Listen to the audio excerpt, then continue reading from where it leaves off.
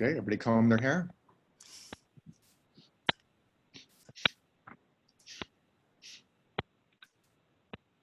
I hear a little A noise. click. Someone's not muted. Let's see. It's Nick. Who is it? We got it. Okay. It was Nick. Okay. Okay.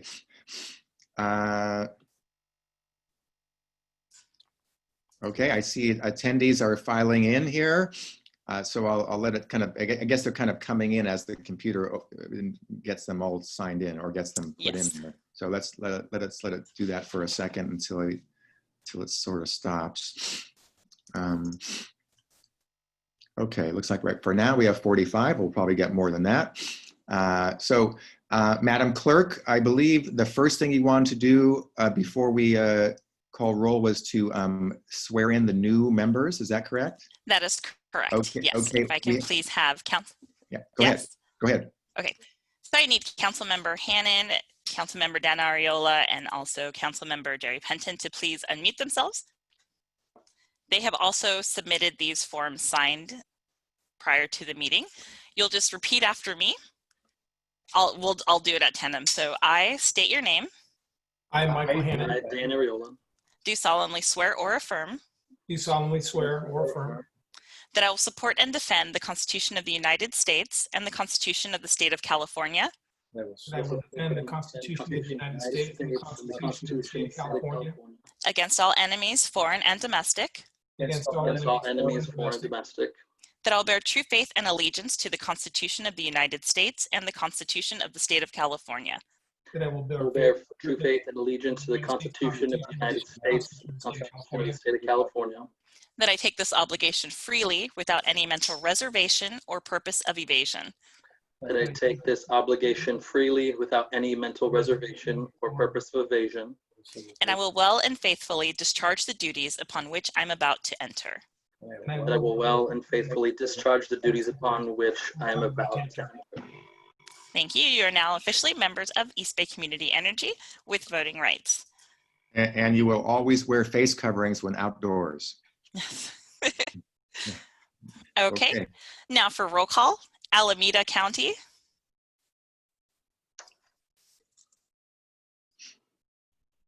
I see them there. He's there. He's present. Yeah, Scott's there. Yeah. Yes, he's there. Okay. Albany, Present. Here. Berkeley, Here. Dublin, Present. Fremont, Here. Hayward, Hayward is here. Livermore, Here. Newark, Here. Piedmont, Present.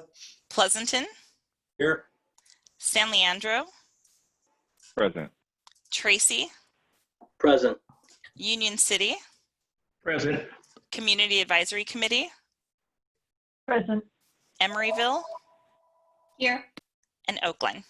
Yes, here. Thank you. Thank you. You have a quorum. Okay. Thank you, Madam Clerk. And thank you all to our, whoops, something here.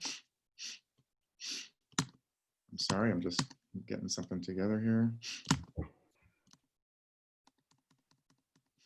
Okay, whoops, now I lost it again. There we go.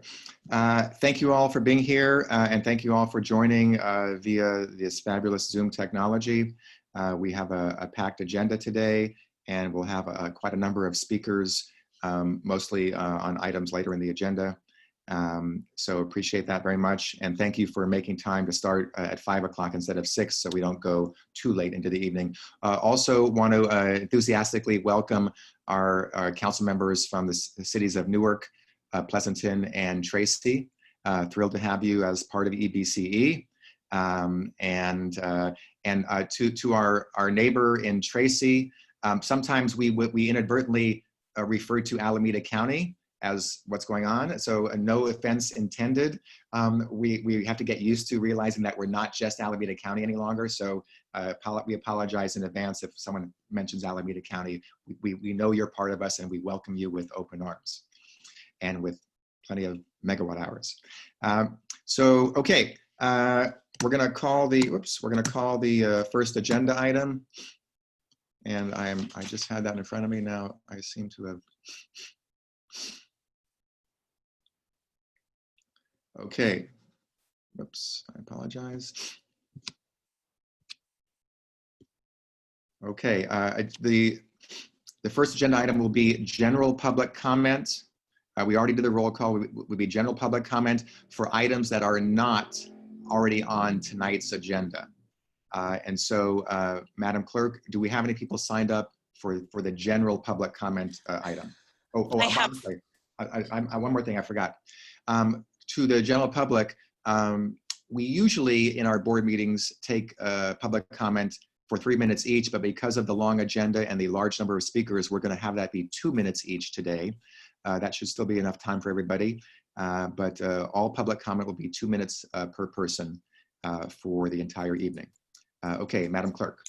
Thank you. And if I can just go through the meeting format for the public.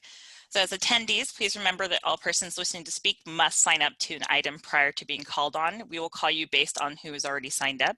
When the chair opens the discussion, please raise your hand when you hear your name and you'll be unmuted. You'll have 2 minutes to make your comment. If you're calling by phone on a landline, to unmute yourself, you would press #9 after we click on your name. You'd have that ability. Okay, and there are no speakers for general public comment. Okay, thank you very much. Appreciate that. No speakers for general public comment. Okay, that's good. And let's see. Also to the clerk or could you once again make me a co-host? I was earlier. Now it doesn't appear that I am any longer. If you could try to do that, appreciate it. There we go. That was quick. Thank you. Okay, so we now have our consent agenda, which is right now, today, only 2 items, our minutes from the last meeting and an informational item dealing with some contracts that were already entered into. If I have any, are there any speakers on any part of the consent agenda to the clerk?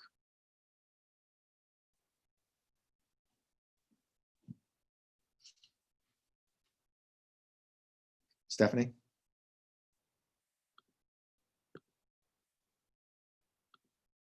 Oh, Stephanie, can you hear me?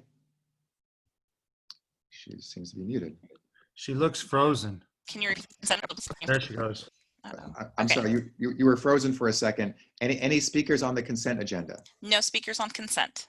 Okay, colleagues, any questions or is there a motion for the consent agenda? And by the way, all motions will have to be voted on by roll call throughout this meeting. This is a Approve consent. Or I'll second. Okay, I heard Vinny was seconding. Who was initially in the motion? Was that Jesse? Yeah. Okay, Mayor Arigian is making the motion to adopt the consent agenda. Councilmember Bacon for the second.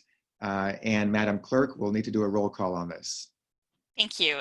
Alameda County, Yes. Albany, Yes. Dublin, Yes. Emeryville, Aye. Hayward, Yes. Livermore, Yes. Newark, Abstain? Piedmont, Aye. Pleasanton, Abstain. San Leandro, Yes. Tracy, Union City, Yes. Oakland. Aye. Thank you. Motion passes. Berkeley votes yes. Yes, as the motion second maker, yes. Okay, thank you very much. And oops, okay, colleagues, we now have the CEO report, and there are some items that Nick will present, and after he makes his presentation, we'll be able to ask some questions, and if there is any, we'll hear some public comment as well. So Nick, I'm going to pass it along to you.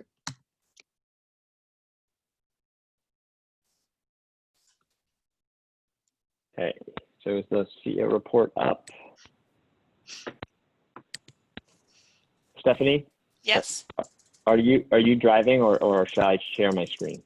for the CEO report, if you can share your screen. And I can drive for 11 and 12.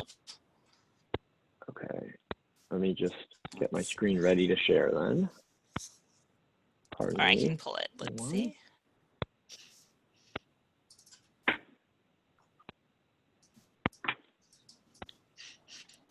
And Okay, let me just colleagues, see. while he's getting ready, colleagues on the board, during the agenda items or when it's time for us to have our questions and comments among ourselves to our staff or to each other, you could select in the participant section, you could select to raise your hand, and that would ensure that I'll see it. You're welcome to try to wave your hand in the video, but it's better to actually raise your hand, so I'm more likely to see it there. Thank you. Stephanie, can everyone see my screen? Yes, I'm viewing it now. And other members, are you able to see his screen clearly? Yes. Okay, great. Thank you. So we held an executive committee meeting on March 27th. That executive committee was focused on informational updates on our COVID-19 response predominantly. And we do have another executive committee this coming Friday. Our Finance, Administration, and Procurement Committee meeting was canceled, our March meeting, and we do have another meeting planned for May 15th. And we have a Marketing, Regulatory, and Legislative Subcommittee coming up on May 21st. So the next item is an update on marketing and account services focused on our new bill presentation. So March 1st, we implemented an adjustment to the way our bills are presented to our customers. It's still presented in the same section. It's differentiated from PG&E's bills, but what we've done is our bill section now shows a credit for the same amount of PCIA and franchise fee and a line item for Bright Choice savings. Part of the goal here was to make it clear what our savings are associated with being on Bright Choice. And it also allows us to tune our rates more effectively to ensure all customers are receiving the same value proposition. Previously, we had to set our discount for the vintage of customer with the highest PCIA, which meant that in some cases, some customers were experiencing higher than 1.5% discount. Nick, Yes?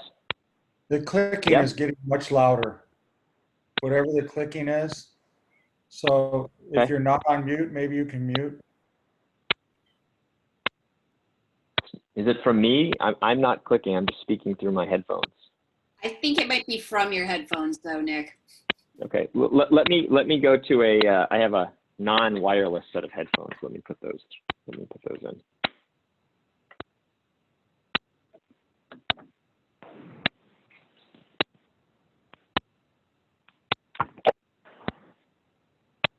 Is that better? Hello? That's the same. No, That's the same. it's not me then. Now it's gone. Clicking still?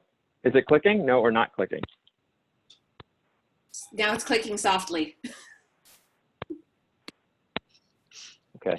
Well, I'm in wired headphones now, so I'm not sure, and I'm speaking on my.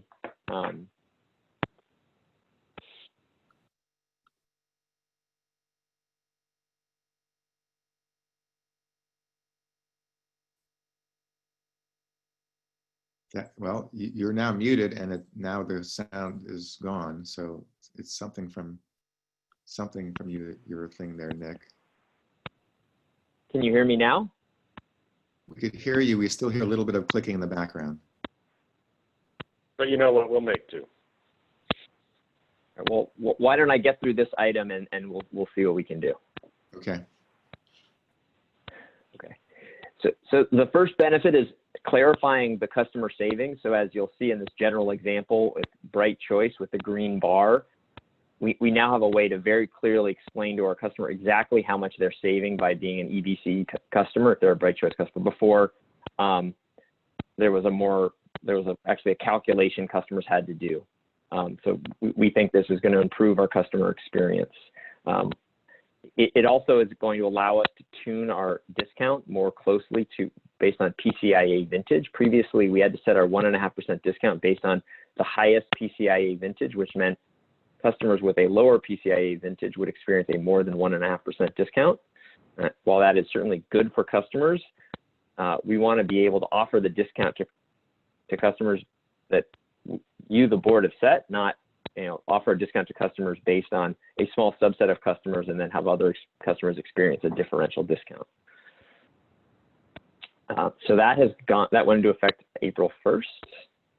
So these are just more examples of the bill presentation for sample customers. So this is residential. Image 1 is residential.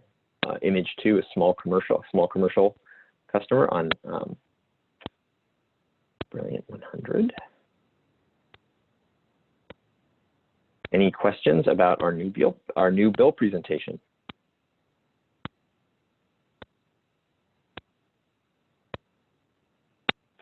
Hearing none, let me go next Yes, to. I see one question. I'm sorry, Nick. Nick Pilch from Albany has a question. Yes, thank you. Just wondered if there's any downside to offering the discount regardless of the PCIe vintage. We don't think so.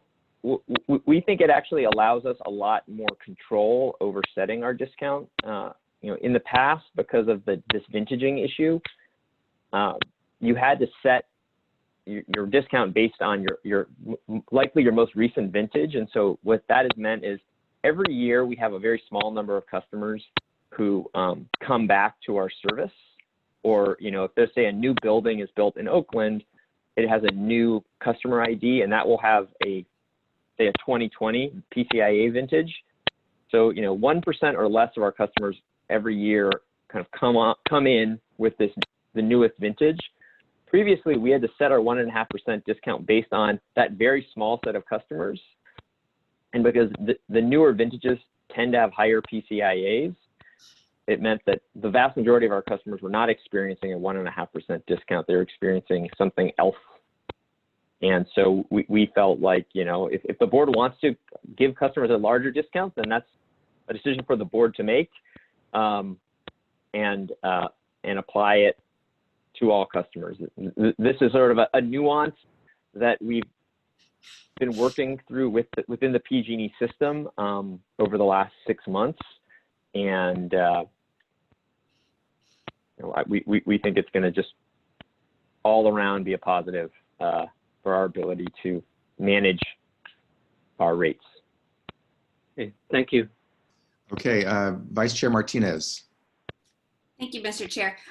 Nick, I'm looking at the little footnote that illustrates that EBC offers a 1.5% discount to PG&E generation rates. And I just wanted to flip back 2 pages to the residential example and see where that's made clear to, okay. So I just wanted to make sure that was in the same place for the residential example. Thank you. That answers my question. Yep, absolutely. Okay, Yep. Supervisor Haggerty.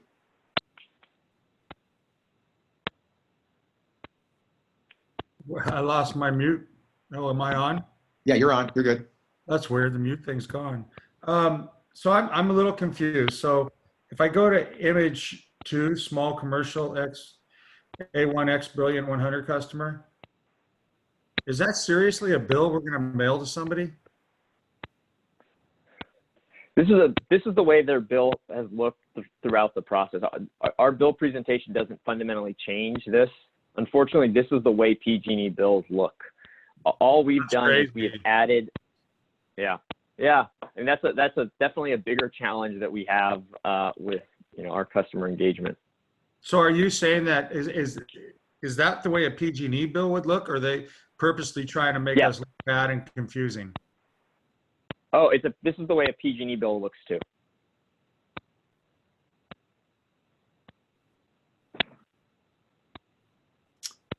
Okay. Okay, those are all the questions, I believe. No, I'm for the sorry. board. Somebody muted me. I wasn't finished. Oh, go ahead. Go ahead. I would hope, and I don't know if it's possible, but I would hope that we could come up with a more simplified looking bill. I know that's what they're getting from PG&E, but that's a crazy looking bill, I'll tell you. If I got that, I'd look for the mistakes. Supervisor Haggerty, I agree. And it's actually, there's an ongoing effort that we're participating in with PG&E to try to simplify the bill, because this bill is really almost impossible to decipher unless you're an expert. Okay. I'm not seeing any more hands. So Nick, you want to continue with the rest of your presentation? Right. So the next item is a review of our COVID-19 relief campaign. So this is something that we spoke about at our executive committee meeting, and we launched on April 2nd. This is an initiative to award grants of $1.5 million to our community partners in our program, as well as to a number of medical institutions and community-based organizations. It also entails a variety of billing relief efforts. So the first relief effort that we put in place is we've suspended our customer collection activities, and we are offering customers flexible payment plans. We are also in the process, not listed here, we also are in the process of putting together an outreach campaign to help customers, particularly those who have lost their jobs, be able to sign up for the CARE discount program, which would allow them to save between 20 and 30% on their gas and electric bill. On the community relief funding, we allocated $1.1 million to each one of our member jurisdictions, our 12 operating member jurisdictions, that is. And we are in the process with each one of your communities to determine the best use of those funds. We've executed grants so far with Alameda County, City of Oakland, City of Berkeley, City of Hayward, and we are in process with many of the rest of you. I think we've now spoken to staff of each one of our communities, and so we have a fairly clear sense of where the funds are going to be used. We also kicked off a corporate partners donation initiative with an overall goal of $1 million to raise for the county food bank. So far, we've raised over $150,000 between an East Bay Community Energy grant of $70,000 and over $80,000 raised from some of our partners. Those donations include a $50,000 donation from River City Bank, our commercial banking partner, and gifts from some of our large customers, as well as some of our clean energy partners, like Vistra Energy, who we're building the Oakland Clean Energy Initiative. They have they will be donating $10,000 to Meals on Wheels. NextEra, who we are working on with a number of clean energy projects, is donating, I believe, $6,000. So we're very pleased with that, and we're continuing to reach out to partners and customers to try to continue to raise money for the food bank and Meals on Wheels. And then there are our community grant funds. That's a $300 fund for grants to local medical institutions and community-based organizations. There we have executed grants with Oakland Children's Hospital, Alameda County Health System, which includes Highland Hospital, Washington Hospital, St. Rose's Hospital. We are working on one with Access Health in Livermore. Those hospital grants are all for the purchase of personal protective equipment for medical workers. And then finally, we have a set of grants in the $5,000 to $10,000 range. We're working to execute with a number of community-based organizations. Right now, we have somewhere between 20 and 40 community-based organizations that are going to be receiving grants from our community grant fund, and those are going to be smaller, as I mentioned. And that is it for the CEO report. Thank you very much, and we'll stop sharing. Okay, I think we have some questions first from Supervisor Haggerty. Is your hand still up? Do you have a question? Yeah, I do. of all, I just want to say that I think these community grants are excellent. And I really think what we should be doing is tweeting them out and Facebooking them. You know, when your community, you know, whether it's Hayward or Emeryville or Union City or whatever, you know, that you tweet it out and let, you know, the people that follow you know that, you know, East Bay Community Energy is doing what it was established for, and that was to put money back into the community and not into shareholders' pockets. So I think, you know, what Nick and his staff is doing is great. And I just think we need to make sure we get it out there too. You know, also, Nick, as you were going through the hospitals, the $300,000, you know, if there's a way that we could maybe steer some money to some of the transit agencies, and I'm really talking about maybe the bus agencies where the drivers are in more contact with the customers than you know, than maybe a BART driver who sits up in a cab, although there's a lot of people in BART stations that could be wearing them too. If there's a way that we could start maybe moving a little bit of money to the transit agencies to buy some PPE, I think that'd be really good. I think they're kind of the group that's getting kind of overlooked right now. And I just don't want to see any of them get hurt or die because they're out providing public transit to people. Absolutely. What I'll just say on that front is part one of, or a number of the community grants we're looking at are going to include the purchase of masks. And one of the things we're looking to do is distribute masks to frontline workers. And so transit workers would be a great one to target. You know, we were also thinking about partnering with some of our local labor unions that represent grocery store workers as well, but transit workers is a great one. We'll make sure that we include them in our outreach. Thank you. Councilmember Hannan from Newark.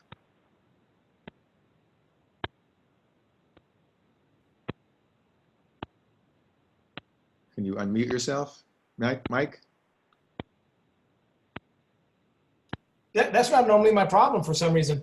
I want to thank you for your efforts on COVID-19 relief campaign. I think the services you're providing to our community are outstanding, especially to those food organizations, including Meals on Wheels. My only question is, how does somebody access the community relief funding, Nick? Is there an application process? You mentioned you reach out to the various communities. How do we tap into some of those funds? So a couple different ways. So we are, for certain funds, we are actually doing direct outreach to the communities. We are going to be allocating relatively smaller amounts to our 3 new member cities, just partially because we're not serving your customers yet, so they're not they're not contributing revenue to the organization. So I believe Alex DeGiorgio from my team is going to be reaching out to the city managers of your 3 cities to talk about grants directed towards the cities. But for the community grants, it's actually, we received over 150 applications from community-based organizations throughout Alameda County. We actually received a number of applications from organizations that also serve the city of Tracy. And in our selection of those grants, we wanted to make sure that we were giving grants to CBOs that serve all 15 of our communities. And so, you know, our biggest challenge is we don't have enough right now, at least, to give grants to all of them. We had over $3 million in grant requests with a budget of only $220,000. Now, I think we're hopeful that there are some partners of ours who have committed to some dollars to community benefits. If you recall, when we signed our contracts for large wind and solar projects, each one of those contracts included multi-$100,000 commitments to community benefit investments. So we have been in active outreach to all of our solar and wind contract counterparties about whether or not they can front load those dollars to funnel into these community relief efforts. So our hope is that one or more of those will be funded, and that will help us fund more of these CBOs that have submitted applications and potentially even open up for another round of grants. Thank you, Nick. I appreciate it. Thank you. Madam Clerk, do we have any attendees in the public who are looking to speak on anything regarding the CEO report? We do not have speakers for the CEO report. Okay, and there's no action item there. I'm seeing no hands raised. Mary, did you have a comment? No. No, okay, we're good. Okay, so that is that. Thank you very much. And I believe our next agenda item is our treasurer's informational item, our treasurer's report. I think it was the CAC, wasn't it? Oh, my apologies. Did I skip over something? That's why I was getting ready. I was looking at the wrong document. My apologies. You are correct. Okay, my apologies. The Mary Sutter, the CAC Community Advisory Committee report. Go ahead. Great, thanks. First, I wanted to echo, and I know we definitely had CAC members wanted to recognize the hard work that was really being done by staff and leadership in terms of this COVID-19 response, and really feeling like it's making a material difference. So that was the first thing. The second one, in the annotated report, I had indicated that I was in touch with JP about these community grants that Nick had been mentioning in terms of using a CAC member as part of the grant evaluation team. Hey, Nick, could you do me a favor and go on mute for a second? Thank you. So during that, I said that I was going to update you guys about the evaluation structure, the team involved in choosing these grants, because I had a meeting earlier today about that. I did want to indicate that JP really miscommunicated with me in terms of where things stood. He is not the person that was highlighting this and managing this, and so he was unaware of it when he let me know that, when he put to me that CAC may be on the evaluation committee. We were on the previous community board or community grant evaluation, but that is currently being done fully by EBC staff at this point. They really have gotten far down, and they're planning and hoping to be able to present folks about this on Friday. The one thing that I really did want to say, though, is I felt like I had this meeting today with Sadie, and she talked me through kind of how they chose these grantees, what their solicitation requirements were, and I thought that they had a really solid set of evaluation criteria for these grants. The other thing that I really liked that staff did is they went out and did a survey of 300 Alameda County residents and asked them questions about, what are your biggest challenges right now? Kind of tell us a little bit about yourself. And they use the information from that to help set the criteria for these grants. So I thought that that was really positive. There's a lot more details on it that it's not up to me to present, but I wanted to give you that update. And that's the only 2 items for the CAC committee report at this point. Great. Okay. Are there any members of the public, Madam Clerk, any members of the public who have signed up to speak and comment on the CAC report item? There are no speakers to this item. Okay, and colleagues on the board, does anybody have any questions or comments on this particular item? Raise your hand or wave. I'm not seeing any now. Okay, thank you, Mary, and thank you to the entire Community Advisory Committee. I'm sorry? No, and thank you to the entire Advisory Committee for their ongoing work and commitment to this agency. And let's go to our Treasurer's report now. Let me share this document. Can folks see what I'm sharing now? Yes, it is visible. And when a staff person is presenting, some people are possibly only listening in by phone. So if you could introduce yourself, that'd be great. Great. This is Howard Chang. I'm the COO and Treasurer for EBC. And item number 8 is the Treasurer's Report, quarterly Treasurer Report informational item. And so this reflects balances as of the end of March 31st, 2020. The first I'll just touch on is our account balances across our various bank accounts that are held within River City Bank. Really the big ones there are the operating fund, the reserve fund and insured cash sweep. But I'll touch on all. The internal operating account has about $1.5 million in it. The operating fund has just shy of $30 million in it. The lockbox, which includes a $4 million reserve, has just shy of $13 million in it. And then the operating reserve fund, which houses the funds that we've allocated for reserve purposes, is about $40.5 million. The money market account is a negligible sort of immaterial amount. And then lastly, the insured cash sweep, which is our primary interest-bearing savings account, has approximately $48 million. So in total, currently EBC has a cash balance of $132 million, 156,571 held as of March 31st. And that's a close to $1 million increase from the last quarter. The next is cash received by month into the lockbox. And so funds received by month. In January, we had approximately $40 million received. In February, we had approximately $36 million. In March, very similar number, approximately $36 million. So in total in the quarter, we have received $111,032,287 through our lockbox account.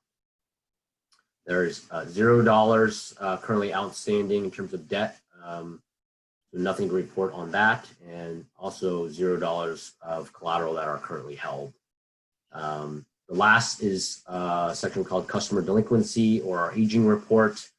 Two important things to note here. One is that this report is as of February 2nd. Generally speaking, there's typically a longer lag in the reconciliation process for our aging report. So we don't have that as of March yet. And I will also note that currently we are actually working through some additional reconciliation issues on how we are tracking that, both with SMUD and PG&E. So the numbers that we have presented here, I sort of expect them to get updated. So to the extent that we need to make some type of change to those, I will update the board on that in the next meeting, perhaps as just a consent item, just to sort of provide that as updated data so that it's available. But currently we have just shy of approximately $4.5 million that are aging. So a little over $2 million in the 30 to 60 day aging segment, about $200,000 in the 60 to 90 day aging segment, and about $2.2 million in the 90 plus day aging segment. Though I do have some expectation that those numbers will get reconciled and we might see some updates and some increases there.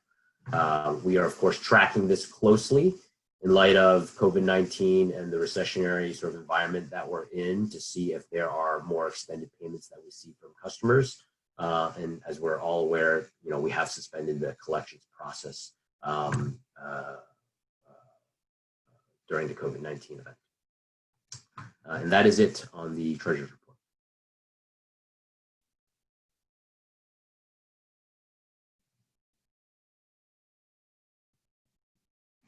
Dan, you may be muted.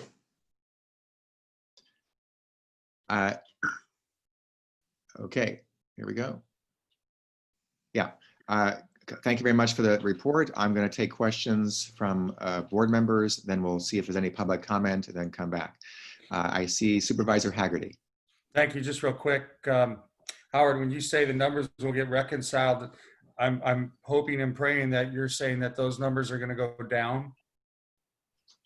I'm expecting them tentatively to go up. That's feedback that I've had through our billing, agent, SMUD, is that they're working through some numbers and they believe that the number will increase. So I'm concerned about the 90 day, to be honest with you. I mean, that's well before, that's pre-COVID, and our numbers in the shorter terms, the 30 days, those are going to go up. I expect that, but I'm really concerned about this 90 day.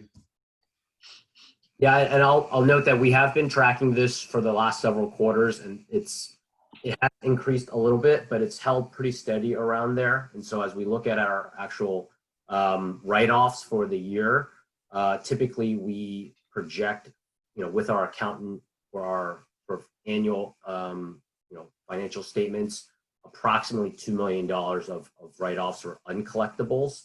So I of course agree with you, that's a concern. We want to closely monitor that, particularly in light of COVID, but as you noted, this is this is from timing, prior to the shelter-in-place activities. And so we're keeping a pretty close eye on that, but that is not a spike from sort of, from month to month. It's kind of held steady around there, and we do see that sort of start to sort of hold there, and sort of people start to pay when it gets beyond that time. Okay. Supervisor Hagerty, did you have a follow-up?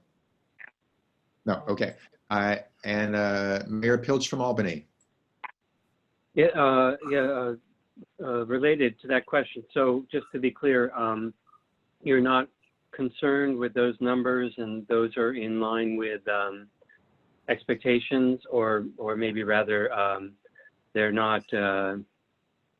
So those numbers are not concerning. Then those are figured into the budget. That's right. I think we want to, again, closely monitor this in light of COVID-19 and make sure that we don't see continued increases on that. But the numbers there have been fairly steady over the last several quarters. And our projections, if you will, are assume a 0.5% uncollectible level, and that's around $2 million. So when you consider our agency, at least for this fiscal year, we're projecting over $450 million in revenues. While these numbers are not insignificant as a percentage of our overall annual revenues, still a very, very small fraction. All right, thank you very much. Thank you. Mayor Arreguín, please. Thank you very much. Two questions. So the current reserve amount, looking at the report, there's an operating reserve fund in the amount of 40 million. Is that the operating reserve that we have for the agency? That's correct. So that's what we formally allocated as reserves in the December timeframe for, really based off of results from the prior fiscal year. It's slightly off if you're really looking at the details, because in December we had allocated about 40,500,000, and that's really just interest that's in the account, which is why it's. And Howard, what percentage of that amount is our operating budget? Or another way to, I guess, address that is, how many months of operating revenues would that provide us? Operating revenue. So our current fiscal year projection is about $480 million for revenue. So $40 million would be about a month revenue. Yeah. Okay. And then my last question is around the delinquent accounts, which is an issue Supervisor Hagerty had raised. Have we seen an increase in delinquent accounts since the COVID-19 pandemic? So as you can see here with the date timestamp, that's as of February 2nd, 2020, literally pre-COVID. Yes. And that's part of the reason why I've kind of given the disclaimer that we're closely monitoring this and making sure we're reconciling numbers as closely as possible, because, it being April 22nd now, we're only about a month past shelter in place going in place. And so we haven't actually seen all the collections numbers come through and get reconciled yet. And so I can't draw any conclusion for kind of where we are in terms of aging reports because of COVID-19, but that's something that we're clearly monitoring sort of as we go forward and as those numbers come in. So I don't have anything, unfortunately, to share yet, but I'll keep the board updated as we start to collect that data. Thank you. My last comment is going into the discussion on the budget, which we're going to be discussing in the coming months before we adopt the budget. And this is an issue I did raise at the executive committee meeting. I am concerned about losing commercial accounts because some businesses are suspending operations or are closing, and just what the impact that's going to be on our budget. And so I know it's hard to kind of estimate what the impact is, but I just know that there is going to be some impact on our operating budget because we're going to see some decrease in revenue. So I just want to call attention to that as we begin the budget discussions. Thank you. Absolutely. Yeah, I think we will do some work to analyze the impacts of COVID-19 on load and collections. So we're sort of looking at some stressed financial situations in that regard. And of course, to date, based off of the COVID-19 impacts, we have been closely monitoring load to kind of understand real time what's happening as well. Okay, thank you. Councilmember Ed Hernandez from San Leandro. Thank you, Chair. A couple questions around the delinquency and just really looking at it, and thanks for bringing the attention further with this report. Just been focused very much on city relief and funds and efforts there at the local level, but I don't know if there's a program there at the federal level that we would benefit from for debt forgiveness or a relief fund for those delinquent accounts, so they not only after the crisis, but they're able to keep the lights on. I know we'll work a program, but given the reserves and maybe some other potential cost savings, how do we make sure that our vulnerable populations are able to keep the lights on? So I think that's something of interest for me, seeing what we could do. How do we leverage it? How do we sort of use our resources, or maybe understand at the federal level what resources are available for CCAs, or maybe at state level? I mean, what's the opportunity there to make sure these accounts probably will go 2 times, 3 times as large once we get those numbers? So what does that mean? What is it going to take away from possibly? Is it going to impact more local development programs or other opportunities for renewables? So it's going to be a big picture, and how do we sort of get through this crisis and try to make sure the people who we serve also are able to help them out through this time. So going back to maybe looking at it through discussion in the executive committee or in finance committee, what is that going to look like, if anything? And hopefully the board here has an appetite to look at that in the future. Those are my comments. Okay. Thank you, Councilmember. Let's see, Supervisor Haggerty, did you have another question or comment? Yeah, Go yes, ahead. I do. I just kind of want to follow on something Jesse was saying. We learned yesterday that the surge in Alameda County, and I apologize to the city of Tracy. I don't know what San Joaquin is, but the surge is looking to be in August of this year. And by letting people, and look, I realize it's hard. Hear me out, because I do have a social heart, and I want to make sure that people that can't afford to pay their bills, because there's a lot of people out of work right now, that even some people that could be back at work, but the health order is not allowing them, but I won't get into that. But we're doing them no favor if we're going to let them go 4 or 5 months without paying their bill, and then when this is over, say, okay, now you owe all the money in the rears. So somehow we have to figure out a way to manage this. We don't want to turn the lights out on anybody. We want to make sure that everybody has, what they need to live in their home, but we don't do them a favor too by letting them rack up $1,000 in bills. And then when this is over, say, okay, guess what? You owe the money. And I think we need to prepare, and we need to be very thoughtful about how we're going to deal with that when we come out of this problem.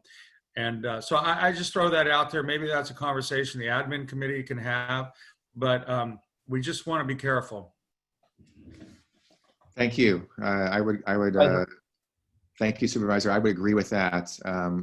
At a minimum, I assume there's thought about an extended repayment plan, but there could be other options as well. But I think the comments are right on point. I see Mayor Arreguín, another question or comment? Yeah, I just want to follow up on Supervisor Haggerty's comment. I think that's really a good point. There may be a second wave of infections in the fall, so we just don't know how long this is going to last. And many of our jurisdictions, and I want to just call attention to Alameda County, acting yesterday to adopt legislation to provide additional protections for residential tenants in the county, and that applies to many of our cities.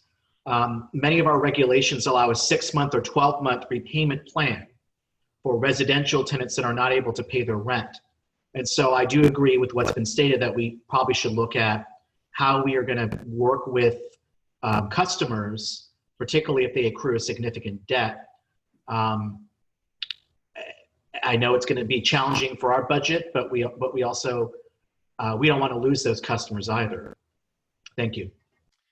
Thank you. And CEO Nick Chassett.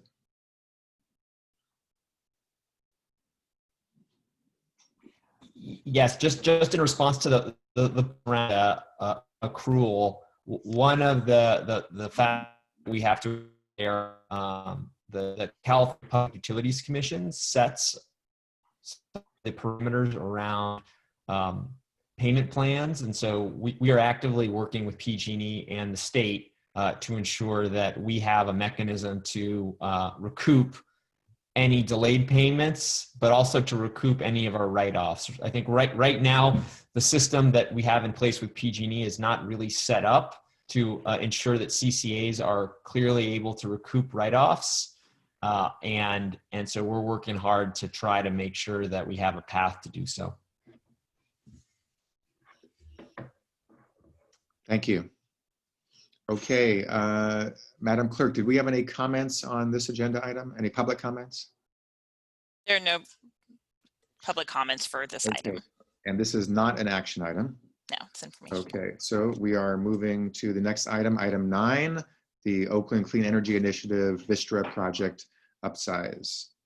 And Howard, are you handling this one?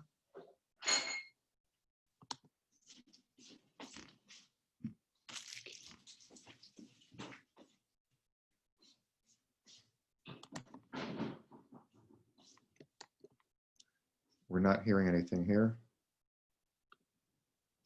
Oh, sorry, I was on mute. There you go. Okay. Number 9 is related to Oakland Clean Energy Initiative and an upsize of one of our contracts, which is with Vistra Energy. We are looking to, or have increased the contract and the project associated with that contract from like 20 megawatt, 80 megawatt hour battery by about 80% to 36.25 megawatts and 145 megawatt hour battery. So it's a 4-hour duration battery, hence the capacity is multiplied by 4 for the overall megawatt hours. Nothing else has materially changed with the contract really other than the sizing of that project. And as a reminder, based off of the sort of increased signing authority that was issued to the CEO during the March board meeting due to the COVID-19 pandemic, we have actually approved and executed this contract, where we would have normally taken something like this in front of the board as an amendment and for approval, but in this instance have gone ahead and executed that. And so this is an informational item to keep all board members abreast of that amendment. So I'll just touch on a few items for background, particularly for the new board members. The Oakland Clean Energy Initiative was an RFP that we issued in June of 2018. It was a first of its kind type of joint RFP between EBCE and PG&E.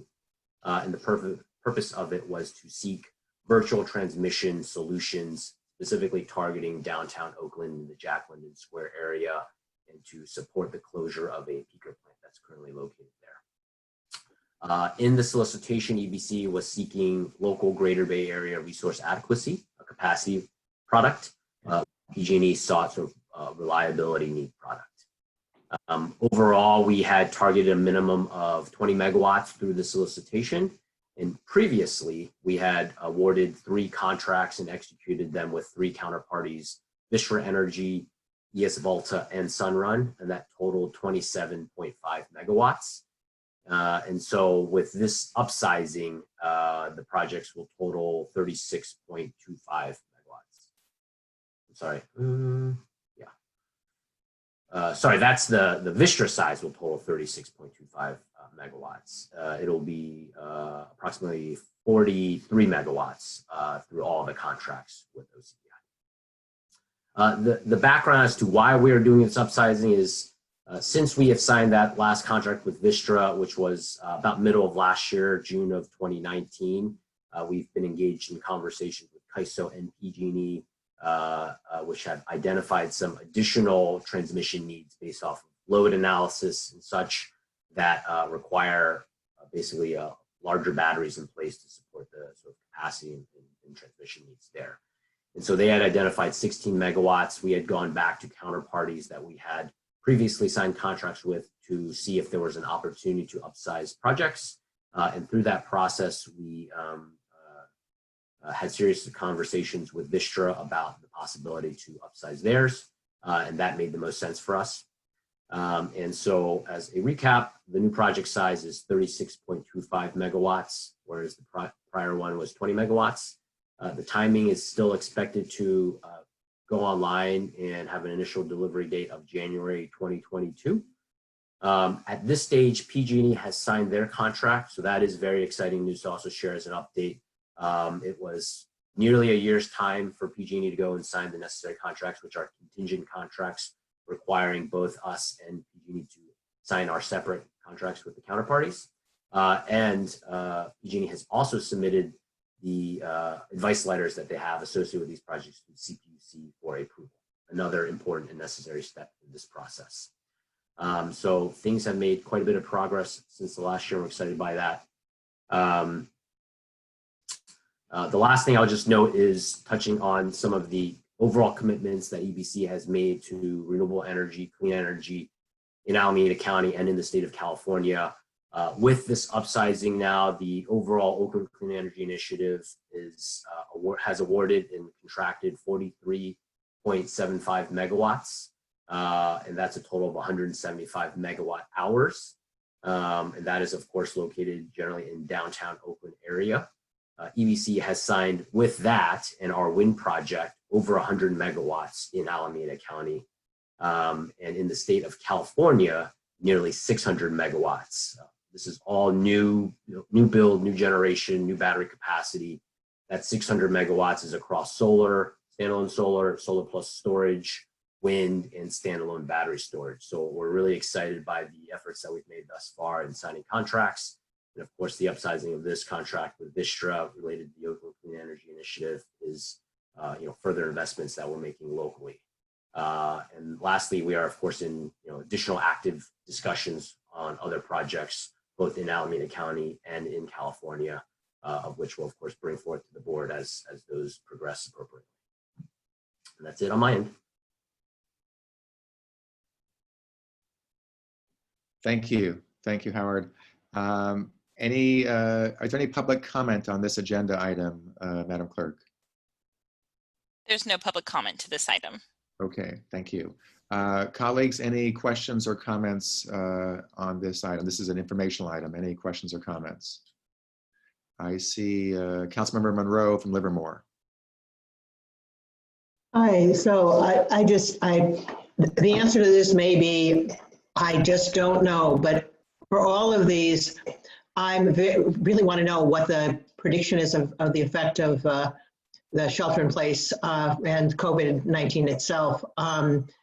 It feels very uncertain. I know it is uncertain for all of us, but particularly with these buildings, what does the supply chain look like? Do we anticipate that? Do we have any idea how to think about that? It's a good question.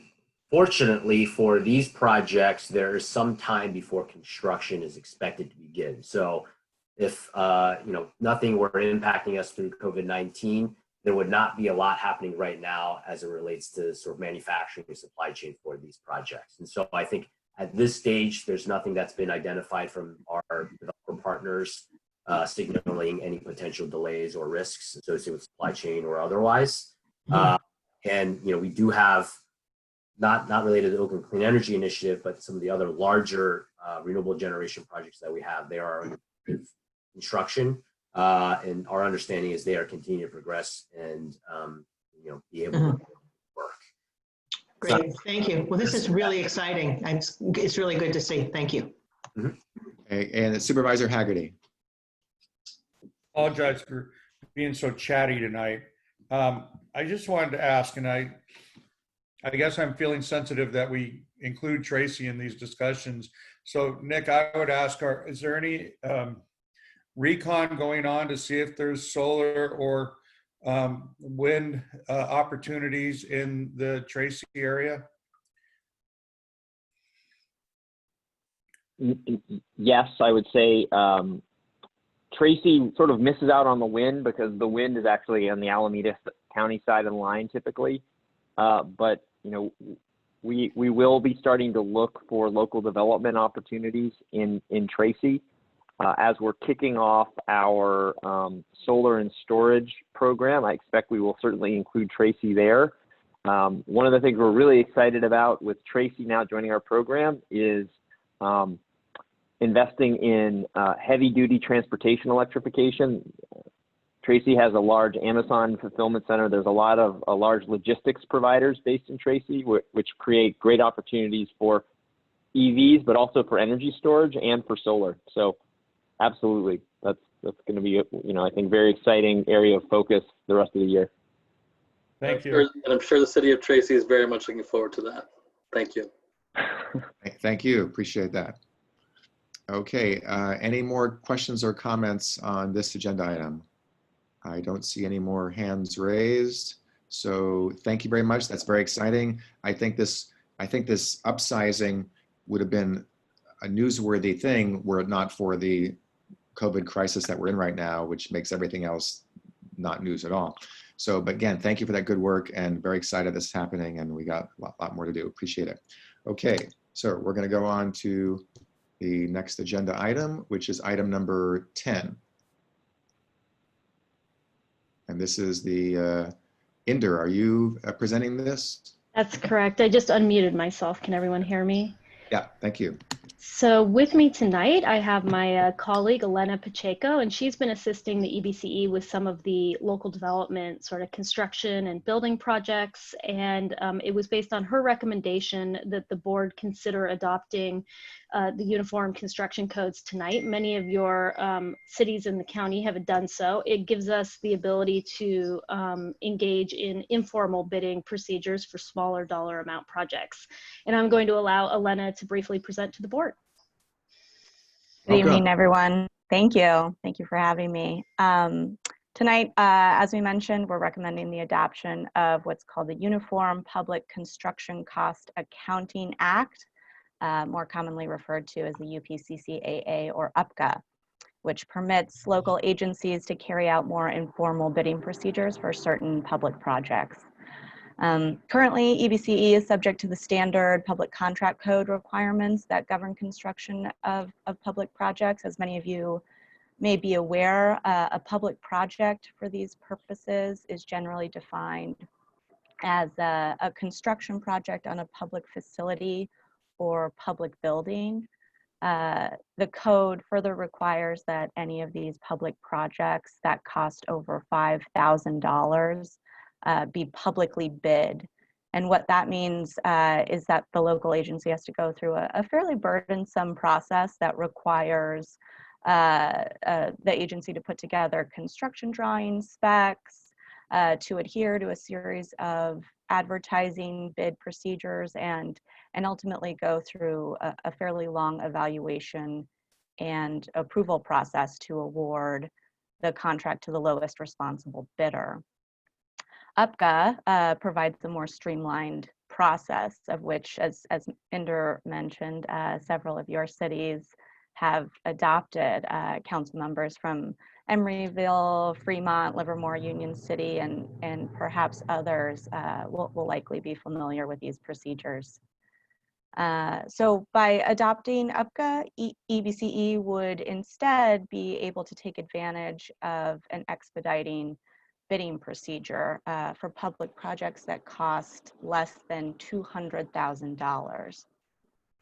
The procedures are organized into 3 tiers. Projects of $60,000 or less can be performed by a negotiated contract or by purchase order. Projects of $200,000 or less may be let to contract by the informal procedure set forth in the Act. And then finally, the 3rd tier is any project whose cost exceeds $200,000. Those must be let by the formal bidding procedures in the Public Contracting Code.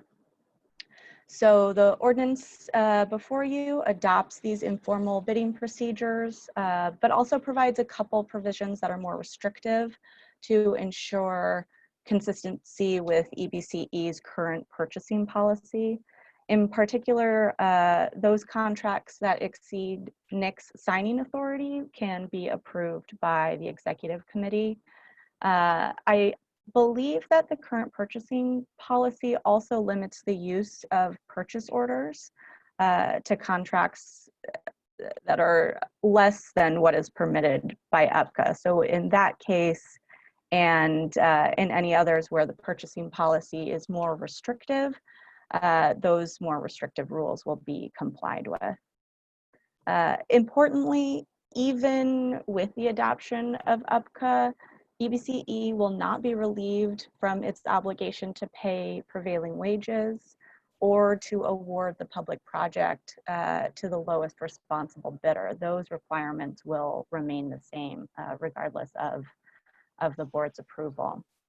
My understanding is that EBCE may have a few public projects in the pipeline, and certainly in these uncertain times when restrictions are being imposed and lifted on construction, the use and value of UPCA procedures will ensure those projects can get, or at least some of those projects can get online sooner rather than later. That's it. If anyone has any questions, I'm happy to answer. And just to conclude that, before the board tonight is a resolution as well as an ordinance, and we have proposed that it be adopted as an urgency ordinance so that it can take effect immediately. So happy to answer any questions. Okay, thank you. First, Madam Clerk, are there any public speakers, commenters on agenda item 10, this item? Yes, I have one speaker, and we'll also need to read the title of the ordinance into record prior to the voting. Okay, okay. Why don't we call the speaker first, if we can? Okay. Barbara Stebbins.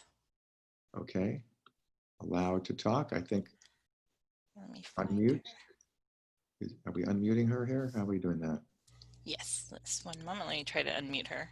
I tried it. I can't do that. Could she unmute herself? No, she would not be able to. I'm pressing it. I'm not getting it. Participants. Okay, if I'm going to unmute now, I'm going to attempt to, there we go. Okay, thank you. Thank you. Okay, Bye, so Barbara, thank you. really, I signed up for this item because it was not clear to me what the implications would be of switching to this other way of kind of doing competitive bids. And I think I'm hoping that the board will ask some questions about whether items like local hire or those kinds of community benefit items, might be community benefit agreements, would those be affected by this switch to a kind of more standard operating procedure? Thank you. Thank you very much. And that's our public speaker. She asked some questions, brought comments. I see Councilmember Hannan from Newark.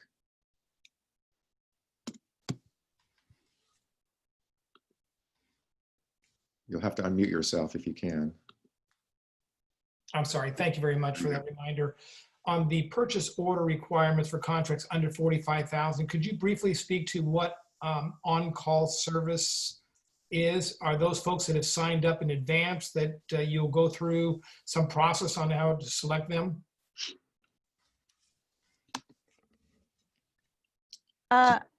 I'm sorry, Councilmember, but could you mind repeating that question on call services? Right, on contracts of $45,000 or less. It says 60,000. Oh, it says valued at 45,000 or less. Okay, I apologize. ABCE can simply select someone through an on-call service.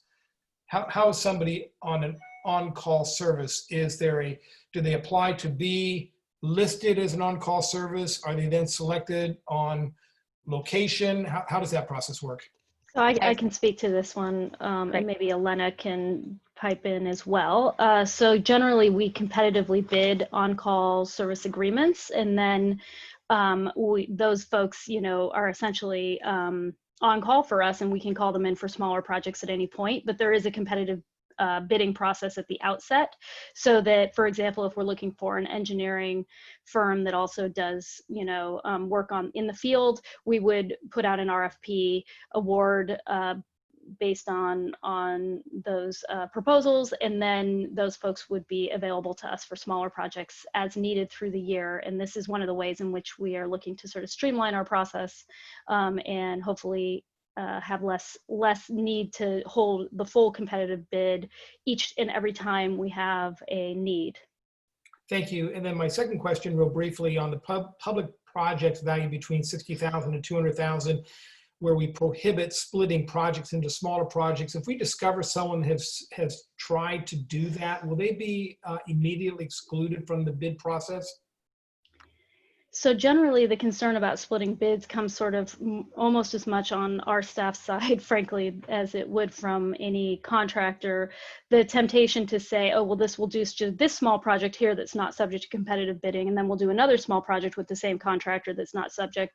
And then after a while, those sort of build up and you hit the dollar amount that would require the full process. But this is definitely something that we work closely with staff and contractors to avoid and make sure that we're not giving repeat small contracts to a contractor as a way to, conveniently avoid the bidding process. Thank you. Thank you, Mr. Chair. Thank you. Mayor Arigian, please. Thank you very much. I may have missed this in the staff report, but what are the types of projects, public projects, that would be subject to these procedures?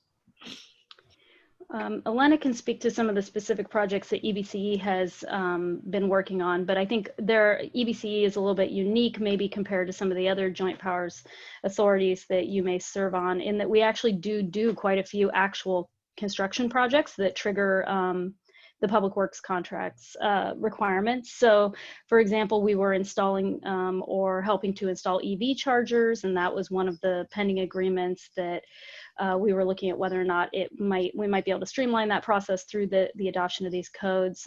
We've also worked on installing solar projects, as you're aware. So those would be the types of contracts where for smaller projects, these streamlined procedures would apply. For the larger projects that have generally been coming to the board, you'd still be looking at the full public contracting process.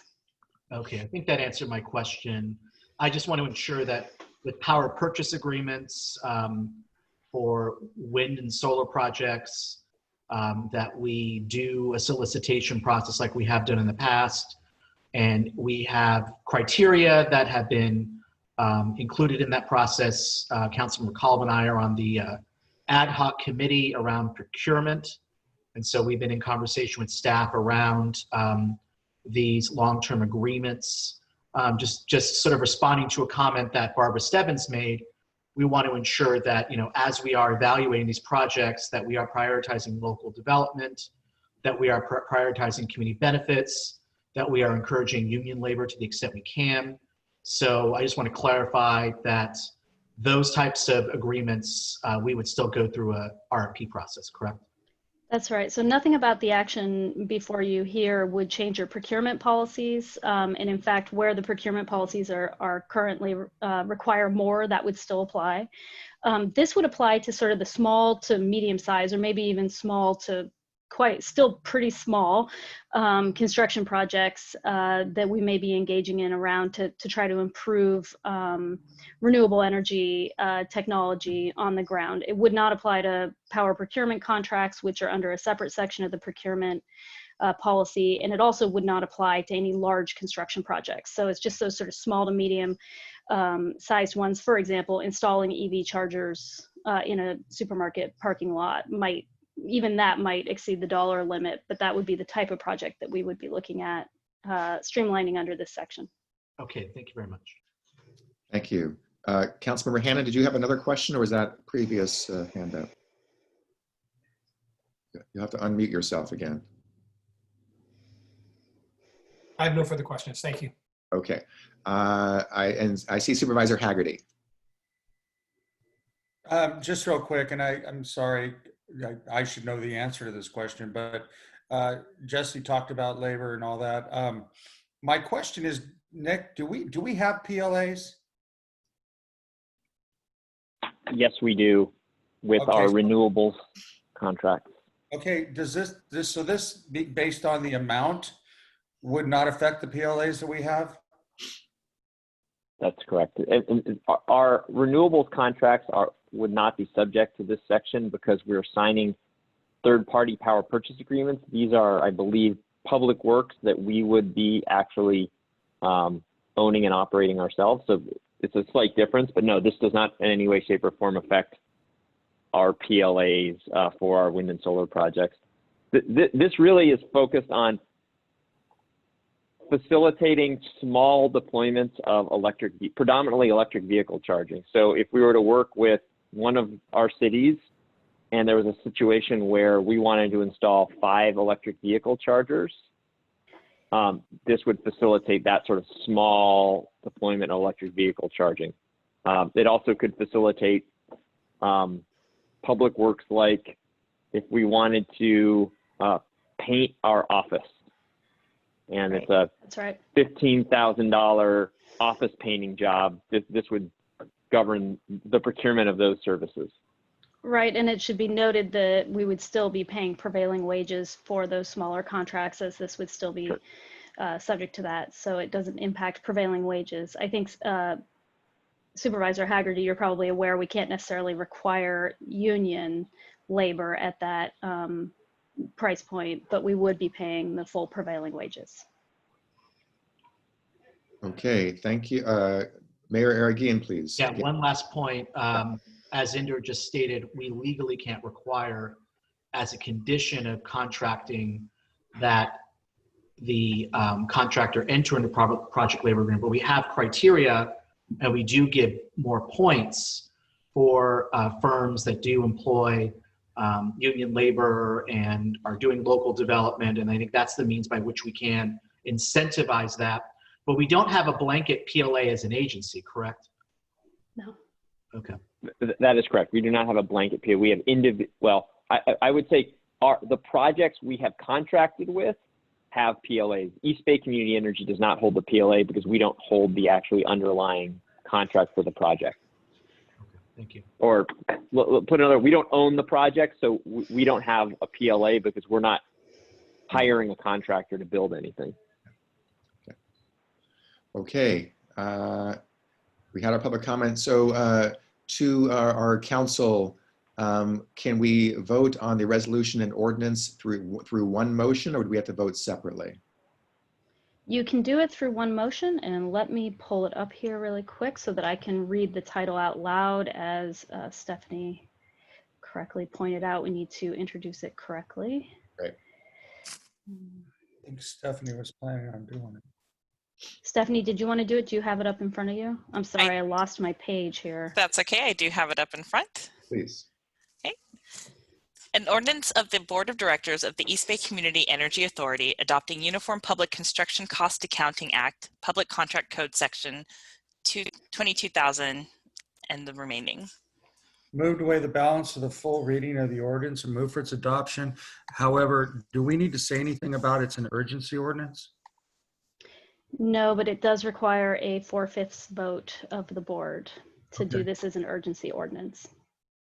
Okay. Second by Councilmember Mendel. And may I inquire that the motion includes the resolution and the ordinance together? Is that correct? Why, certainly, that's what council said. Okay, and so that's been moved by Supervisor Haggerty, and was that a second by Councilmember Mendel? Yes, sir. Okay, any more comments on the motion? I don't see any hands raised, so Madam Clerk, can we do a roll call, please? Okay, I'll even call the motion makers. Alameda County, Albany. Yes. Yes, yes, Alameda County. Thank you. Berkeley. Yes. Dublin. Yes. Emeryville. Yes. Fremont. Yes. Hayward. Yes. Livermore. Yes. Newark. Yes. Piedmont. Aye. Pleasanton. Yes. San Leandro. Yes. Tracy. Yes. Union City. Yes. Oakland. Aye. Thank you. Vote passes. Okay, thank you very much. Thank you to our general counsel for putting that all together for us. Appreciate it very much. And now we're on to agenda item 11. Let me remind everybody in the public that to speak on agenda item 11 or 12 or anything on the agenda going forward, you should have already submitted your speaker card. Madam Clerk, do people all know the way to speak to, if you could remind people the manner in which to fill out a speaker card, just in case they may have not done that yet? They could do Certainly, it the right speaker card form is available on our website under the public meetings. And let me pull that up for you.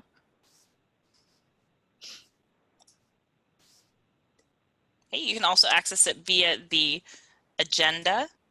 If you click on speaker slip. Okay, so we're about to start agenda item 11. If someone wants to speak on agenda item 12, you still have a few minutes to fill out your speaker card. So agenda item 11, Nick, are you presenting on this? I am presenting on this item. Thank you. Okay. I think we're ready to go. So, okay, great. And so agenda item 11. Hold on one second. And to our colleagues on the board, I might recommend that you, if you want, to take some notes yourself as the presentation is happening, because questions might build up and it might be a few minutes before you could ask your question. And so, you know, we don't want to forget our own questions. So feel free to take notes for yourselves so you don't forget the questions you may want to ask. Thank you. All right, thank you very much. Agenda item 11, power content procurement floor, seeks to set make an adjustment to the power content minimums for Bright Choice. Currently, Bright Choice is made up of two products, 38% renewables and 47% carbon-free, which is currently made up of large hydro or ACS hydro.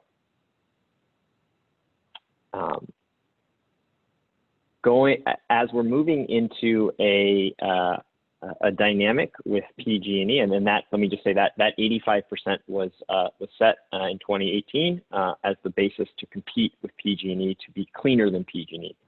Bright Choice, our core customer commitments for Bright Choice are lower cost than PG&E and cleaner than PG&E. So that 85% was set as in an effort to ensure that we are cleaner than PG&E.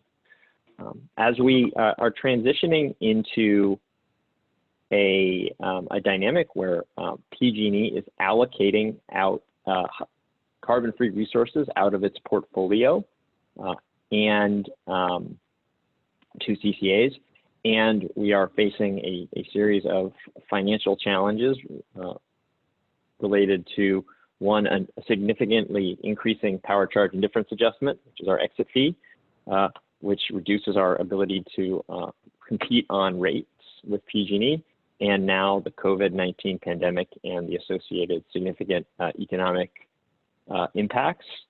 We're in a position where we need to identify opportunities to reduce our procurement costs. So in light of that, staff is proposing that we establish an updated methodology when we think about comparing ourselves to PG&E that focuses first and foremost on relative levels of renewable energy content between EBCE and PG&E. Next slide, Stephanie.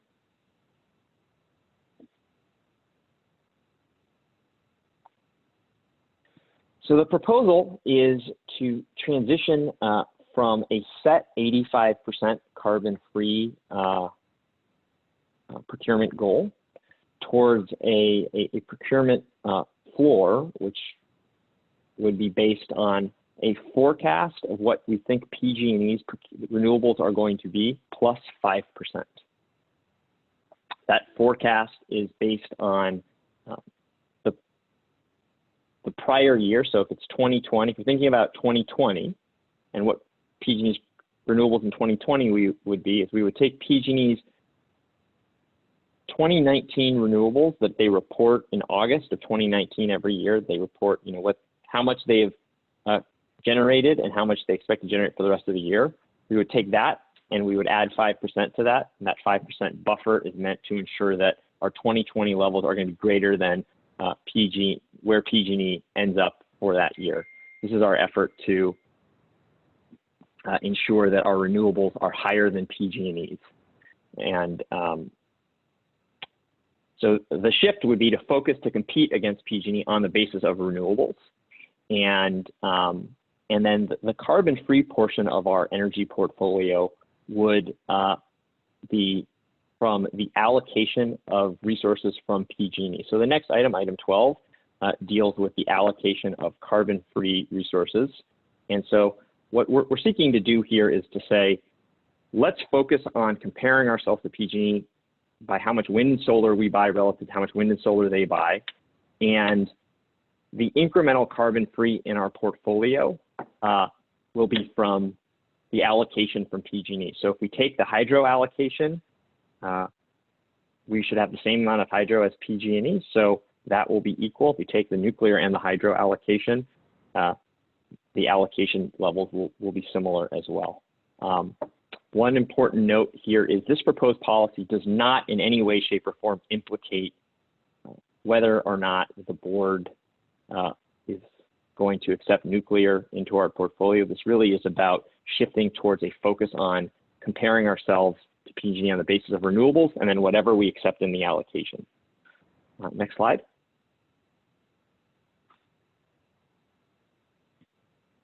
Next slide.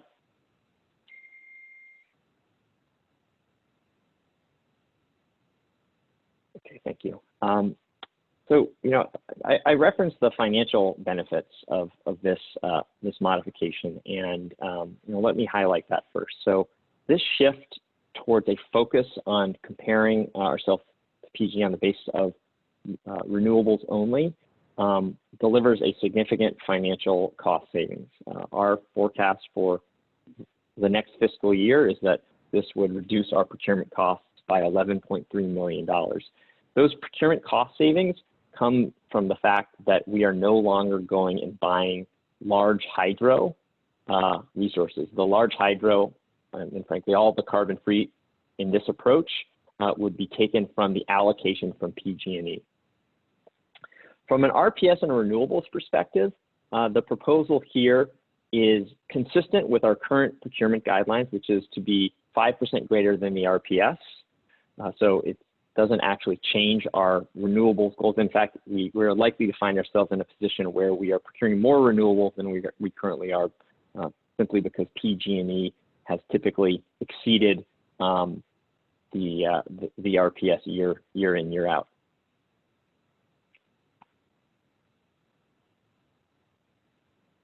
Let's go to the next slide. I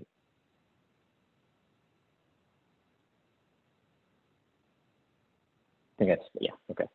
So this is an illustration of how our power content both changes under these new guidelines, where the cost savings come from, and how we would continue to compare to PG&E under the new guidelines. So the new guidelines show a 2020 projection. In this case, we would be 39.5% renewable. Our large hydro percentage would be 10.8%, and our nuclear percentage would be 23.3% if we were to accept the nuclear. In this scenario, if we were to accept both full allocations plus our renewables, our total carbon-free percentage would be 73.6% carbon-free. If we do not accept the nuclear in this scenario, our total carbon-free would be 50.3%. When you take that and compare it to PG&E, what you find is that one, we have more renewables than PG&E in this comparison. If we accept both types of carbon-free allocation, we have, in an absolute sense, a higher carbon-free percentage than PG&E.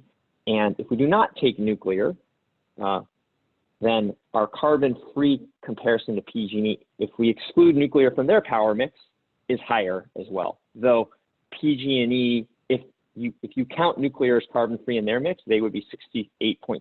And if we do not take nuclear, then our carbon-free percentage would be 50.3%.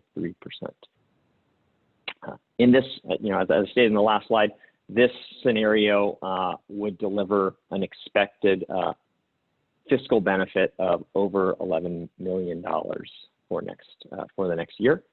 Now, comparing that to the status quo, Bright Choice, under our current procurement strategy, where we procure 85% carbon-free, we have 38% renewables and 47% carbon-free. In the context of the allocation, our large hydro, under Bright Choice, under the status quo 85%, we would be 23.7% carbon-free. and then the nuclear would be 23.3%. If we maintain the status quo and we accept the nuclear allocation, we would still achieve a cost savings of $8.6 million. Those cost savings have to do with the fact that we are not buying, some quantity of large hydro that reflects the allocation from PG&E. And then the final example is the status quo 85% bright choice if we were to not accept the nuclear allocation, where we would be 38% renewable, 47% large hydro. Of that 47%, 10.8 is from the allocation from PG&E, and it's that allocation that delivers the $2.7 million savings. So, you see across the three kind of scenarios how we compare to PG&E on a clean energy and renewable energy basis. In each case, we are more renewable than PG&E, and in those cases where we accept nuclear, we are able to be more carbon-free and deliver significant cost savings. If we do not accept nuclear, we have less carbon-free energy. If we do not, or we lose out on our significant savings. So, the next slides are reiterations of this point. So I don't think we need to go through them again. Why don't we go directly to slide 8, and I'll just make the final point. So, I think I'll end with that. This is, or let me make one final point actually before I end with that. I think it's important to note that this is a floor. The 39.5% and the no incremental carbon-free procurement is a floor that, depending on the financial situation facing the agency and direction from the board, we are able to exceed. So whether it's more renewables or more incremental carbon-free, we always have the ability to go and procure additional resources. The reason why we think it's worth setting a floor is if we go and procure above the floor today, we lose the opportunity to deliver the procurement cost savings that we expect to need given the PCIA and the economic recession. So with that, I will hand it back to you, Stephanie. All right, thank you, Nick. Stephanie, can you tell us how many public speakers that we have for agenda item 11, approximately?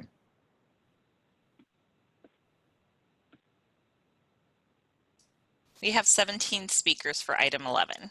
Okay, colleagues, if you have a burning question, we could take that now. Otherwise, we could hear the speakers and then have our questions and comments after that. So unless I see a hand raise among the panelists, which I don't see right now, I will go straight to the speakers and then we could have a discussion. Madam Clerk, can you call the speakers for agenda item 11, please? Sure, one moment, please.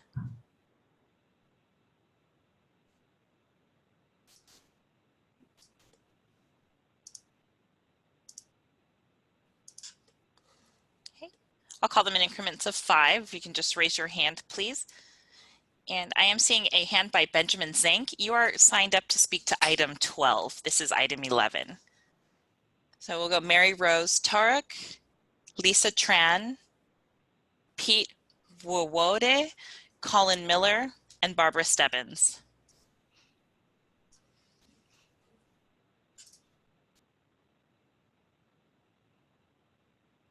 And I'll give those speakers a moment to raise their hand. Okay, I see 3 of them so far.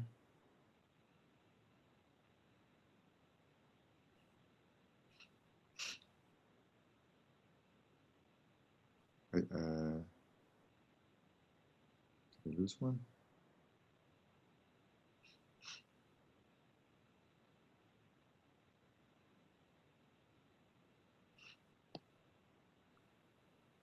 Okay. Okay, unmuting Lisa Tran now. Great, thank you.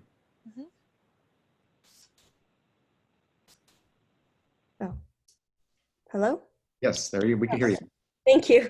And please state your name at the beginning of your comment. Sure, thank you. My name is Lisa Tran, and I live in Berkeley and work in Oakland. I'm with Emerald Cities Collaborative.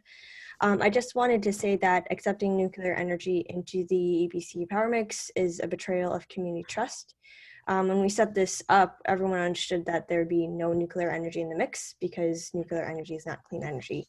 And on top of that, to incorporate it into Bright Choice, which is the lowest cost tier or rate with EBC, just feels like we're putting it on, again, folks at the front lines, folks without a lot of money to spare, or, and all those things. So that's my comment. And I just wanted to end it by saying that I support East Bay Clean Power Alliance's call for a nuclear-free East Bay Community Energy Program.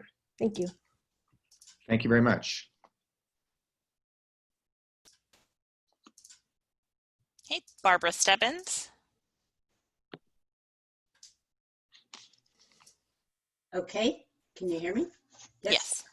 Okay, Barbara Stebbins with East Bay Clean Power Alliance. I think this item is kind of a heartbreaker for us because we support the notion of a focus more on renewable energy, which in the long run is the only really sustainable energy that is going to be around.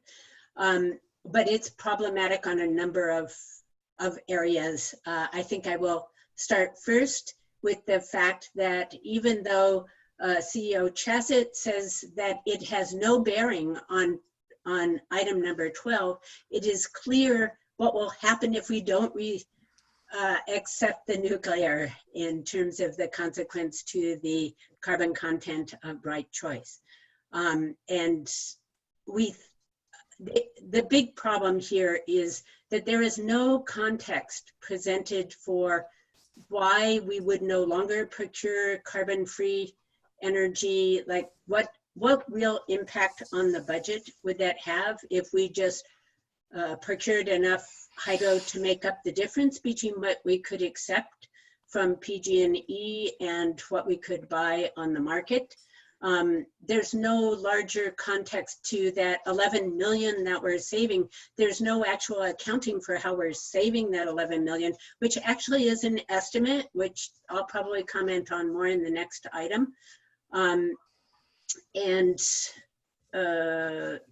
So I think it's also just unconscionable that you would be producing this huge policy change to the most common product used by EBCE customers when they have no idea this might be about to happen. So I urge you to at least postpone a decision on this item now. Thank you. Thank you.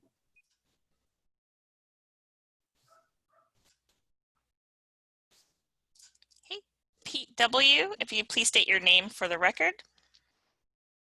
Can you hear me? Yes. My name is Pete Wywoody, and I'm with the Reclaim Our Power Utility Justice Campaign. And I want to make comments in two areas, one on process and one on content. I think it's evident that the content of this does not work for the folks who fought for generations to get ourselves out of the corporate utility model and into a democratic process like the East Bay Community Energy. And so it's really appalling that the staff would bring this forward and set up having low-income people, people of color, the folks who have been most punished by shutoffs, been most punished by the other calamities of our current energy system, have them holding the bag of dirty fuel, a fuel that does not work for our communities, that many of the cities that many of you represent have said explicitly are nuclear-free cities.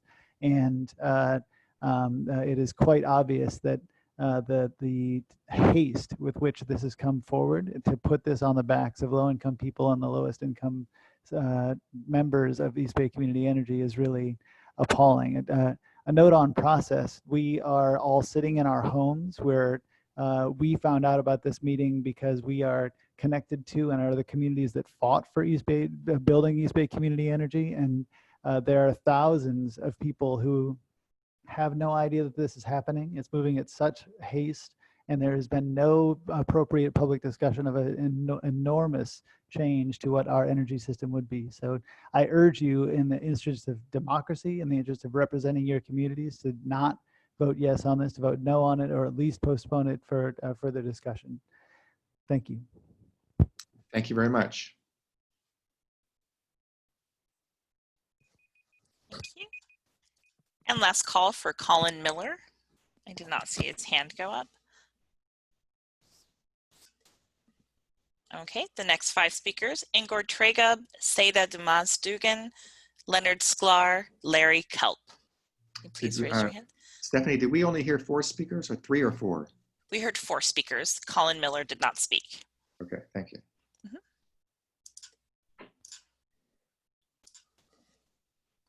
Okay, unmuting Stephen Ongerth now.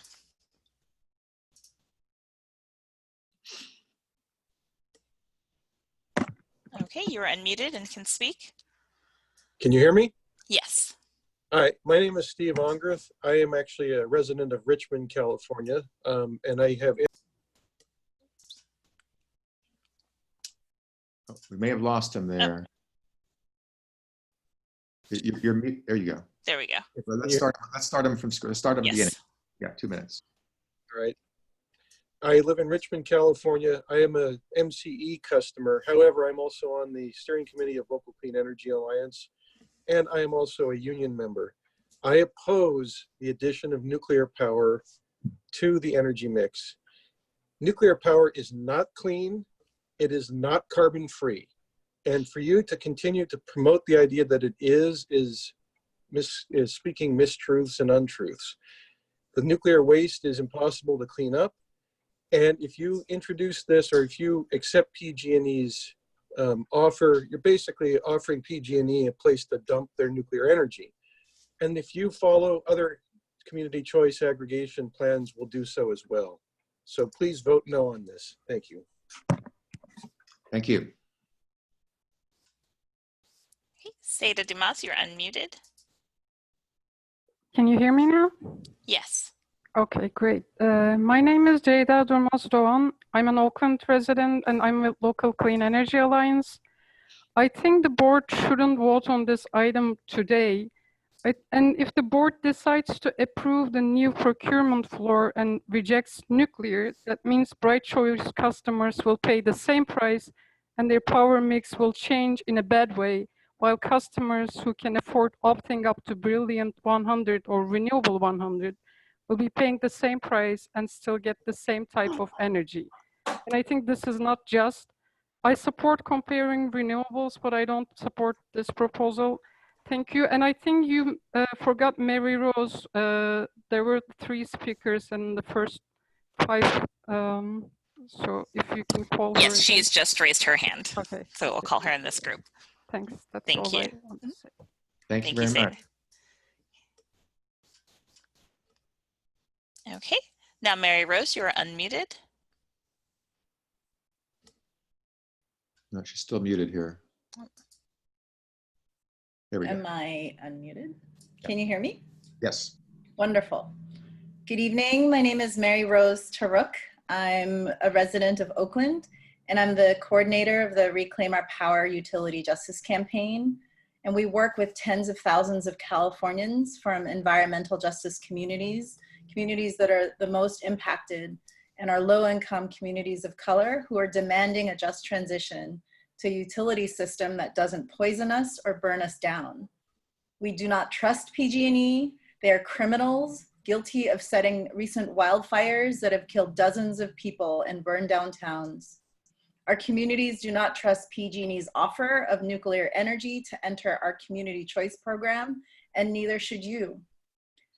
So now, while our lives are upturned by the COVID crisis, this is not the time to make a major policy change on EBC's product choice, especially given no real time for a public process to review these options.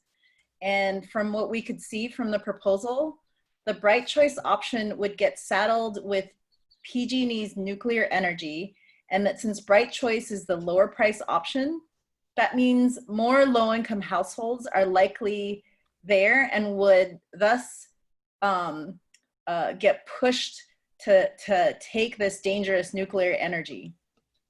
And so this would be a classic case of environmental racism, for the dirtiest energy to end up with the lowest income people and people of color. So now you have the choice to not perpetuate environmental racism. And so I urge the board to reject this proposal. Thank you. Thank you. Okay, Leonard Sklar, you're unmuted. Hello, can you hear me? Yes. Hi, yes, my name is Leonard Sklar, and I'm a resident of Berkeley, and I'm a professor of geology at San Francisco State University. And I'm here to add my voice requesting that you keep East Bay Community Energy Supply 100% free of nuclear power. And I'm motivated to make this comment based on my professional experience as a geologist, working to find safe methods for storing waste from nuclear power plants.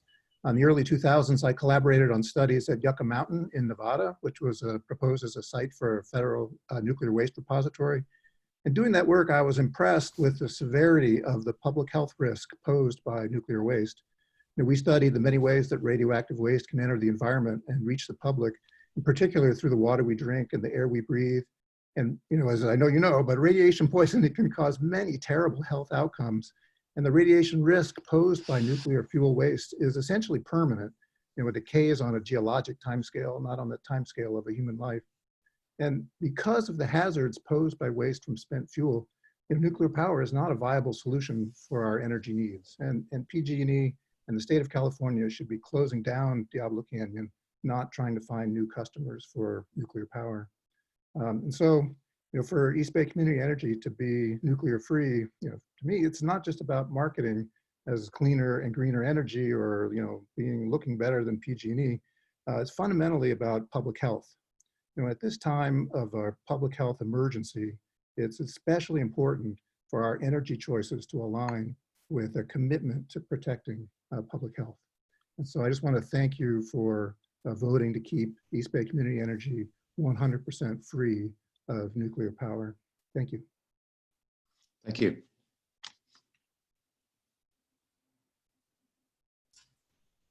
Ingor Treub. Hi, can you hear me?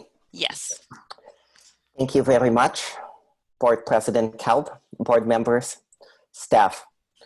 I am speaking on behalf of the Sierra Club San Francisco Bay chapter, which represents 35,000 residents across 4 counties, including just under 15,000 in Alameda County, who are EBCE customers. I urge you to either oppose item 11 or to move to continue it to a time when the public can receive adequate opportunity to provide comment. Last week, the Sierra Club chapter passed a policy urging on public agencies to only take up items during the COVID pandemic that are either directly related to COVID response or are non-controversial. And I believe that unlike one of the items you had previously on the agenda about the excellent effort to support raising funds for masks, which is absolutely something that should be discussed, this item came out in print last Friday. And if we only found out about it on Friday, imagine how many members of the public are in the dark. This is a major policy change that the public has not been made aware of. It changes the energy mix of the product. It would create a situation where nuclear power would be on the label of EBC customers, creating a major PR black mark. And we urge you to not support it at this time. Thank you. Thank you.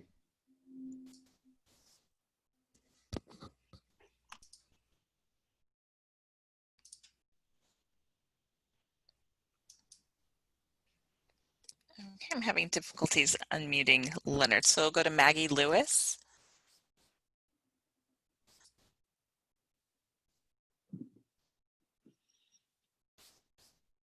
Can you hear me? Yes. And now. Okay. I'm glad we're having this meeting, so I have an opportunity to speak. I am an Oakland resident, and I'm also with Communities for Better Environment and Local Clean Energy Alliance. And I would like to talk about my horror at the total lack of transparency by the staff, and also the haste in the way that they are pushing this through now during a time of pandemic when people cannot get out. And this is a major, major policy change. The public has not been made aware of this. And as per the status quo that we keep talking about, this is affecting the most economically disadvantaged communities, frontline communities, and communities of color. And it will put in to the mix the dirtiest energy that they must accept. And many cities, Oakland and Berkeley and Hayward, to name a few, have all declared ourselves nuclear-free zones. Nuclear is dirty. It is dangerous. There's no place to store it effectively. We know what happened with Chernobyl. We know what happened with 3 Mile Island. The plant is sitting on a fault. It is very, very scary. There's a San Onofre shutdown because there's a leak. It is not something that we should be going forward. This pandemic has shown us that we need to take the climate change and our choices much more seriously. So you have the amazing opportunity to vote no on accepting this nuclear energy choice, and also going forward to insist on much more transparency for the public, because none of us started this with the idea that nuclear would ever be an option. Thank you very much. Thank you. Okay.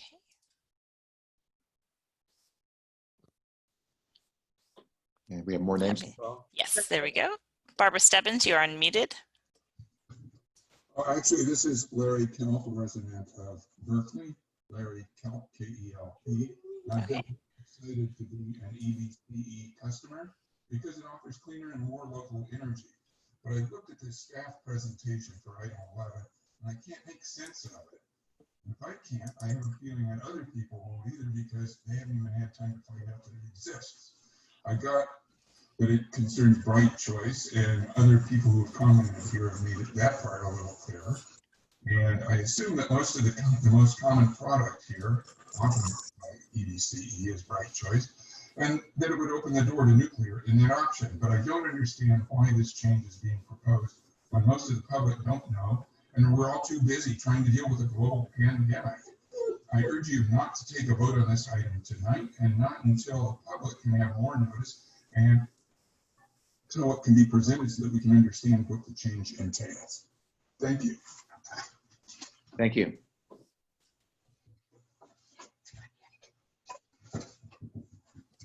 Okay, are we calling more speakers, Madam Clerk? Yes. So we'll go next with Michael Kaufman, Jessica Tovar, Maggie Lewis. Maggie Lewis has already spoken. Disregard that one. So it's only Michael Kaufman and Jessica Tovar. And Leonard Sklar, we're having difficulties unmuting your microphone. Can you try unmuting from your end? He spoke already. I already spoke. Okay, perfect. Thank you.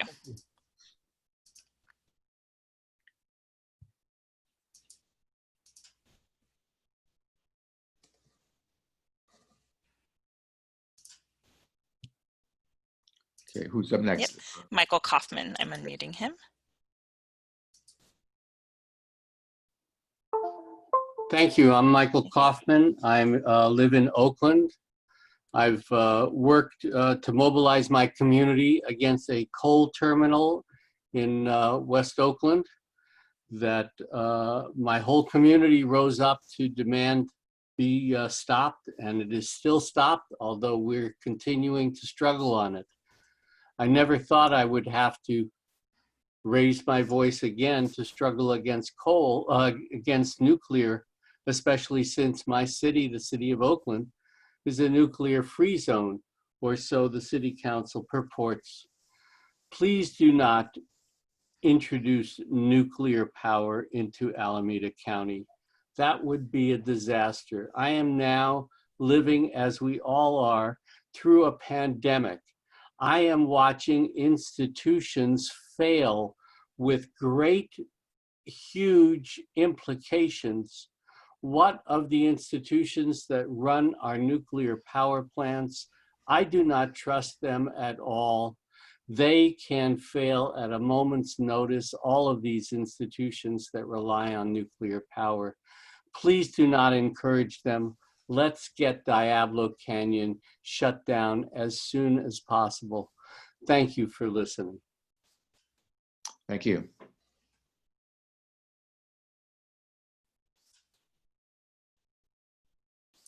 Okay, Jessica Tovar. This is Jessica. Hi, everyone. I just want to say that I think it's really biased that we're presented with this option to stick the nuclear energy into the Bright Choice option, which is the lowest, most affordable option that East Bay Community Energy offers. We haven't even determined yet if we're going to be accepting nuclear. I think that the arrangement of this item and the fact that it's an action item is a way that shows the bias on behalf of staff in leading you, the members of the board, into accepting nuclear energy into East Bay Community Energy. I personally am very, very insulted by that. As an environmental justice organizer dealing with environmental racism, people like me have had to live by dirty power plants, by dumping sites, and have health problems that we have to deal with as a result of dirty energy and dirty business by corporations. And this has the same kind of effect where you're saying, well, if we're going to take nuclear energy, just stick it to the poor people, stick it to the poor option, and exacerbate that systemic classism and racism that is problematic of the corporation. A public agency should not be acting this way. We started this program with the intent of equity and clean energy access for everyone, and you should continue to focus on that. This item should not be voted on tonight, and I hope that we can put to rest nuclear energy. It does not belong in East Bay Community Energy. Thank you. Thank you. Thank you. I have one more speaker, Lawrence Abbott. Hi, this is Abbott from San Leandro, and I'd just like to really almost beg you guys to listen to all the speakers that spoke before me, because they pretty much took all the words out of my mouth. And you know, if you don't listen to the public, then why even have the public, you know, get a chance to speak? And I think that you could have, you know, hundreds more speakers that would all be saying the same thing, with a few exception, if you could find a few people that represent, you know, the nuclear energy industry. And I'd just like to say that I worked for years as a Teamster through the Labor Council to create this body, to help create East Bay Community Energy. And really proud of the work that we did in bringing the community together with labor and really work through all the voices to create this body. And none of us, we've been having this discussion now just before COVID stopped our in-person meetings, ever thought that nuclear was part of the deal. It just goes against everything that we created this body for. And one other thing I would like to say is that that nuclear has been a scam ever since the beginning. It was billed as cheap electricity, and it's really been incredibly expensive electricity, and it's been a way to make private the profits and make public the huge costs. And especially if there's an accident, then the costs just go through the roof. So, you know, we might save a little bit of money here, but God forbid if we have an earthquake, we would, be responsible really in a way for the state of California incurring massive costs to public health and to cash to try to save a little money. Thank you. Thank you, and thank you for your early commitment to creating this agency. Thank you. I have Al Weinrub with his hand up. He did select to submit comments only and submitted comments earlier. Would you like to have him speak now, or? He submitted a comment on item 11. Yes, he submitted, and submission type was comments only. He's Oh. now raising his hand. That's fine. If he wants to give them orally the same comments, that's 2 minutes, that's fine.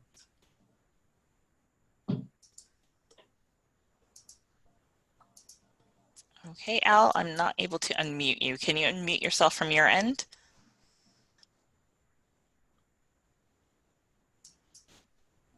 There we go. Oh, I did it. I don't know what I did about signing up wrong. I apologize for that. Okay. But I also signed up for item 12 as well, please. I'm Al Weinrub. I work with the East Bay Clean Power Alliance. And people have spoken to this issue. One of the things that's clear in the way people are speaking is that this issue seems like, item 11 seems like it's all about nuclear energy. And that's because everything about this issue, as it's presently presented, assumes that not only we, but every other community choice energy program accepts this offer of carbon-free energy from PG&E. So it's not only biased from the get-go, but it also feels like a kind of Trojan horse for going into the nuclear issue. I'd like to say point out a couple of other things. One is that when East Bay Community Energy was created a couple of years ago, a very short time ago, there was no question that the comparison and the important thing about East Bay Community Energy would be renewable energy. Renewable energy that clearly was in excess of what PG&E was providing. So this notion is nothing new. It's actually very old. But we had the refinement that what was important was local renewable energy, and this is not even part of the proposal here. So from that point of view, this proposal seems somewhat backward, somewhat really late. How did it get to be that all of a sudden the whole purpose of East Bay Community Energy was carbon-free energy instead of renewable energy? So we definitely agree with the notion of pushing more renewable energy, local renewable energy, but the whole presentation is about saving money and costs. And there's a real big mismatch here. I say postpone this issue till we get a chance to consider it more fully. Thank you. And I have Melissa from the Sierra Club. Stefania, you're signed up to speak to item 12.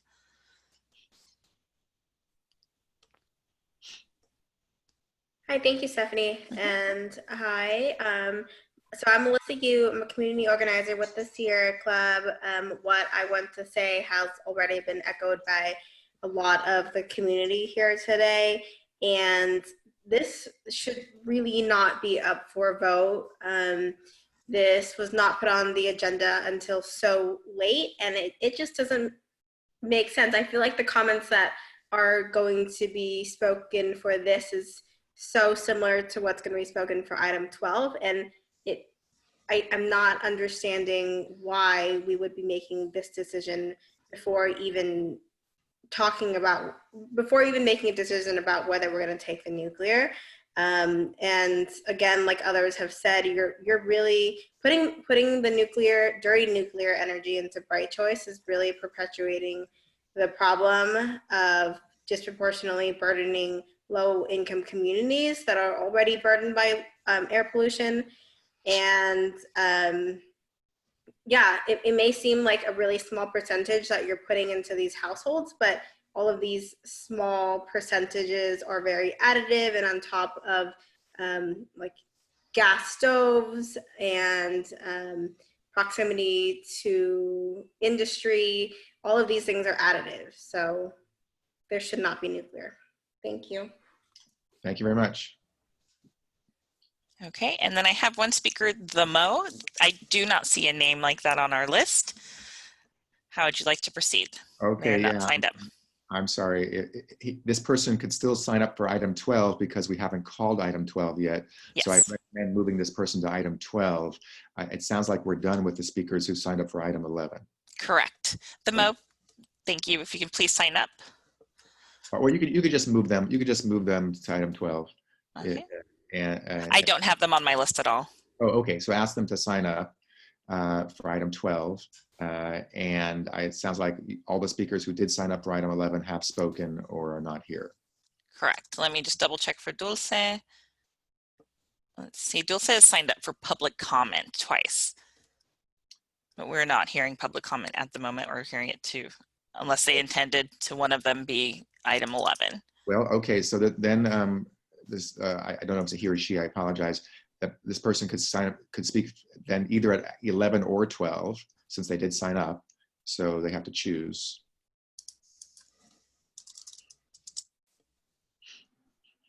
Okay. And I would I ask have not seen an update. And Coco, you're assigned to speak on item 12. Yeah, that will come up shortly after this one. Okay, so. And if I may, Chair, to expedite the process, speakers, please only raise your hand once your name has been called. Yes. Okay, so I believe we have heard of speakers on item 11. I appreciate all the comments. I think we all do.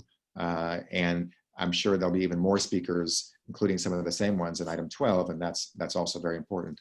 So I'm going to now bring it back to our board members here to have a discussion. I have some comments and questions. I'm sure others do as well. So I'm going to look for our board members to raise their hands. I see Vice Chair Martinez will be up first, and anybody else who has any questions or comments, please do your hand raise so I could see that. Vice Chair Martinez.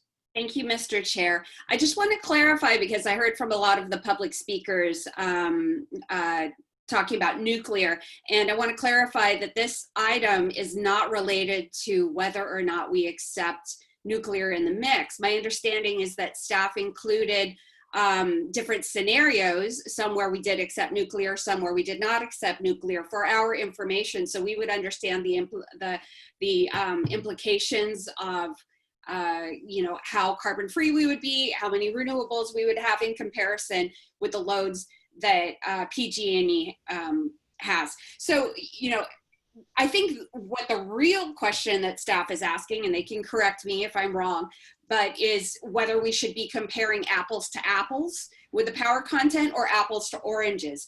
Obviously PG&E is going to have large hydro and nuclear in their base load. So how are we comparing ourselves to them? How do we make that clear to customers? This recommendation, my understanding is it doesn't predicate that we need to accept nuclear. In fact, I think it gives us a way not to accept nuclear because it can make us not so dependent on those savings from accepting nuclear if we are adjusting what our bar is for whether or not we are greener than PG&E. So this is a financial decision, and the more money that we can save, the more we can invest in local development. So again, from my reading, this is not about whether we accept nuclear. This is about how we compare ourselves to PG&E, what our definition is, so we can move on and market that to our ratepayers. And the next decision, item 12 is about nuclear. That's when we can cross that bridge. But I just want to be clear, what this item is about is how we're comparing ourselves to PG&E. And yeah, that does will impact my thinking on item 12, how the board moves forward with this. Thank you.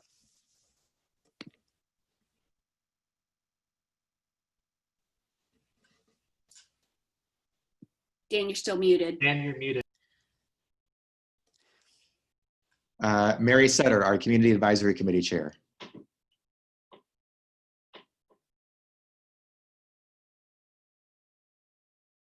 Mary?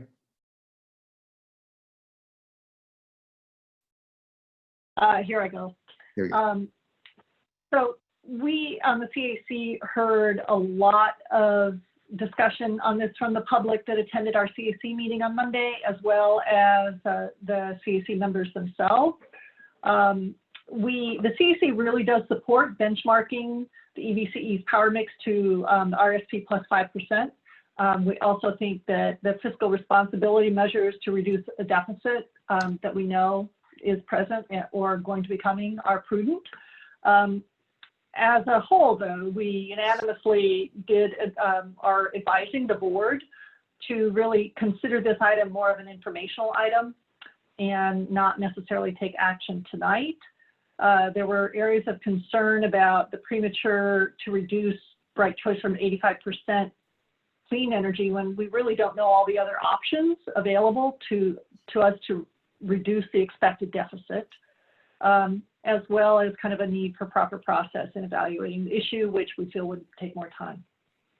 That's it. Thank you. Thank you very much. Mayor Agin from Berkeley. Thank you, Mr. Chair. I want to first express my appreciation to all the members of the public who are attending today and for your comments. It's important that we hear from you and that the decisions that we make are grounded in the opinions of our community that we represent. I did have some initial questions and then I have some comments. So my questions are for either Nick or Howard. Could you talk a little bit about the budget projections for the next fiscal year and what the estimated impact is of the PCIA potentially on our budget?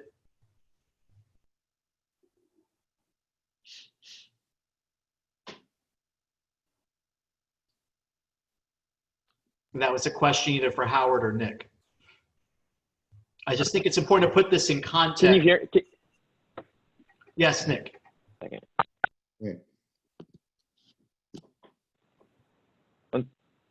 Jesse, can you hear me? Mary? Yes? I hear you. Okay.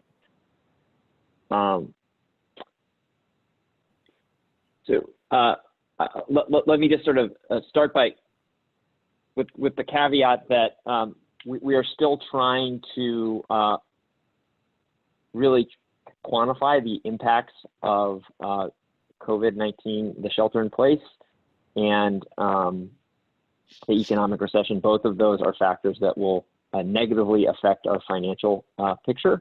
So, the numbers that I can share right now, and which we're going to be sharing with the board, the executive committee on Friday, and the CAC and the full board in May, probably don't actually reflect what we're likely facing in the coming year, but they reflect sort of our pre-COVID. And there, what we're looking at is a deficit kind of on the very low end, which is sort of the best case for the PCI, a deficit in the $10 million or thereabouts range, with a deficit potentially increasing to something more in the $20 to $25 million range, and that the differential in the deficits between say 10 and 25 million are going to be driven by where we end up with the treatment of some of the PCIA values.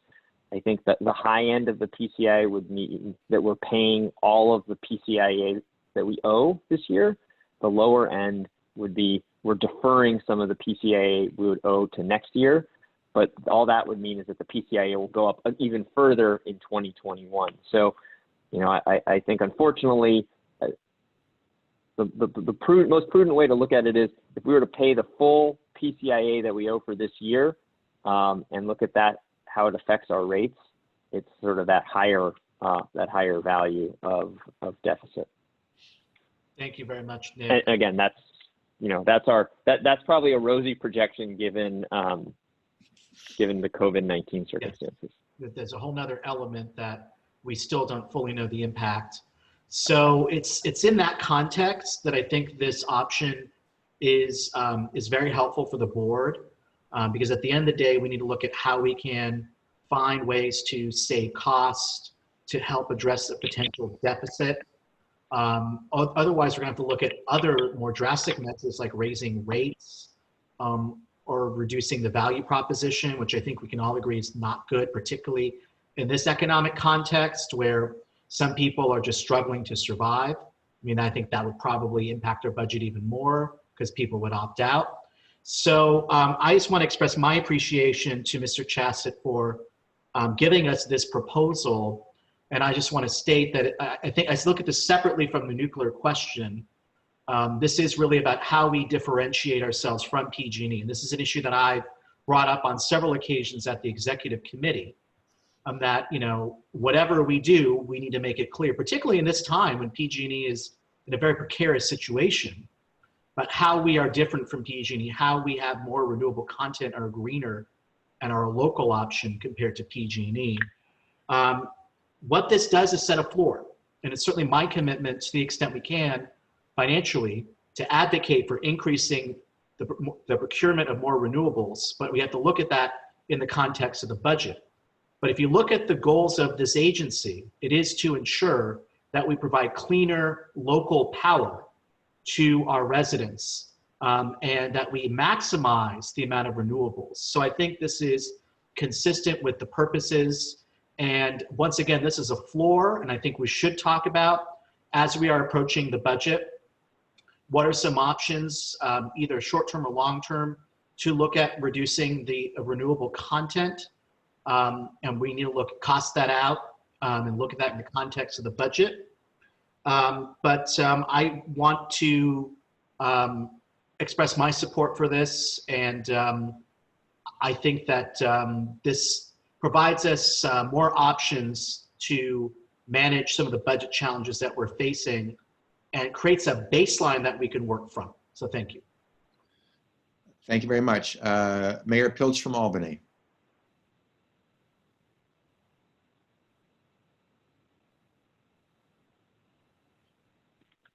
You're on mute, I think. There you go. Oh, thank you. Yeah, no, I was double muted.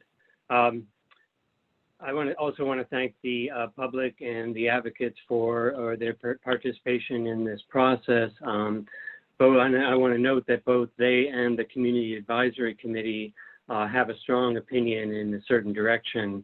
And with regards to this item, the opinion is that we ought not to move forward too quickly. I would ask my fellow directors to postpone this vote because I don't believe it has an urgency. I do believe that it's important that we look at the budgetary considerations, considering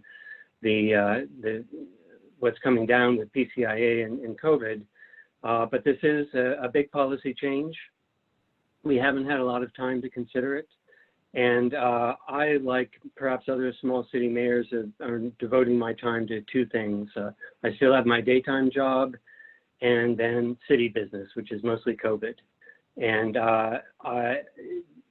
times are stressful, and I think that most of the other bodies that I serve on are not considering large changes like this at this time due to the fact that people have to focus on COVID.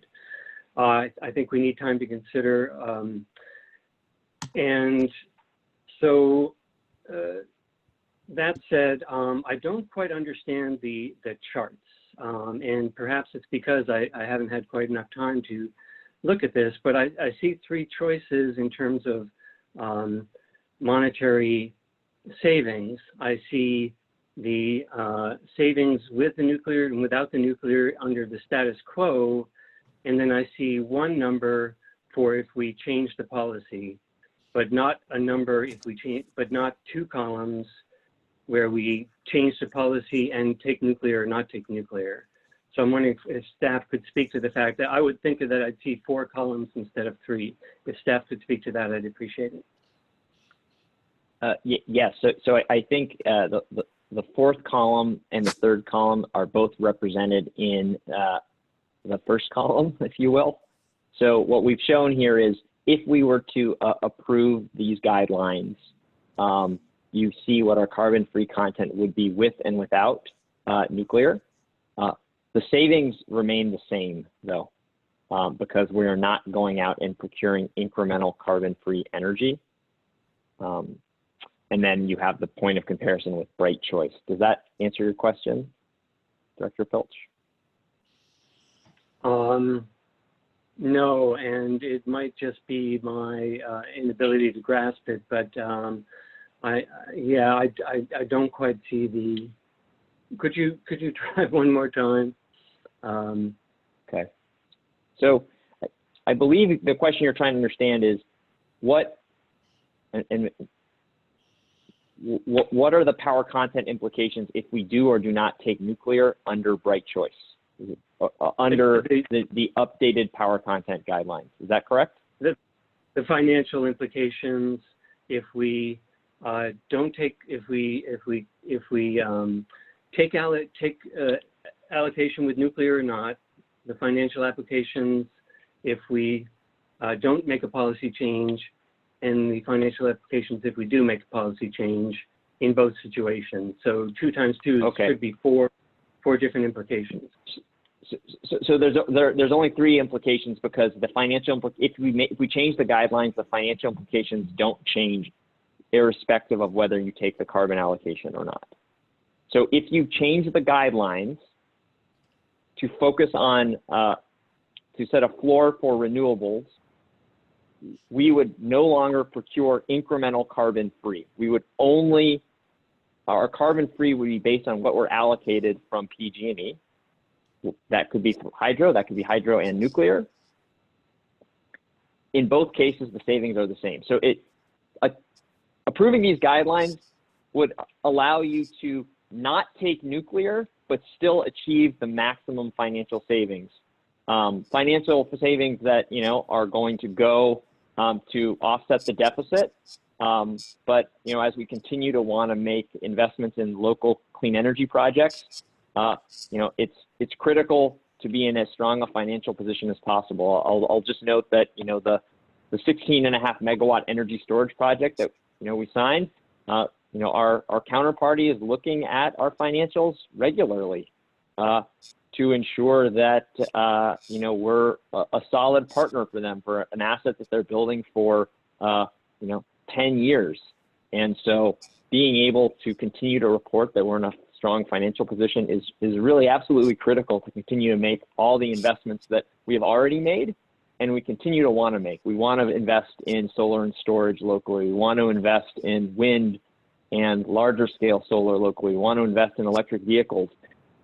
The financial health of the agency is paramount to that.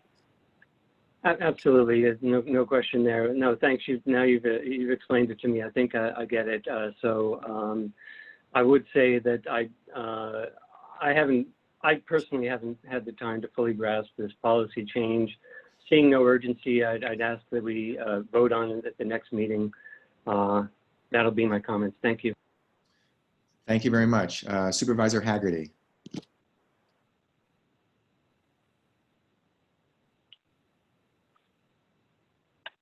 There you go. Chairman. First of all, I want to associate my comments, and I'm not going to go backwards, but everything that Jesse said, I agree with. I want to point out that, the county right now under this COVID pandemic that we're under, yesterday we got a very sobering projection of our finances. And we will spend hundreds of millions of dollars before this is over. There's going to be tough decisions made at the county, extremely tough. And I leave them for my predecessor. I'll make some of them, but who wants that job behind me is going to have an extremely difficult job. I didn't plan it that way, but it happened. I look at, I also want to say this because I think that, I think sometimes that placement of items on an agenda is helpful. And I think today, maybe it would have been better to take 12 before 11 because I'm not, I think I know where 12 is going, but I think the community is maybe not trusting us right now. And they think that we're kind of setting something up. personally, I feel like I've had the time to deal with this. I've asked the questions. I've done the work that I need to do. I would point out to you that if we do the no nuclear status quo, the 22.7 million expected choice procurement savings, that's our 90-day bad debt right now. So, and you know, we all knew this when we got into this. This isn't a typical governmental agency. In fact, we're not. We're elected officials trying to do the best we can for the community that we represent, and hopefully, everybody say hi to Diane's daughter. And hopefully that along the way, instead of, as I said earlier, putting money into shareholders' pockets, we put it back into the community. And we're trying to do that. But I'm gonna, you know, I think that, you know, if we try to do something with the community benefit fund, that's going to be a problem.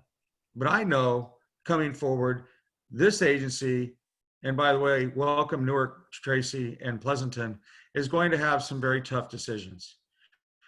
So I'm prepared to vote tonight, and I'm prepared to support this. And I'll be very honest with you, I'm prepared to vote against item 12.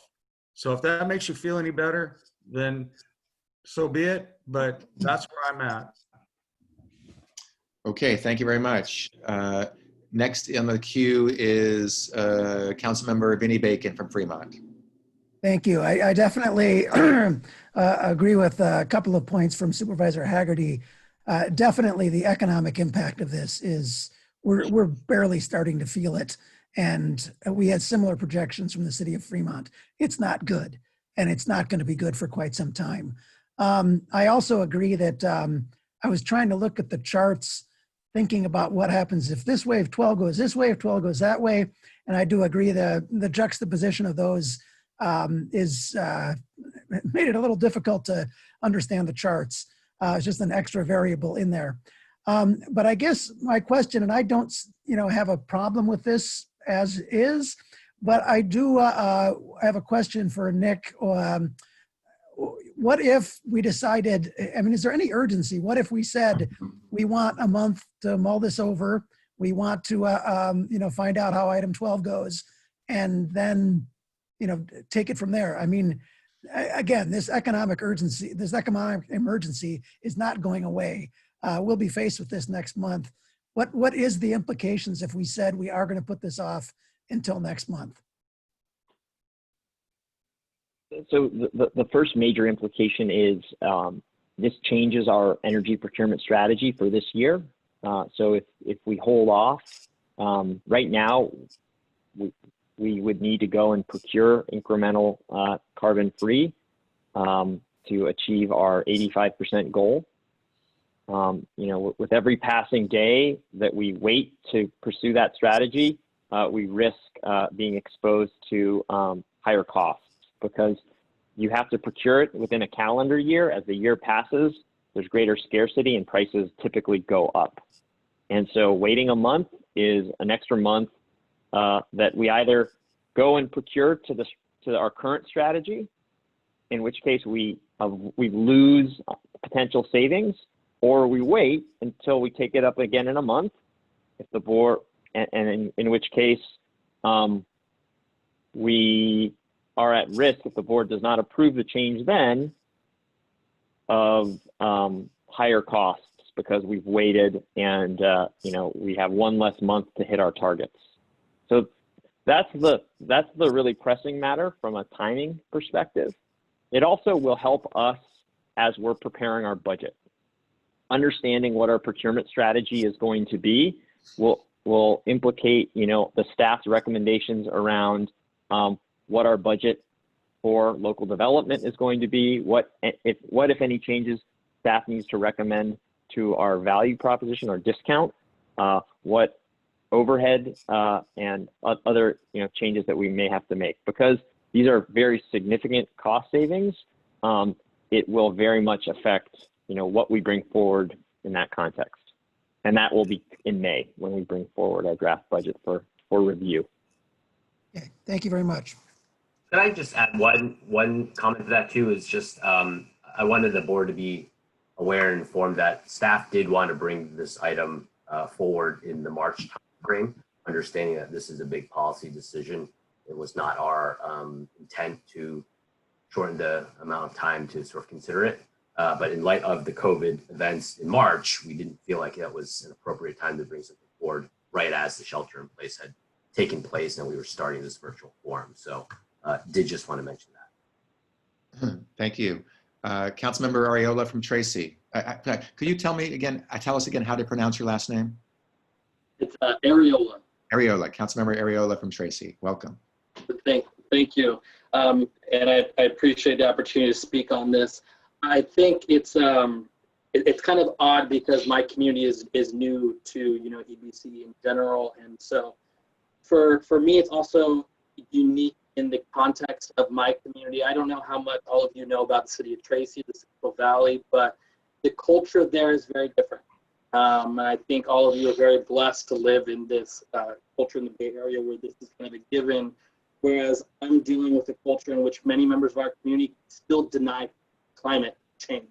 So when I brought this to my community, and I was really the only real champion really support kind of renewable energy efforts, I'm dealing with it within that framework. And the thing that really sold me in the way that I got the votes was the numbers, the financials, and really making sure that this organization be viable moving forward.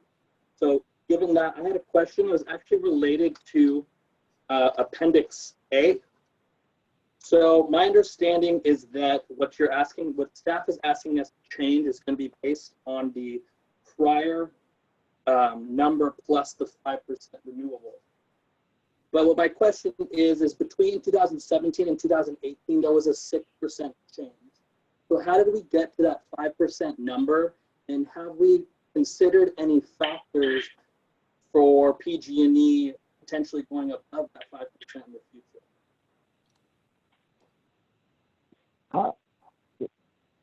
So the 5% number, there's no specific reason why we picked 5, not 6, not 4. I think we thought 5 was, if you historically look at their sort of increases year over year, they're less than 5%. You're right that from 2017 to 2018, it was a 6% increase. There's an inherent challenge when you're trying to compare yourself to a moving target. We never will know where PG&E, in 2020, when we start the year and we say how much renewable energy we want to buy, we will never know where exactly PG&E will be because it will vary based on a lot of factors from how much they decide to keep for themselves versus sell, and PG&E is very actively selling. It will have to do with how their renewable assets perform. There are, in a rainy year, you'll have less solar output. In a dry year, you might have more. So as a starting point, we really need to use a sort of a prior year number to be able to set a hard target for ourselves to say, we know what the number is that we're going to buy for the next year.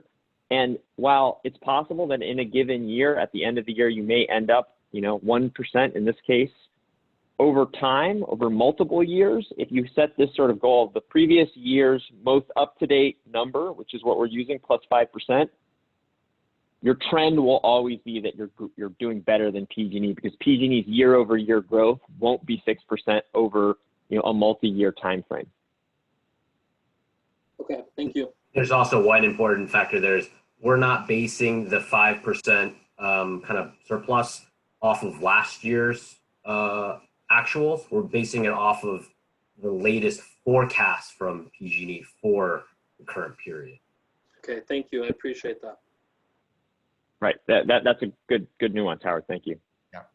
And colleagues, just to let you know, I know people are putting their hand up. I'm going to call on all people among us who have not yet spoken, and then we'll get to everybody a second time for those who want to speak a second time. So I'm going to call on Councilmember Monroe from Livermore. Hi, well, this will be brief. I feel like we've been dealing with a whole issue for quite a while, so I don't feel like we're rushing here. I'm also finding that while at the city level, everything pretty much shut down for the first week to just ramp up to deal with the emergency. So it was week number 1. Week number 2 was, okay, now let's get cope with, so that was just ramping the city up. Then we were, how do we deal with the community? I'm seeing at the city level, we're certainly moving back to trying to incorporate business going forward. We've got some fairly controversial issues going on at our coming council meeting.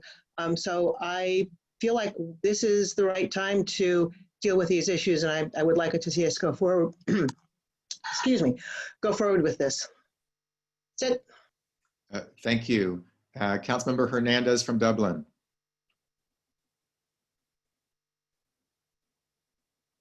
No, I just wanted to echo what Councilmember Monroe had just said, because of the fact that, you know, we are all council members and we are all more or less in the same situation of having to juggle all of our schedules. But we're also directors on this committee, and that should be one of our priorities, to make sure that we are reading our agendas and that we are going through, you know, the entire package. And if we have questions, to call Nick and ask them. And so that's what I've done. And we do have some new board directors coming in, and, you know, they seem like they're ready to make a decision this evening. Thank you. Thank you. I'm going to say my comments for now, and possibly a question, and then I'll get back to the other board members who want to make additional comments.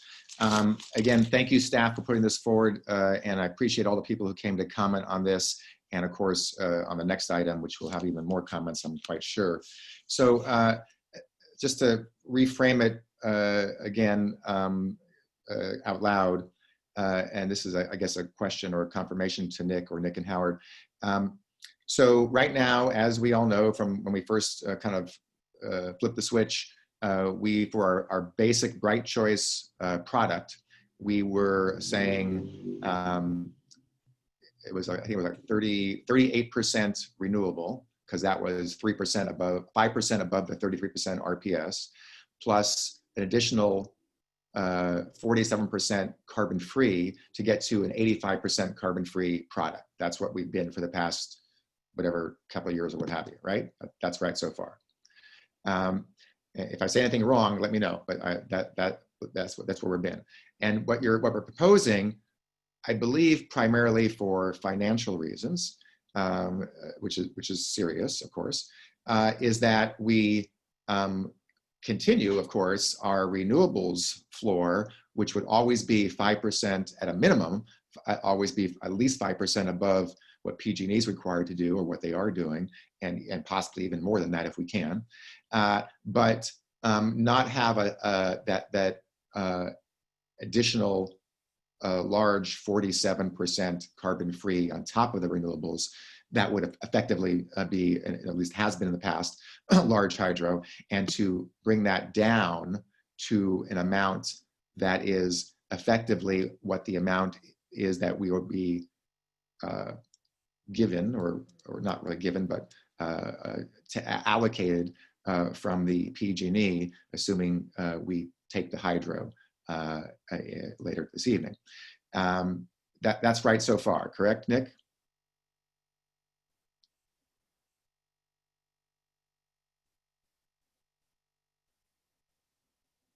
I can't hear you. Or Howard? I can confirm. Oh, I got muted. That's correct, Dan. Yeah, okay. So now your estimate, let's say we're hypothetically talking here. Let's say we do not take the nuclear and we do take the large hydro allocation from PG&E. And I'm bringing up the chart here that is on the PowerPoint. The estimate is that we would land somewhere, at least in the next year or so, for the next year or so, in slightly above 50% in terms of the carbon free, as opposed if we took the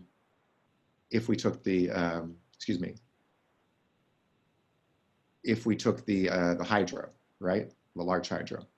So essentially 50.3 as opposed to 85. Is that correct? If we were to not take the nuclear, we would be at 50.3%. But when compared to PG&E, they would only be at 45.3% when you exclude nuclear from their mix. Right, I understand that. Of course, if they will advertise what they want to do, and they will claim carbon-free advertising, if you will, for their nuclear, but that's what they're going to do. We can't stop them from doing that. And so that this is based on the request that you're asking us to, assuming we take the hydro, to not purchase any additional large hydro as we've done in the past couple of years on top of that, because that would be more expensive and that would add to our financial challenges going forward. Again, I'm just reiterating, but that's correct so far, right?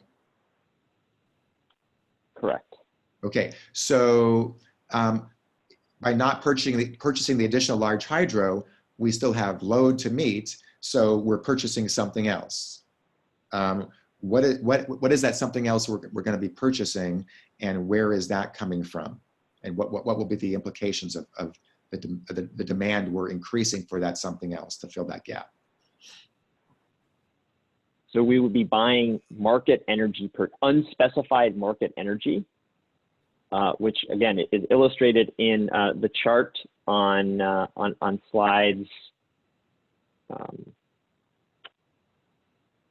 5 through 8.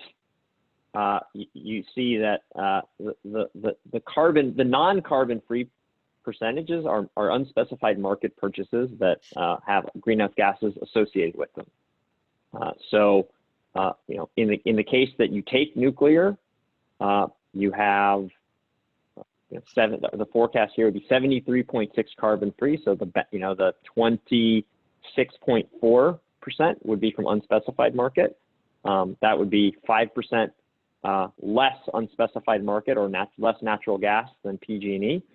And if you do not take nuclear, you're at 50.3% carbon free, which would leave you at 49.7% unspecified market purchases. Again, compared to PG&E though, with nuclear and you could then compare yourself to their nuclear purchases plus their unspecified or natural gas purchases.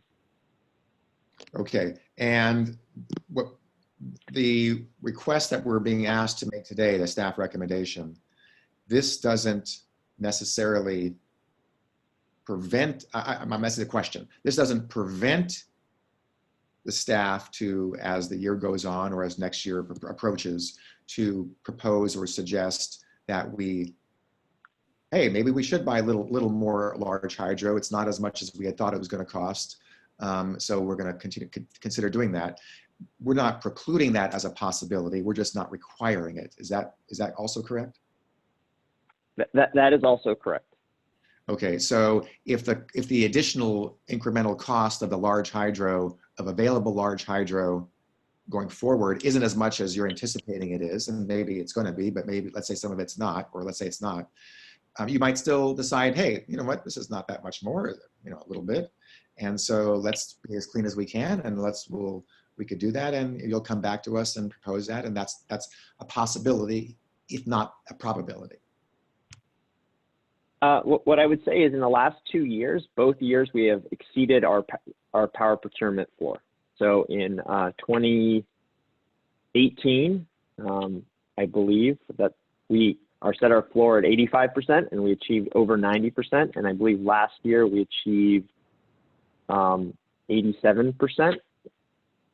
So, I think we have a good demonstrated track record of, setting a floor we feel very confident about achieving and then exceeding that with more clean energy. And that would certainly be the case here. And we have more upside and more headroom here to deal with. So certainly every opportunity we have to buy more renewables and carbon-free energy, we'll be evaluating, and we'll be trying to bring that into our mix. We're very much aligned with the board and the community that, those are our goals. And this 50.3%, that's just an estimate. I mean, a pretty good estimate, but that's an estimate, right? That's an estimate based on average large hydro production from a 5-year period for PG&E. Okay, and if the board wanted to, let's say, whenever, say, well, that's 50%, 50.3 is really close to half and half. Boy, we really can't drop below that. So if there was a desire to not embarrass ourselves by next year or later in this year inadvertently dropping below 50.3, can the staff kind of make sure that, oh yeah, well, it's 49.9, we better buy a little bit of large hydro and get up over 50? Is that little thing that I just suggested, is that doable? Is that something that the staff can consider going forward if we pass this tonight? I think we can certainly keep a very close eye. You know, the big uncertainties for us have to do with how much hydro is actually generated. And, you know, we will report regularly as we sort of progress through the year on, you know, where we are. And, you know, I think if it looks like that number for large hydro is going to be below what our forecast is, you know, we can certainly come back to the board and present, you know, present that circumstance and evaluate what options we should be pursuing, whether it's buying more renewables or buying more carbon free. Again, I think we set a floor and then we always try to significantly exceed it. And I think that's the same, you know, example here as well. Okay. And then in terms of the finances, I know, is it next month we're going to have an in-depth budget discussion? What's the just as an FYI, what's the schedule for our budget decisions? Yeah, so we will be bringing the full budget forward in May. I think our first presentation of the full budget will be the Finance Committee in early May, then the full board mid-May, the Executive Committee at the end of May, and then the full board for a vote in June. The CAC will hear the draft budget in May at their May meeting, and then they will have an opportunity to provide additional round of feedback on the budget in June as well. Thank you for that. So will part of the budget discussion, because of what we're being asked for to do tonight in item 11, seems to, I won't say exclusively, but predominantly be a financial recommendation, if you will, is the question of whether we continue a 1.5% discount compared to PG&E in our Bright Choice product versus, let's say, an only 1% discount, as just a hypothetical example. That would lead to some financial savings, quote unquote, for the organization. Will those options be presented to us as part of the budget discussion as one of the questions? I think we will additionally, certainly as part of the budget, be looking at all of the financial levers that are available to us. That will be, you know, the value proposition is one of those financial levers to pull. This is also a significant one as well. So that will be something so that we will lay out and you know, seek some additional feedback on. You know, I will just sort of comment on in the context of our discount. I do feel that, you know, especially right now, given the hard times folks are facing, we at staff absolutely want to do everything we possibly can to not touch our discount. And so that is absolutely a staff priority right now, is to focus on all other areas where we may want to make cuts or reductions to ensure that we continue to help people afford their bills. I think we appreciate that, but I don't want to get too much in the budget question, but I think the board wants to see all options and all options we might have, including and how those are costed out when we have our budget discussion starting next month. So yes, absolutely. That will absolutely be on the table. Right, and it's fine. It's certainly fine for staff to have a recommendation of what combination of options, but we want to see all the real options available and how they're costed out, so we can, not quote unquote, play with them and look at them and ask questions and then make an ultimate decision in June. So, okay. So I think those are my questions for now. I know we have more hands raised. Let's see, Mary Sutter, Community Advisory Committee Chair. Great, thank you. I just had a quick clarifying question.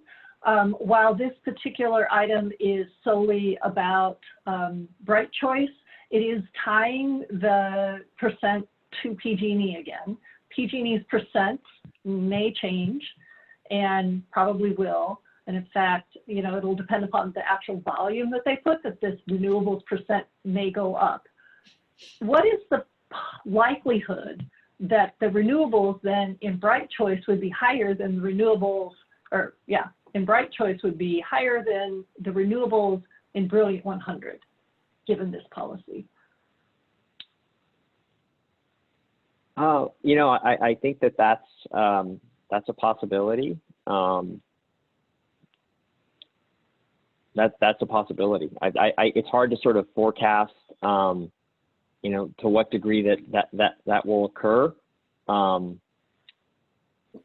But you know, I will say for Brilliant 100, at least, I think the indication that, you know, from a customer perspective, the focus is on the fact that it's 100% carbon free, and so that is the value proposition that we're communicating to the customer. It's not, you know, so focused from a customer engagement and outreach and marketing standpoint on, you know, 38 or 40 or 42 or whatever it may be. Okay, great, thank you. I think at that point, at some point, large hydro in the Brilliant 100 may also obviously need to change on this, but that may be more for a different discussion. Thank you. Thank you. And Mayor Arguin, please. I'd like to move the staff recommendation on item 11. Okay, we have a motion. Second. Is anybody, someone needs to second the motion before we could continue. Supervisor Hagerty seconded. Sorry, Supervisor Hagerty, did you second the motion? Yes, sir. Okay, okay, motion's been moved and seconded. I don't see any more hands raised. I do see one hand raised. Mayor Pilch from Albany.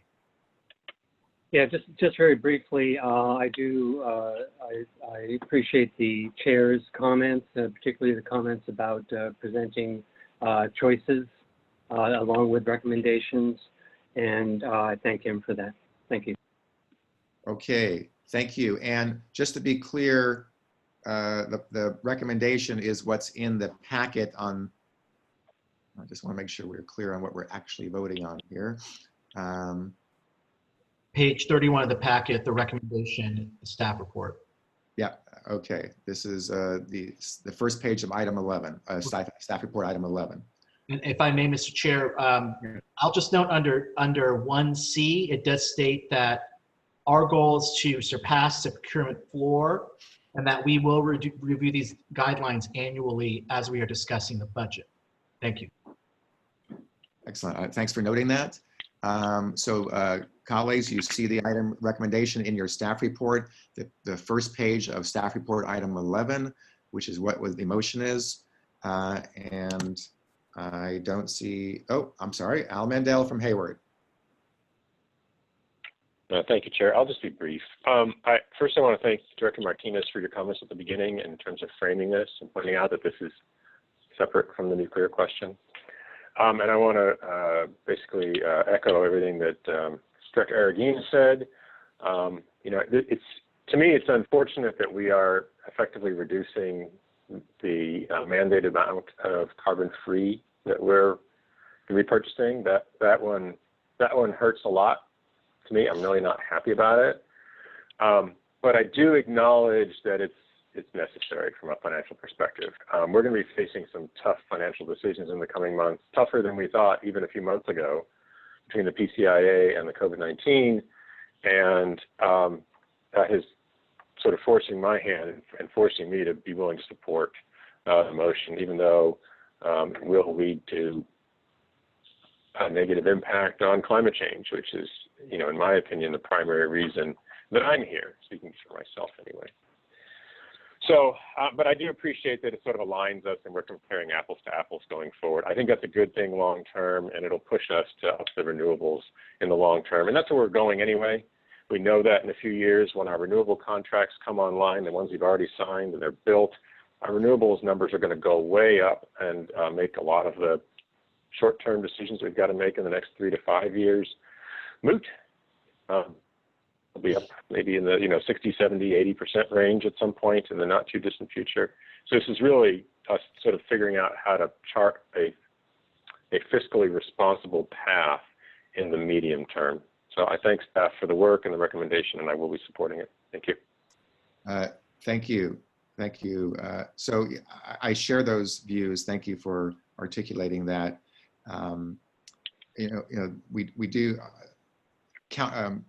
In addition to that, as you suggested, we have, as we all know, we have a state RPS, and every few years that goes an incremental increase, eventually ramping up to 40, 50, eventually 60% down the road. And so we will, at a minimum, be increasing our renewables every 2 or 3 years as a percentage in our base product and beyond. I'm hoping that the savings that we incur, hard to call anything savings right now, but comparatively savings that we're incurring if we pass this, that I hope that helps us enhance our commitment to local development over the next couple of years, because that's a big part of why we exist. So it is a difficult pill to swallow because more brown power somewhere will be used in effect by our customers. Okay, we have a motion. I see no more hands up. We have a motion and a second. And Madam Clerk, can you call the roll? Alameda County. Aye. Albany. Yes. Berkeley. Aye. Dublin. Aye. Emeryville. Aye. Fremont. Aye. Hayward. Yes. Livermore. Yes. Newark. Aye. Piedmont. Aye. Pleasanton. Aye. San Leandro. Aye. Tracy. Aye. Union City. Aye. Oakland. Aye. Thank you. Motion passes unanimously. Okay, thank you.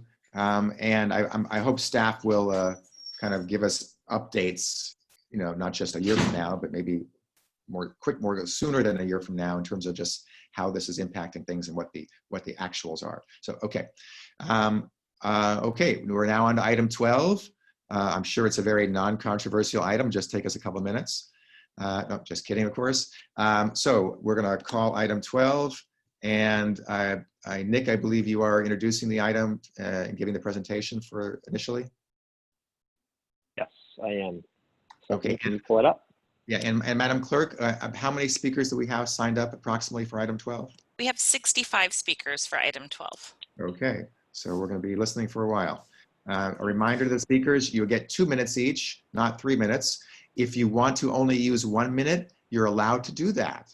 So just let you know, but you get the full 2 minutes if you want. Okay, Nick, you're up. Okay. Can we advance it to slide 3?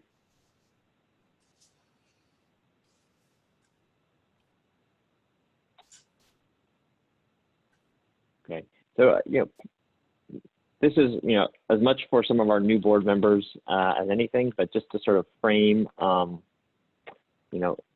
level of discussion and debate we've had on this topic.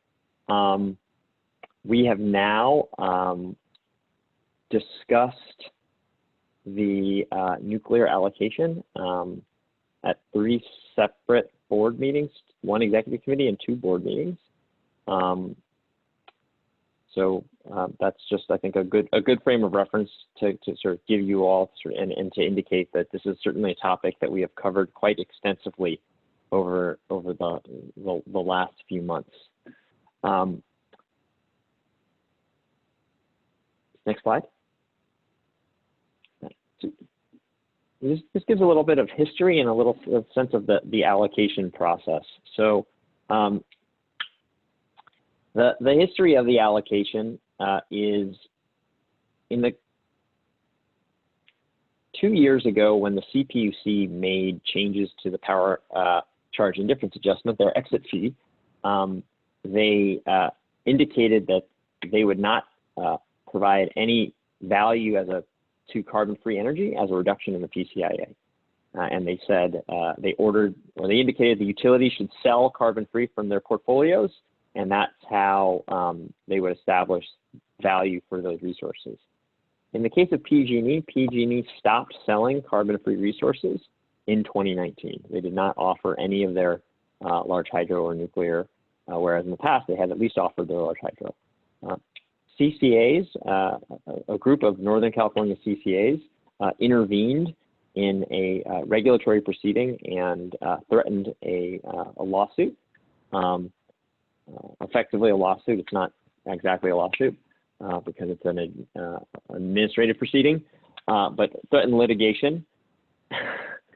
And as a part of the closeout of that litigation, the CCAs and PG&E entered into a settlement for the allocation of PG&E's carbon-free resources. The settlement agreement ended up with PG&E agreeing to allocate to CCAs their pro rata share of PG&E's large hydro and nuclear for 2019 and 2020. The expectation is there is a separate proceeding going on at the California Public Utilities Commission to deal with allocations out of PG&E's portfolio for the 2021 and beyond timeframe. And while the details are still being worked out there, our expectation is that an allocation will occur for 2021 and beyond. Where we are today is, given the timeline of this allocation, our expectation is that the California Public Utilities Commission will approve the final parameters of this settlement, and that PG&E will start being able to allocate out of its portfolio sometime in mid-May. And they will allocate just whatever is generated by their large hydro and their nuclear for the balance of the year to the CCAs that accept allocation. These are, in period B, which is the relevant period for us, you see these are projected allocations based on historical output from their dams and Diablo Canyon. Next slide. This gets us to, sorry, I'm looking at my computer in here. So this is the status of other CCA's actions on the nuclear allocation. As you'll see, it's quite mixed. A number of Bay Area CCAs have accepted both the hydro and the nuclear. So San Jose, Silicon Valley, which serves Santa Clara County, but City of San Jose and the City of Santa Clara. Monterey Bay Community Power serves Santa Cruz, Monterey, San Benito County, and parts of San Luis Obispo and Peninsula. Clean Energy, which serves San Mateo County, they all accepted. The Clean Power Alliance, which is the CCA serving LA and Ventura County, approved only the large hydro, but they also modified their procurement policy, actually, in a way, in a very similar manner to what you all have done on item 11. MCE Clean Energy, which is a CCA serving Marin, Contra Costa, and Napa, and parts of Solano County, approved only hydro with, I believe, the expectation that they would revisit nuclear later. And then Placer County accepted both. Valley Clean Energy, which serves Yolo, accepted only the hydro. And CalChoice, which represents a number of Southern California CCAs, approved both. This is not every CCA. These are the CCAs that we are aware of that have taken action on this. So there may very well be other CCAs that have taken action that we are just simply not aware of. But from a overall customer standpoint, this is the vast majority of customers served by CCAs are served by the CCAs listed here. Next slide.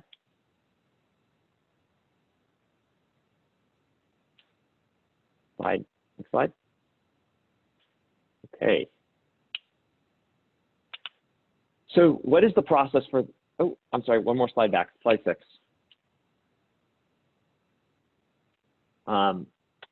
So what is the process for the allocation? So EVC accepts an allocation of either hydro and nuclear or just hydro.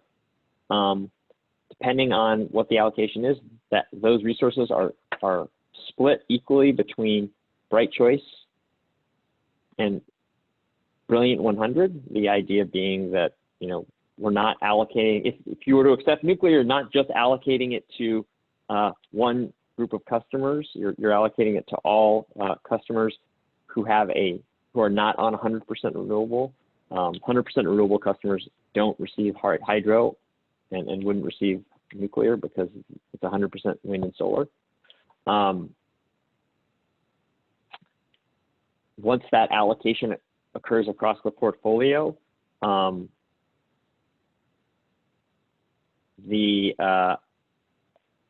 that would flow through. Because we have approved the procurement floor, but there's very little implication on our overall budget of accepting the nuclear allocation or not. There's a small budget impact because if you do accept the nuclear and it is allocated partially to Brilliant 100, you do reduce some of your Brilliant 100 procurement costs. But because a small number of our overall customers, around 15%, are on Brilliant 100, the overall procurement impacts are small. You'll note them later, but it's $1 million or so a year. Next slide. So now we get to our options. Option A, option B. Option A is to accept both the hydro and the nuclear. As you can sort of disregard the if procurement floor approved versus maintain 85% carbon free because the procurement floor has been approved. You'll note, I guess, slightly over $1 million. But for Brilliant, there are some incremental cost savings, and they are to Brilliant 100. It's an incremental cost savings of $1.6 million on top of the little over $11 million that was referenced in the last presentation. And our expected carbon-free content, if we were to accept option A, would be, for an illustrative full year, would be 73.6% carbon-free, and that is if we accept the nuclear. Option B is the hydro, is accept only the hydro allocation. You still have some cost savings to Brilliant 100 because the hydro allocation is shared between Brilliant 100 and Bright Choice, so you do reduce some of your Brilliant 100 procurement costs by $500,000. Here, because we're not accepting the nuclear and we're not backfilling for that nuclear, our expected full year carbon-free content would be 50.3%. So those are the two options. Next slide.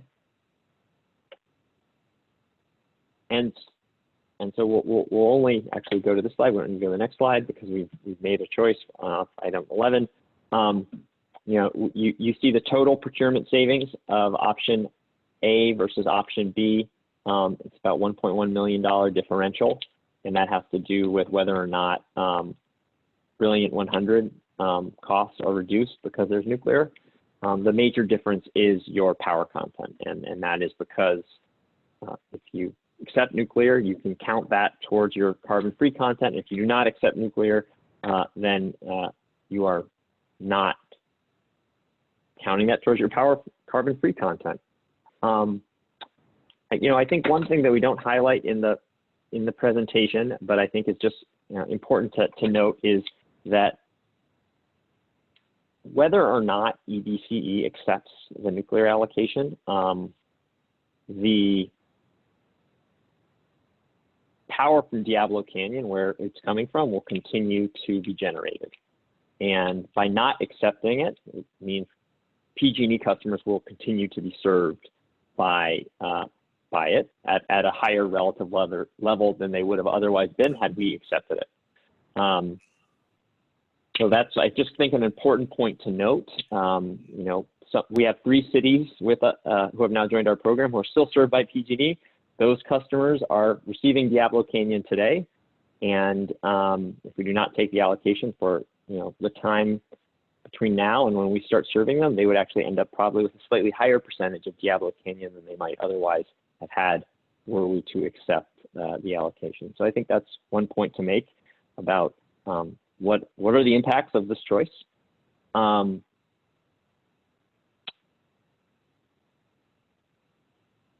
And I think I will leave it at that. Stephanie, I will hand it back to you.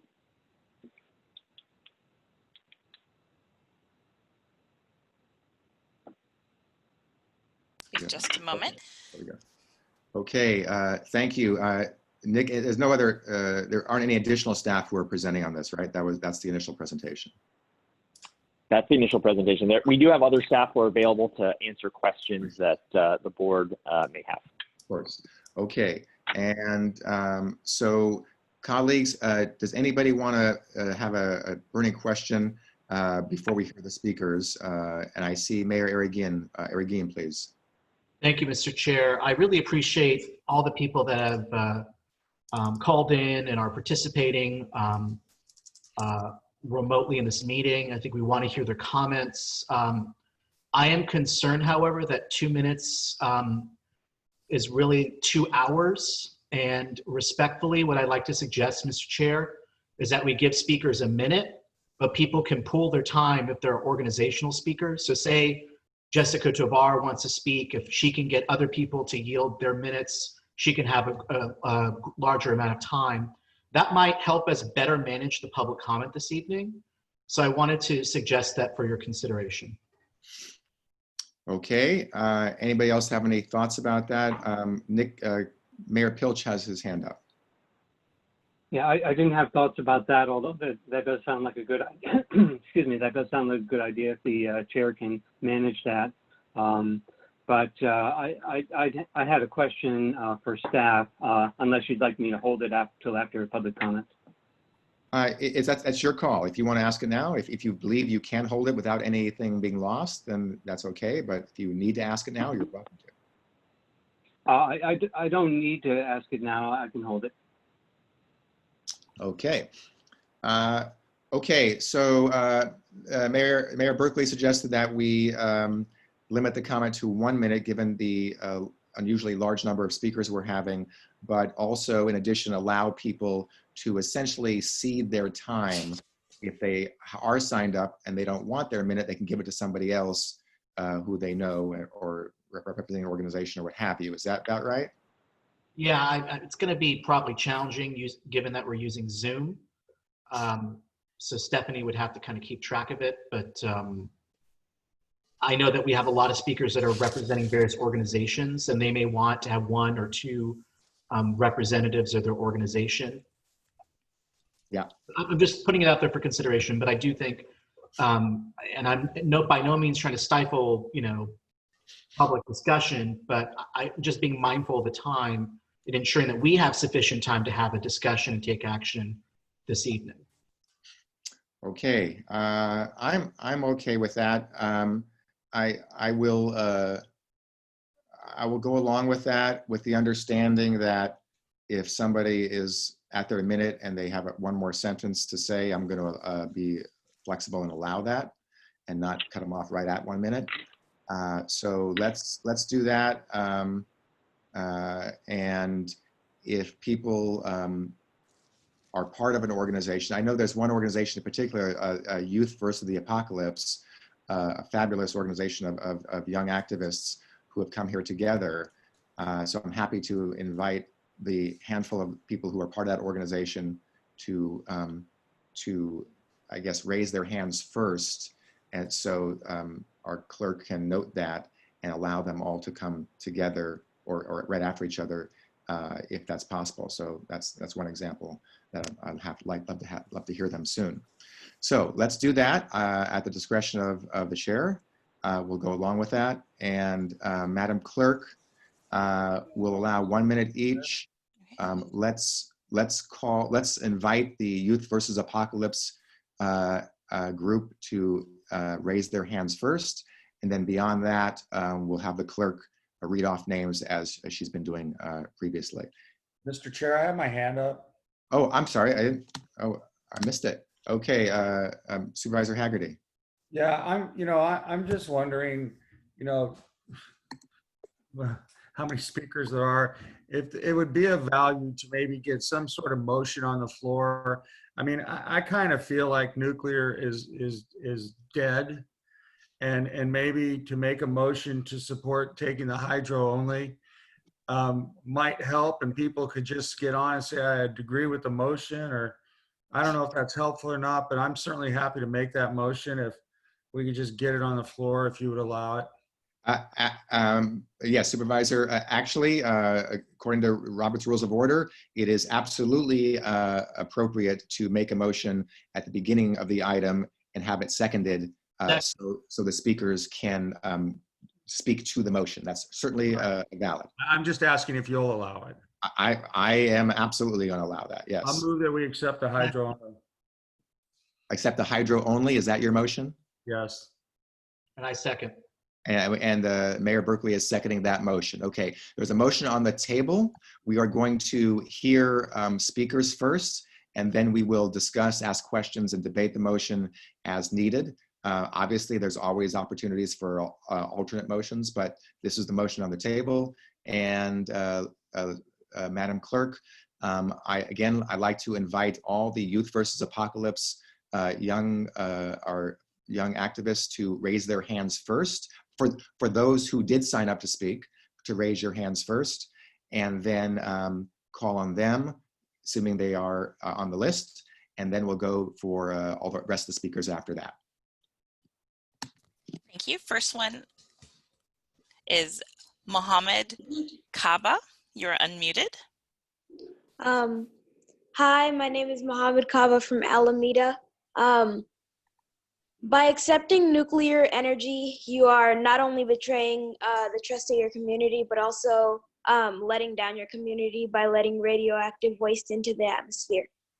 This may be cheaper to run, which may be more affordable, but at the same time, it will cost us our futures and our planet.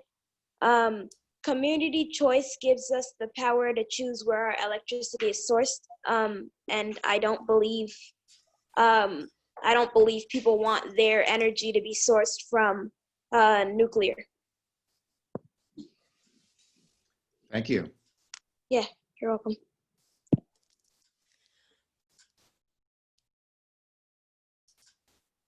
Okay, Carolyn Knorr is unmuted. Can you hear me?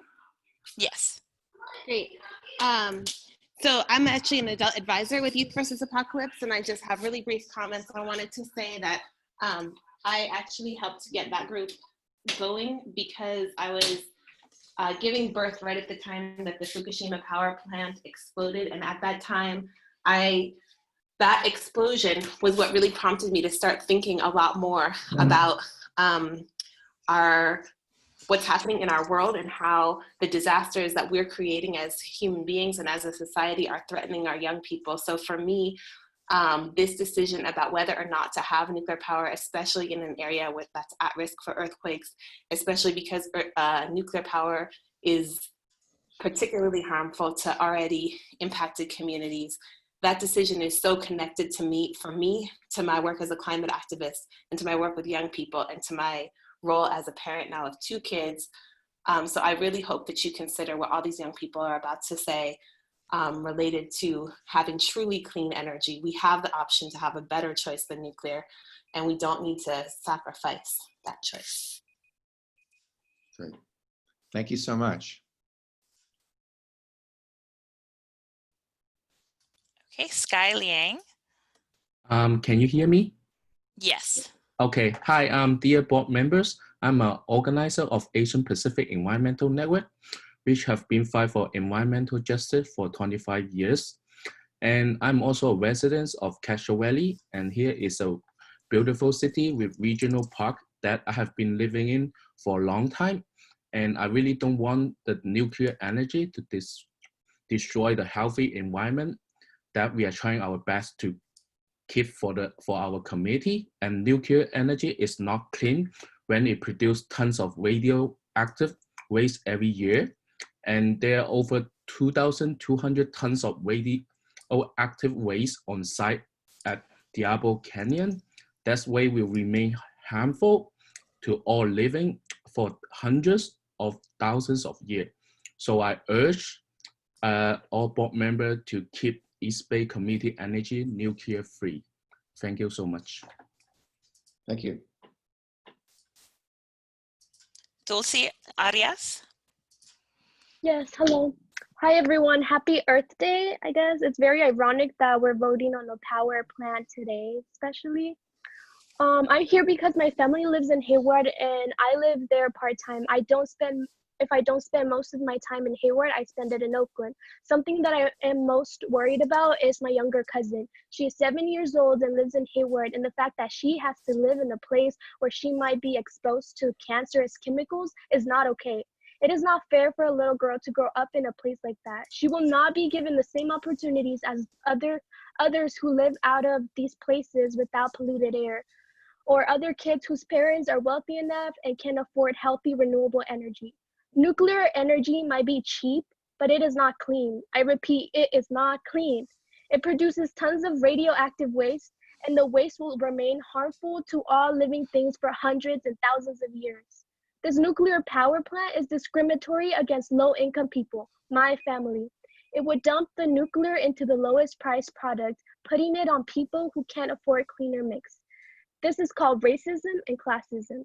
To those board members who say that they want to create positive change in the city they work for, this is not the path there.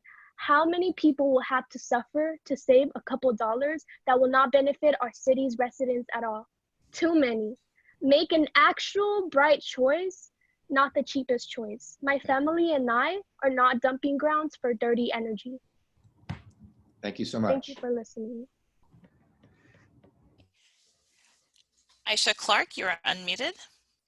Hi, my name is Isha Clark and I'm 17 and I am a senior in high school in Oakland and I'm also part of YVA. I am a young girl of color from a frontline community and frankly, I am very disappointed and hurt by the previous pass of action item 11. And I truly hope that you will vote wiser in this action. I understand that there are financial burdens, but I ask you, what is the cost of my life, of my health, of my community? And is it worth putting citizens' lives at risk to save money? Nuclear energy is a false solution to climate change. It is environmental injustice and it is environmental racism.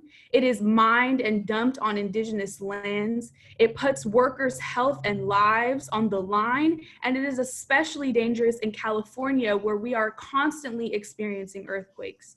I am asking you to reject any and all forms of nuclear energy from PG&E. Protect me and my future. Protect my community.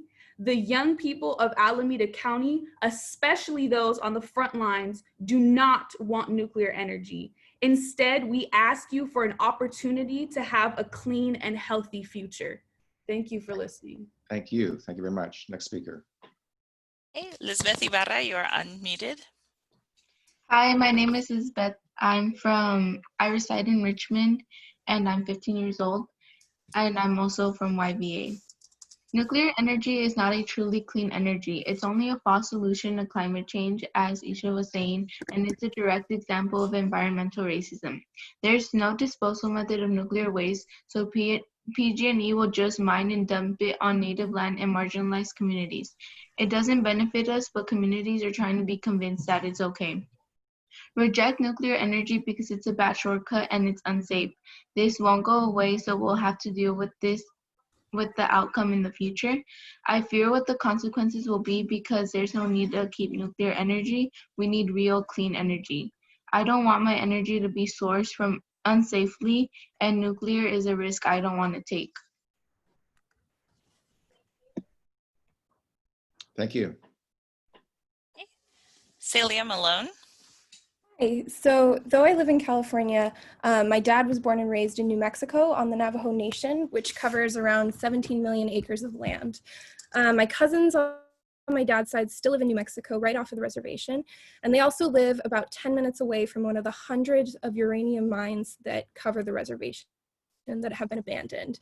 A little history: from 1944 to 1986, nearly 30 million tons of uranium were extracted from Navajo lands by companies like the United Nuclear Corporation.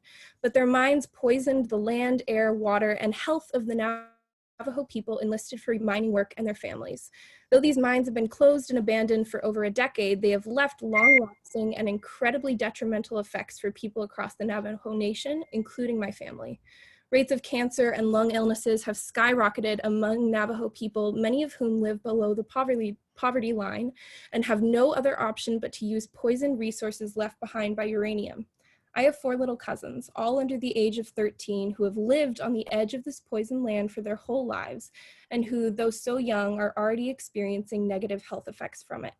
Prevent nuclear energy from taking over the East Bay like uranium mining did on the Navajo Nation, and help children like my cousins have a livable future in the East Bay where environmental racism cannot run its course. And please don't let history repeat itself. Thank you. Thank you. Catherine Funes, you're unmuted.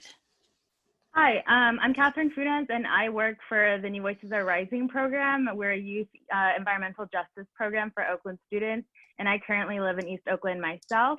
Myself and the Oakland youth I work with want real local clean energy to create community benefits like clean energy jobs, community wealth, and affordability, and continue to fight climate change and community needs at the center, these communities being majority low income and of color. We are against nuclear energy sources that further damage our environment and threaten marginalized communities, and against the notion that nuclear energy is clean. Accepting nuclear energy into the mix would be a betrayal of community trust, especially youth trust, who are continuously excluded from these decisions that impact their future the most, and depend on your decision today to help ensure both EVCE remains true to its mission and that they have a healthy and livable environment in the future. Thank you. Thank you.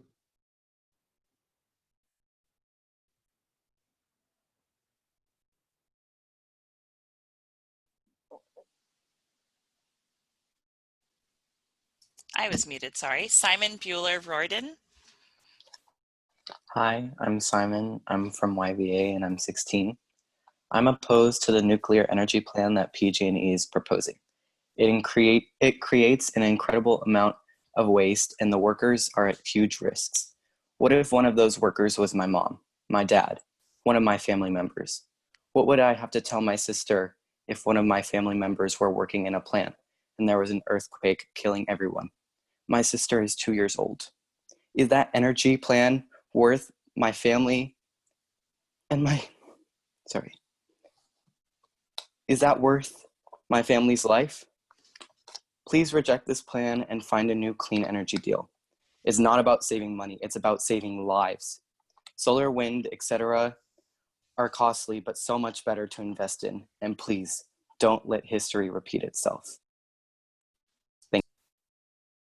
Thank you. Okay, so now from this point, so Stephanie, you'll be reading names, maybe 6 or 7 at a time or whatever you want to do, and then people will raise their hand if they hear their name. Is that right? That is correct, yes. Okay, thank you very much, appreciate it. And I just want to thank Stephanie, our clerk, who does an amazing job for this organization, not just during meetings, but every day that she's working, and the entire rest of the staff as well. But just want to send our collective appreciation to your good work. Thank you. Anna Olivia Eldred, Cynthia Landry, Karina Pielia, Sarah Usher, Pete Wawode, and Steve Ongirth. And we're going to give Anna Olivia 2 minutes. She's a member of the advisory committee, and I know she had some things she wanted us to share. Thank you very much. Can you hear me? Yes. Yes.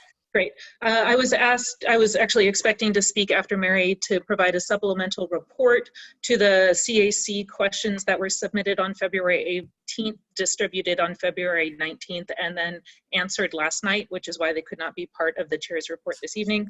I do want to address something that CEO Chassett said, and while the power will still be generated no matter what we do, and those customers still served, the end result will actually result in an increase in net greenhouse gas emissions as presented in staff's initial presentation of this item. And while that does make it easier to compete with PG&E, it is far far from what we are ultimately striving for. Also, Diablo has been replacing PG&E has been replacing its renewable production with its nuclear production, its kilowatt hour production dropping by more than half from 22,000 kilowatt hours in 2016 to over 10,000 in December 2019. I had a conversation with Todd yesterday, which I'm incredibly grateful for. The various questions primarily reflected that many of our questions did not have answers, and that some of those answers provided in the past were actually based off of analysis of only the interim allocation and not the one going forward.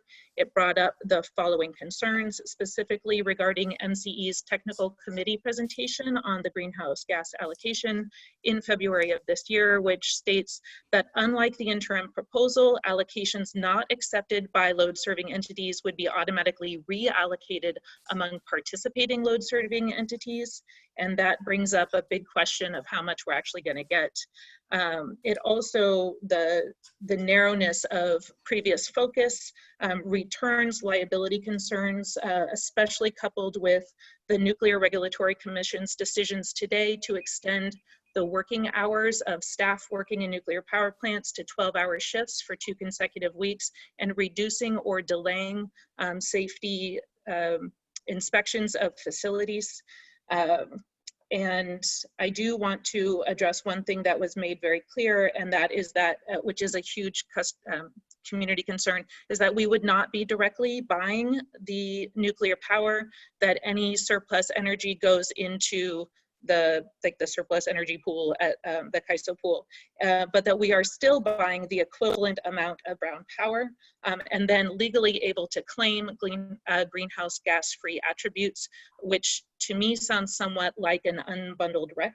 So we may have just created an unbundled NEC, but to alleviate some concerns that we would not be directly purchasing that power.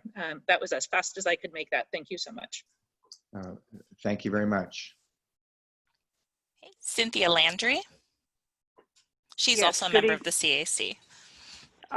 Good evening, board members. I do not support the accepting the allocation of nuclear energy for all the reasons that have been previously articulated. However, I do support option B, which is the acceptance of large hydro. The staff frames the question that accepting nuclear comes down to a trade-off between having nuclear and lower greenhouse gas emissions, or not having nuclear and accepting higher greenhouse gas emissions. I say that that's a false statement. We can lower our greenhouse gas emissions by simply adding more local renewable energy, wind, solar, and battery storage. Secondly, I want to say that the acceptance of nuclear energy would, in my mind, put a damper on our vision and our brand of a cleaner energy. We are not PG&E. We are community choice. And we want the greenest, most renewable energy that we can afford.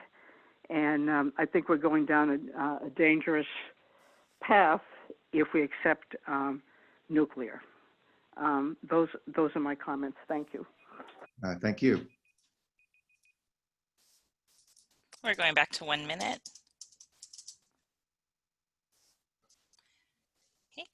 Pete, you're unmuted. Thank you. I'm opposed, but I'm going to cede my time to Bob Gould from Physicians for Social Responsibility. Thank you. Thank you. Last call for Cornelia Palea, Sarah Usher, Stephen Orengath. And Madam Clerk, we had one more, I got a note, we have one more person from, a young person from Youth versus the Apocalypse, Samara Nuno. I may have mispronounced the last name. If you could move this person up to the top, allow them to speak. Certainly. Okay. Okay, Samara, you are unmuted. Hello, can you hear me? Yes. Okay, thank you. My name is Samara Ichel Nuno. I'm 12 years old. I live in Oakland, and I'm with Youth versus Apocalypse. I wanted to say, with all due respect, that you made a promise to us that you would use clean energy. Nuclear energy is dangerous and non-renewable, the opposite of clean. You're selling this energy as the bright choice because it costs less, but at what expense?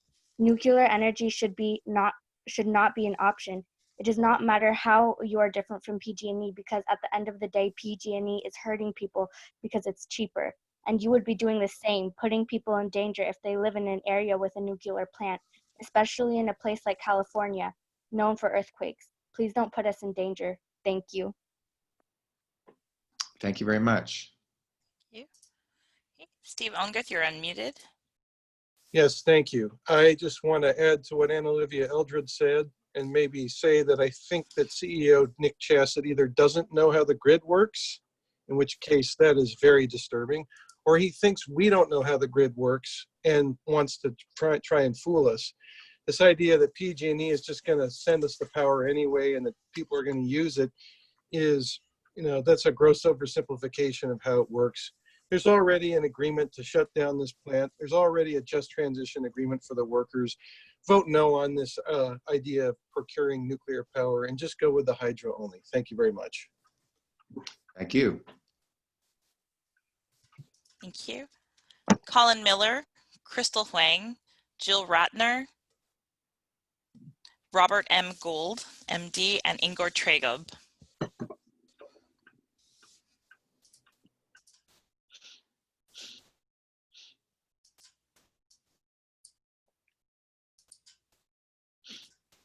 Okay.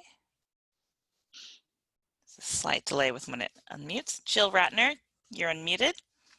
Thank you very much. I would like to thank the supervisor very much for moving the motion for to accept only hydropower. I also want to say Happy Earth Day to everybody. And I think that accepting only hydropower is clearly the best way to celebrate Earth Day, given what we're facing right now. So it would be a real breach of faith with the community to take nuclear into the mix. And I very much appreciate the fact that it looks like that's not going to happen. So thank you very much. Hey, Robert Gould, you're unmuted. I'm sorry, it's Crystal Huang, you are unmuted. Thank you, Madam Clerk. Board Chair, board members, and staff, Happy Earth Day. And special gratitude to Supervisor Haggerty's comment. My name is Crystal Huang from People Power Solar Cooperative. We represent 70 member owners, live, work, and play in the EBC territories, along with 24 more member owners across California who are concerned about this issue that impacts their communities as well. California has been phasing out nuclear energy, and this is PG&E's sneaky way of keeping their nuclear plant in business and charging us for skyrocketing costs. As a partner of EBC and awardee of the Community Innovation Grant, we look forward to advancing EBC's local development goals with you. We look forward to creating a real path to bring wealth, health, and jobs in your communities with you. We support East Bay Clean Power Alliance's call for a nuclear-free East Bay community energy program. Thank you for everything you do. Thank you, Robert Gould, you're unmuted. Hi, my name is Dr. Bob Gould. I was a pathologist for over 30 years at Kaiser Hospital in San Jose, and then until 2012, and then joined the UCSF program on reproductive health and the environment at UCSF School of Medicine. However, I'm speaking today officially as president of the San Francisco Bay Area chapter of Physicians for Social Responsibility, or PSR, representing hundreds of physicians and other health professionals throughout the greater SF Bay Area, and for the health of our patients and communities, in opposition to the proposal to utilize nuclear energy as part of the clean energy portfolio.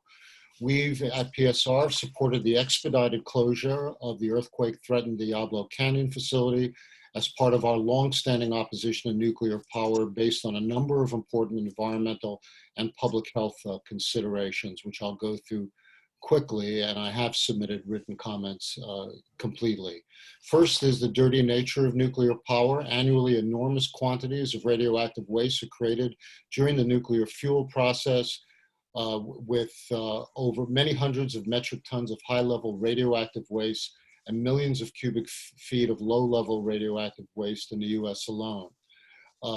Tens of thousands of metric tons of highly radioactive spent fuel already have accumulated at reactor sites around the US, for which there is no permanent repository, vulnerable to catastrophic accidents or attacks that will remain harmful to all living things for hundreds of thousands of years.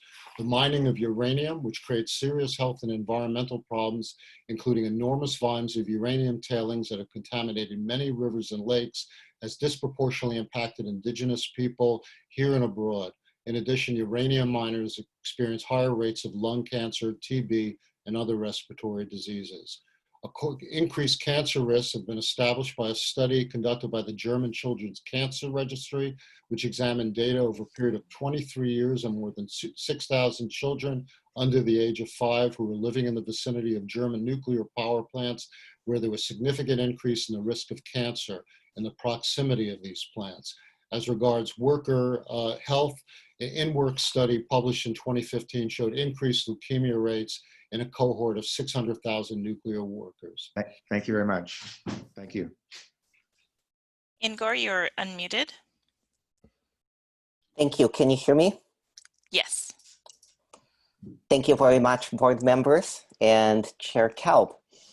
I am speaking again on behalf of the Sierra Club, and I would like to voice appreciation off the bat to Supervisor Hegarty and Mayor Arriguin for your motion and second to take nuclear off the table.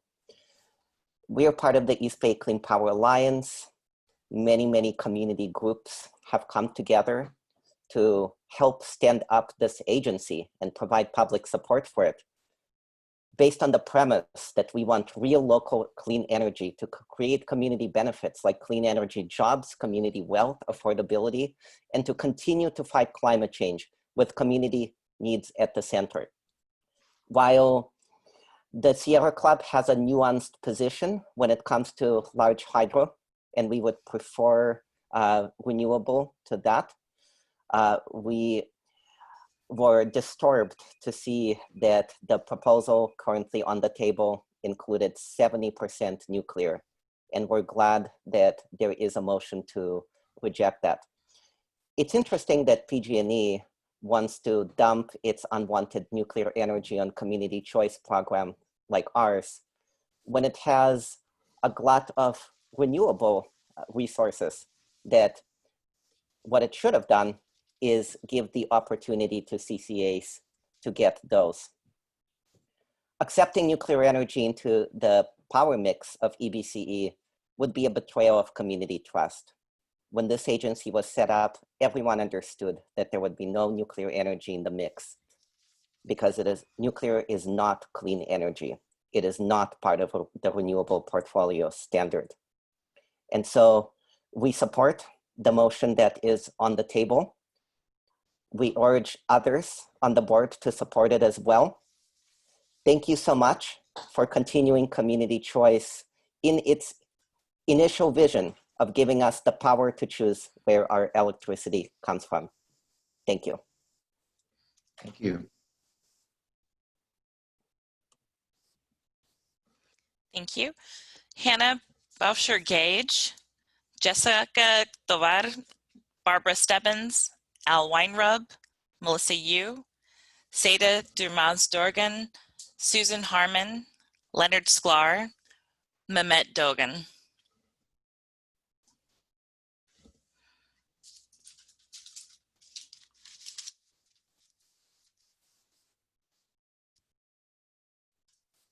Okay, Barbara, you are unmuted. Okay, hi, I'm going to take Larry Kelp's 1 minute as well.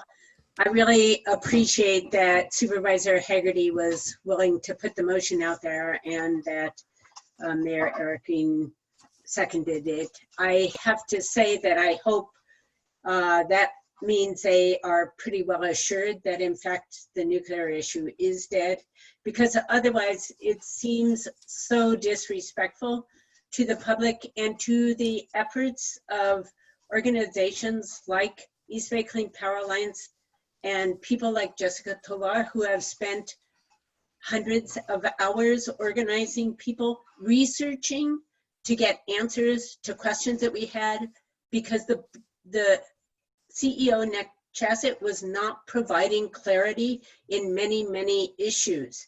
And this, I really want to emphasize the fact that you, the board, you make the decisions. It's hard because you have other things that you are responsible for. And I know it's difficult to be able to feel like you really are on top of these issues.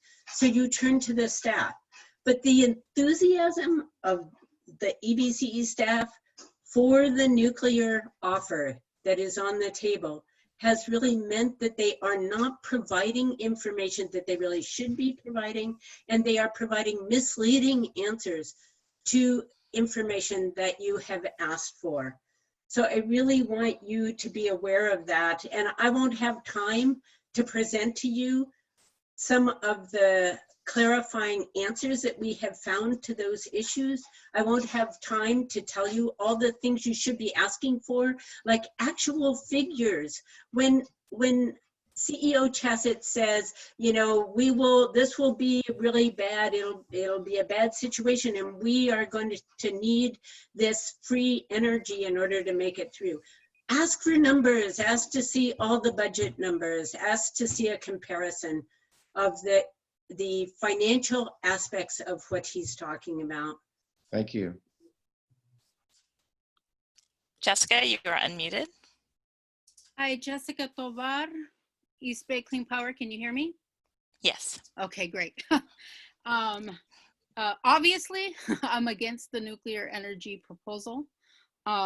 We have over 60 organizations that are part of the East Bay Clean Power Alliance. Last time I looked, we had about 470 or so people that signed on to our petition against nuclear and East Bay community energy. You know where I stand on this. I think that, you know, the community has spoken. They are evidently against nuclear energy and East Bay community energy. Let's keep our mix free of nuclear energy. That's what we need to do for the East Bay. We need to set the precedent that we've been setting of investment of local clean energy, and we should not hinder our reputation by adding nuclear. Thank you. Thank you. Al Weinreb, you're unmuted. Thank you, Al Weinreb with the East Bay Clean Power Alliance. I'm very short. John Gieselman, who is an executive director of the California Energy Commission and also a past member of the governing board of the California Independent System Operators, sent you all a letter in which he explained why Diablo Canyon nuclear power is a huge liability for PG&E. So PG&E needs to dump its nuclear energy, and the only place to dump it and also recover its cost is by dumping it on community choice programs. So the ability to sell nuclear energy to community choice is crucial to PG&E's ability to profit from Diablo Canyon at ratepayers' expense, including the PCIA. And this is the basic motivation of PG&E's nuclear offer. In other words, by accepting to buy nuclear energy from PG&E, East Bay Community Energy is playing into PG&E's game plan. We know that PG&E has been attempting to kill off community choice programs from day one. Just another half minute. Everyone must recognize by now the kind of corporate criminal that PG&E represents. PG&E selling nuclear energy to East Bay Community Energy is like Bernie Madoff offering junk bonds to naive investors. why would anyone think that accepting cheaper junk energy from our arch corporate nemesis would be to East Bay Community Energy's advantage? Thank you, Al. Reject this. Thank you. Mehmet Dogan, you're unmuted. Hello, my name is Mehmet Dogan. I'm an Oakland resident and a postdoctoral researcher in the physics department at UC Berkeley. I think the board shouldn't accept nuclear power from PG&E. We've all been experiencing how vulnerable we are as a society to disruption. The institutions we thought were foolproof have failed miserably in the past couple of months, leading to unnecessary suffering and unprecedented economic disaster. Yes, with nuclear energy, the risk may be low, but when things go wrong, they go really wrong. And as we've been seeing with the pandemic, we have a tendency to be overconfident in ourselves and how our decision makers manage risk. As a physicist, I appreciate the potential of nuclear energy, but I also appreciate the enormous risk that comes with it, which is why we should keep EBC nuclear free. Thank you. Thank you. Seda Dermans-Dogan. Hi, can you hear me? Yes. Yes, Jada Durmaz-Dogan again with Local Clean Energy Alliance. I think the board should say no to nuclear. And when you first introduced this nuclear deal and in the discussions up until this month, you kept saying that this is a one-time deal. And then we found out that the word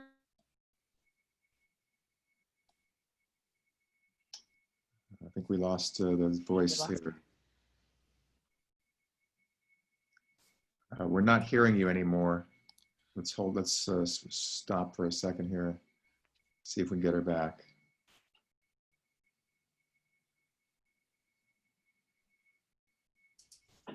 It seems to be. I think she may have lost connection on her end. Okay, well, if she comes back in, let's give her another chance to talk. Okay.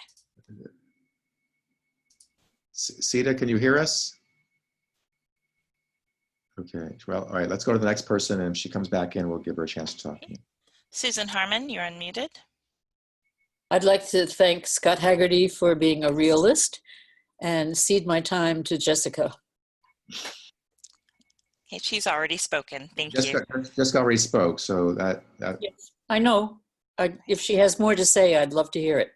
Okay, yeah, thank you, Susan. Thank you. I'll unmute Seda one more time.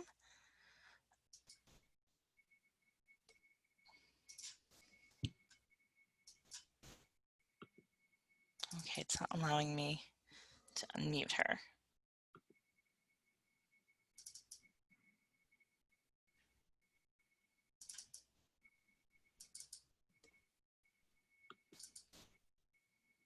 Okay, I'll give that a moment. And thank you all listening to be, I appreciate everybody being a little tolerant with the technological problems. We're all facing these in all our jurisdictions and public and private meetings. And so thank you for your patience. Thank you. Next, I'll go to Hannah Bauscher. Hannah, it'll be just a moment. I need to promote you to panelist. The version of Zoom you're using is not allowing me to unmute you.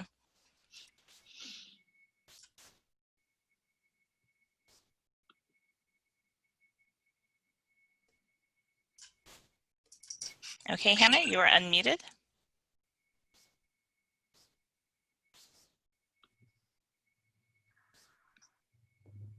Hello. Hello. Yes, Hannah, you are unmuted. We can hear you. Good evening. Thank you for the opportunity to speak. My name is Hannah Boucher-Gage, and I'm a resident of Oakland, California. To the earlier point that this is a purely financial decision, it is dangerous to ignore the fact that financial decisions also have social, ecological, and health impacts. As a global community, we are experiencing the detrimental effects of making decisions strictly on their financial merits and ignoring the impacts on the health of our communities and our ecosystem. It may be true that few planned to leave this mess to future generations, but the reality is we have, so it is our responsibility to do as much as we can to remedy these decisions while we still can. As has been mentioned by earlier speakers this evening, putting the disproportionate burden of extending the life of Diablo Canyon on frontline communities in the name of affordability goes against the East Bay Community Energy's responsibility to protect people, not polluters. Choosing polluters, in this case, taking nuclear energy off the hands of PG&E, will break the trust of the community you serve. East Bay Community Energy has offered us the power to choose clean energy to power the East Bay as the board considers whether or not adding nuclear to our energy mix is necessary to meet our climate goals. I think that we, the community, have made ourselves clear. We ask you to keep East Bay Community Energy nuclear free. Thank you. Thank you.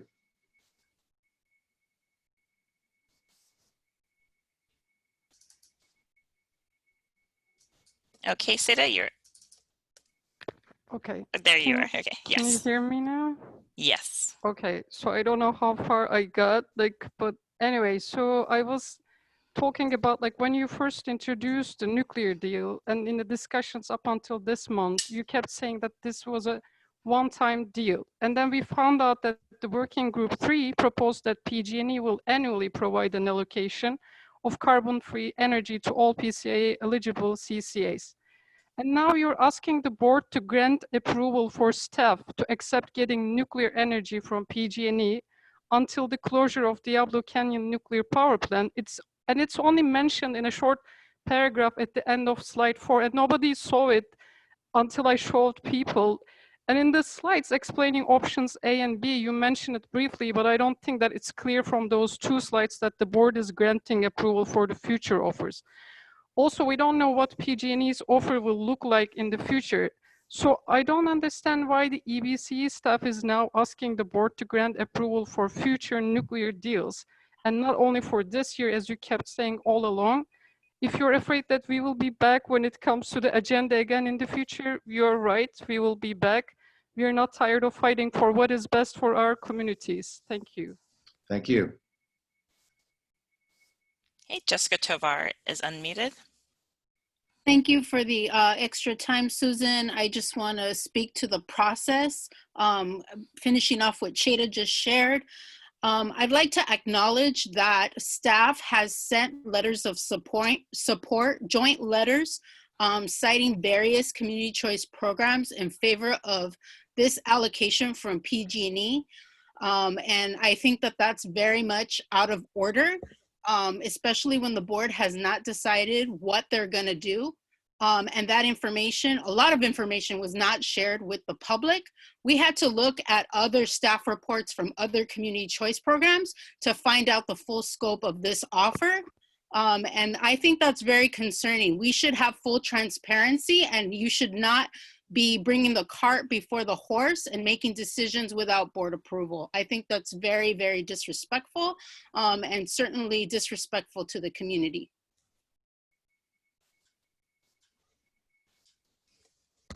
Okay, should we call some other speakers? Yes. Last call from Melissa Yu, Leonard Sklar. New speakers, Benjamin Zank, Lincoln Oliver O'Neill, Cynthia Papermaster, Mari Rose Taruk, Larry Chang, Samara Nuno, Semri Gonin, and Stefania Widger.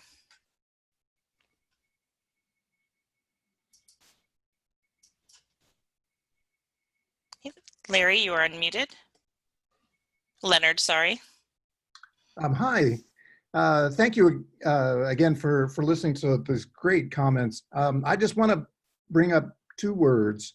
One is resilience, and the other is leadership. Again, I'm a professor of geology and also a civil engineer. And the problem of carbon and having carbon-free fuel is not limited to carbon. We can't just solve the carbon crisis by creating other problems for our public health. Biofuels is an example of bad trade-offs like that. And then leadership, I'm really proud to be a customer of EBCE. And this decision really is about showing leadership. But I just want to say that it's a false argument to say that the Diablo power is going to be sold no matter what. That's ceding the leadership to PG&E. We need to continue to lead, and thank you very much for voting for the nuclear-free choice. Thank you. Hey, Mary Rose, you are unmuted. Hi, can you hear me? Yes. Wonderful. Good evening again. I'm Mary Rose, the coordinator of the Reclaim Our Power Utility Justice Campaign, working with tens of thousands of Californians from low-income communities, environmental justice communities who demand a just transition to a utility system that doesn't poison us or burn us down.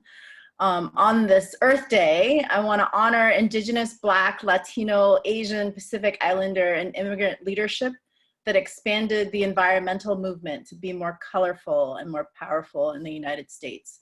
And given my 25 years of environmental justice organizing, I want to lift up Principle 4 and Principle 6 of the 17 Principles of Environmental Justice that's almost 30 years old, as a way to remind you that nuclear energy is dangerous and is not a clean energy option. Principle 4 says environmental justice calls for universal protection from nuclear testing, extraction, production, and disposal of toxic, hazardous waste and poisons, and nuclear testing that threaten the fundamental right to clean air, land, water, and food. Principle 6 says environmental justice demands the cessation of the production of all toxins, hazardous waste, and radioactive materials and that all past and current producers be held strictly accountable to the people for detoxification and the containment at the point of production. And so our campaign urges the board to reject this nuclear option from EBCE or anywhere. California is on a bold path to solve climate change with clean energy, and this involves decommissioning our nuclear generating facilities from San Onofre to Diablo Canyon.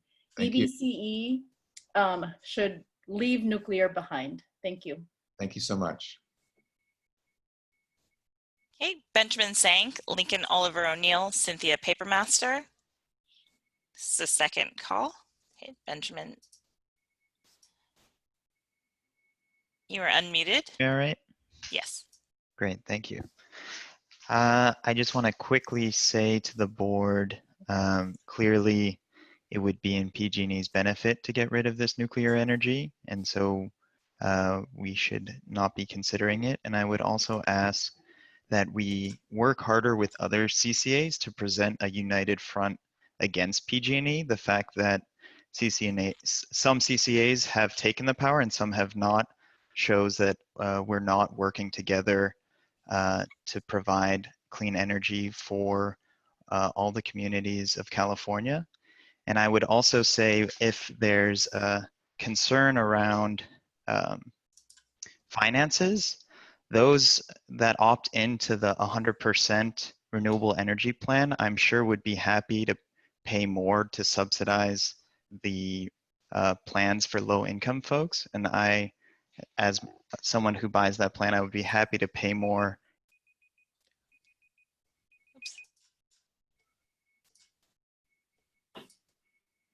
Thank you. Lincoln Oliver O'Neill, you're unmuted. Hi, my name is Lincoln Oliver O'Neill, and I'm with the Sunrise Movement Bay Area. I live on unceded occupied Ohlone territory, known as Berkeley, California, and I'm here today to urge you to vote against the nuclear allocation. Young people today know what is at stake in this decision. We live in a world that has been poisoned by reckless energy decisions. Opting for a system that runs on cheap energy has led to a great unraveling in this world. As a community choice program, I ask that you step up and rededicate yourselves to the world you want your children to inherit. Even without an earthquake, nuclear radiation harms workers, surrounding communities, and the environment. And EBCE was created on the backs of community members organizing around their vision for a local clean energy revolution in Alameda County, a nuclear-free energy revolution. Instead of accepting this power plant, I chime in with Benjamin Zank, and I urge you to fight back. Work with the other CCAs. If PG&E has linked Diablo Canyon to the PCIA, turn it down and pressure them to reduce the PCIA. This unjust charge is putting EBCE and other CCAs at risk, and this is an opportunity to fight back. I support East Bay Clean Power Alliance call for a nuclear-free East Bay Community Energy Program. Thank you. Thank you. Okay, last call for Samara Nuno, Comrie Gonen, and Stefania Widger. Okay, we'll go Coco Pelia, Pete Albert, Margie Lewis, Lawrence Abbott, Alita Dupree, and Lalo Noor.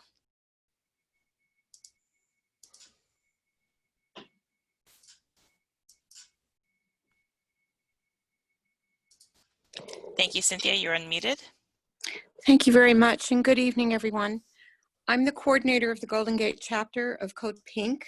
Code Pink is working with environmental justice groups to force PG&E to close Diablo Canyon in 2020 to coincide with the closure of reactor number 1 for refueling in the fall.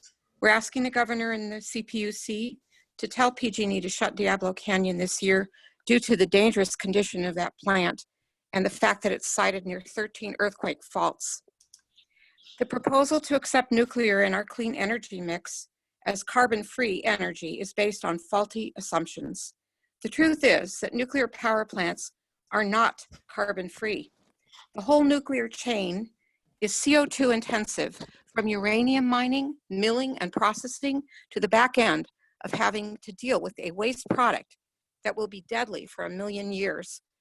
And there is no solution for the disposal of nuclear radioactive waste. The other truth is that nuclear power plants release radioactive gases and effluents on a daily basis. Nuclear is not clean, it's not green, and we don't want it. Please vote for proposal 2 and refuse nuclear in our clean energy mix. Thank you. Thank you.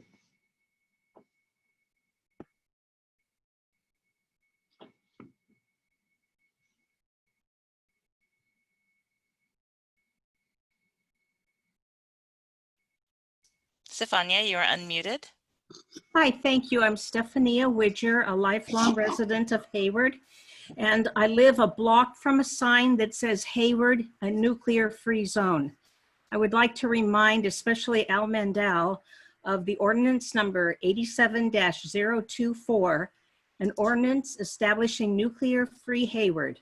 The city council of the city of Hayward does ordain as follows. Section 1, the ordinance shall be known as nuclear-free Hayward. 2, the purpose of this ordinance is to make the city of Hayward a nuclear-free zone to oppose the arms race, to prohibit nuclear reactors, to minimize city contracts with and investments in the nuclear weapons industry, and to oppose nuclear fuel cycle as a whole. This is what we're asking the council to do. And Councilman Haggerty, thank you very much for your proposal. Thank you.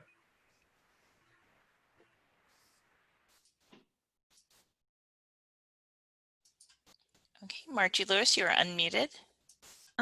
First, I want to say I want to thank Councilmember Haggerty for his proposal, and that I'm 150% against nuclear energy, but I would like to cede my time to Al Weinrub, and if he's not around, then Cynthia Papermaster. Both speakers have already gone. You would leave them 40 seconds.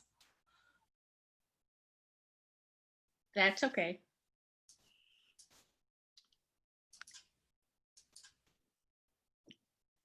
Okay, Alita Dupree, you're unmuted. Thank you, Chair Calvin, members. Alita Dupree for the record. This is my first time with you. Good to be here. And this is very, very important. And many thanks to Supervisor. What happened there? Okay. Okay. There you go. Can you hear me now? Yes. Yeah. I'll start over. Thank you. Chair Cal, members, Alita Dupree for the record, first time here. Good to be here. Again, I support and am thankful for Supervisor Haggerty's motion for the hydro allocation only. The work of this agency is nothing short of legendary, and I was very excited about it when it came online and I began to experience community choice power during my times that I would stay in Oakland. And let this be the beginning of a conversation of being able to access more renewables. I look at the Cal ISO maps and see spot prices of electricity going negative, and reports of curtailment of renewable energy. So let's do our best to increase the renewables available for all classes of customers. Again, vote no for nuclear for a cleaner future. Thank you. Thank you. Thank you. Lawrence Abbott, you're unmuted. Yes, Lawrence Abbott here from San Leandro. So I already spoke about my disdain for nuclear. So I'd really like to express my gratitude for Mr. Haggerty and the alternative motion. But I just wanted to mention, because it is Earth Day, that large hydro has significant problems with it. Also, ultimately, we know that we need to protect wild rivers and get to off-site river storage and flood control. And so that should be our ultimate goal, but I definitely do see large hydro as a real bridge fuel, unlike some of the fake and unacceptable bridge fuels like natural gas and nuclear. So thanks again, and let's work real hard to make Earth Day every day. And to whenever we have to deviate from our goals and values, we should have a values mission statement for EVCE, and we should have proximate mission statement along with our ultimate mission statement, so we never lose track. Thank you. Thank you. The last four speakers are Peter Brown, Henry Knorr, Lalo Knorr, Jim Lutz. Those are the last four speakers. Okay, Peter Albert is back. He was in the first group, so I'll allow him to talk.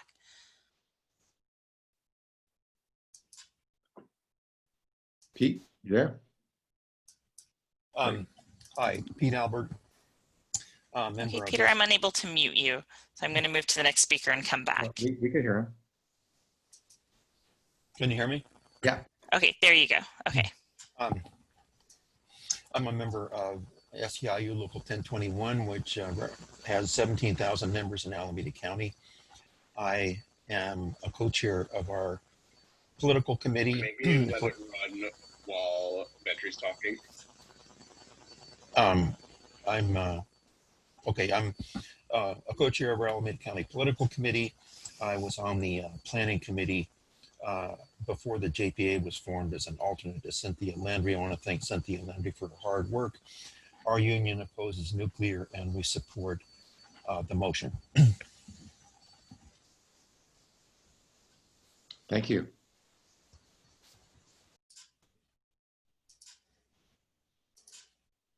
Vetri 2, can you please state your name for the record?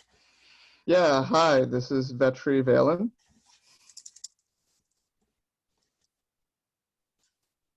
Okay, you're Okay, on. ready? Yeah, great. So, hi everyone, my name is Vetri. I'm a grad student at Cal in physics, and I'm a union member, consider myself a progressive. I think I'm definitely in the minority tonight, but I think that the EVCE should support the nuclear and hydroelectric allocation. Quite simply, you know, I think climate change is the biggest, most pressing existential crisis of our time. I'm scared of what the world will look like in 50 years. Climate change is gonna be a complete existential disaster for us, and I think that it wouldn't be prudent for us to just throw away an amazing source of carbon-free energy, which is nuclear power. My understanding of this proposal is it doesn't actually change how much nuclear power is generated, and so it's more of just a symbolic question. And I think that the East Bay should, in symbolic terms, take a stance firmly on the side of aggressively taking action on climate, and I believe that includes nuclear energy. I think CCAs are great and they're democratic, and as a member of a community, I believe that my opinion is that we should have nuclear power as part of our portfolio. Thank you. Thank you.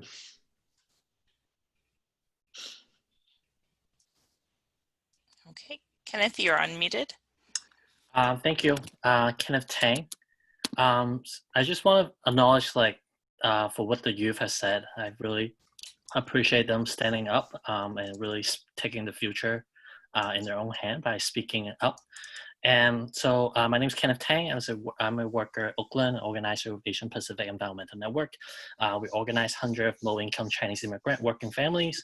We have always supported EPC since the beginning, supporting the community outreach, and highly recommend my constituency to take part of the program because of what EPC stand for.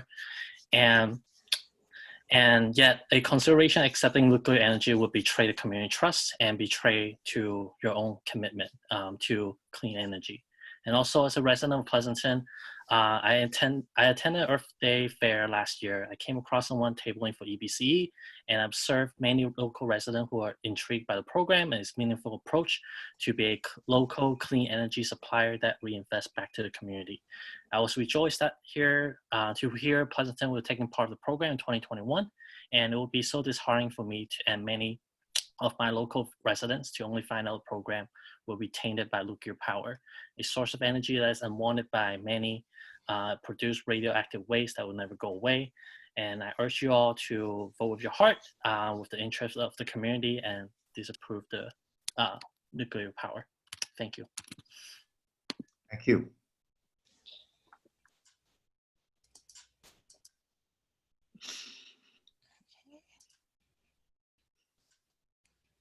Jim Lutz, you're unmuted.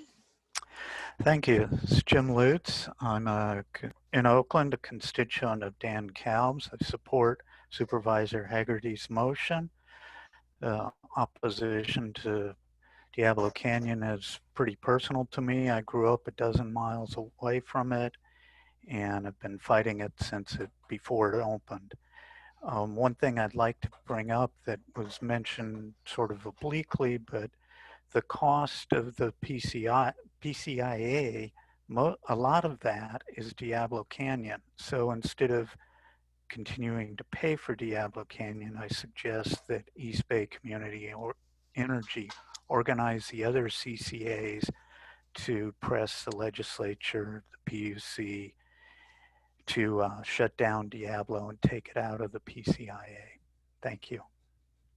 Thank you very much. Thank you. Last speaker, Alan Hanger.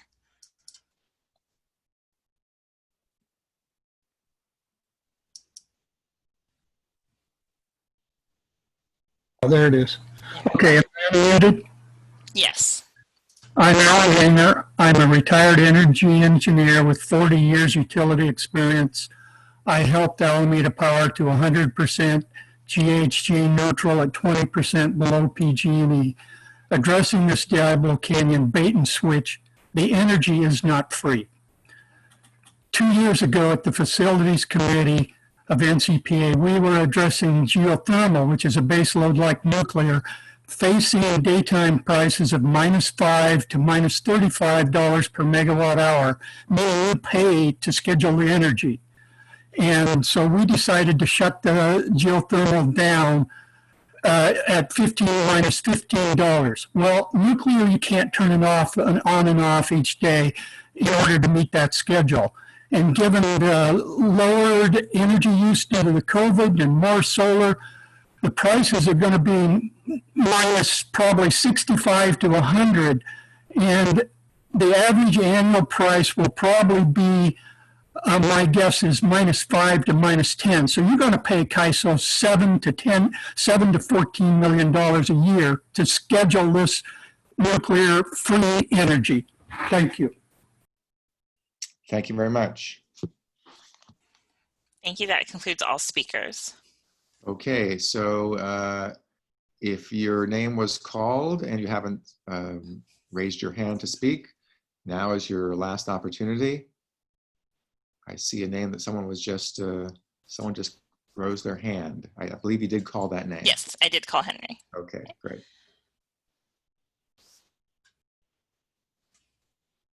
Okay, Henry. Can you unmute? Okay, you are unmuted, Henry.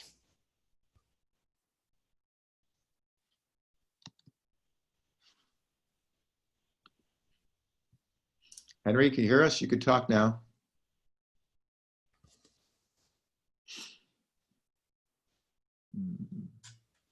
Not getting anything. We're not hearing No. you. Okay.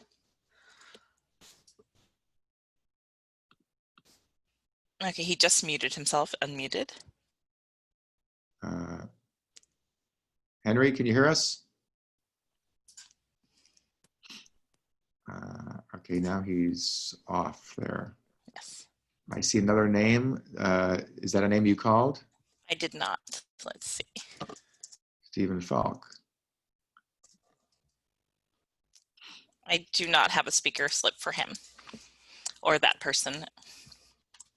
Okay. Is this the last? Well, if this is the last person, I'm happy. I'll give him 30 seconds. Go ahead.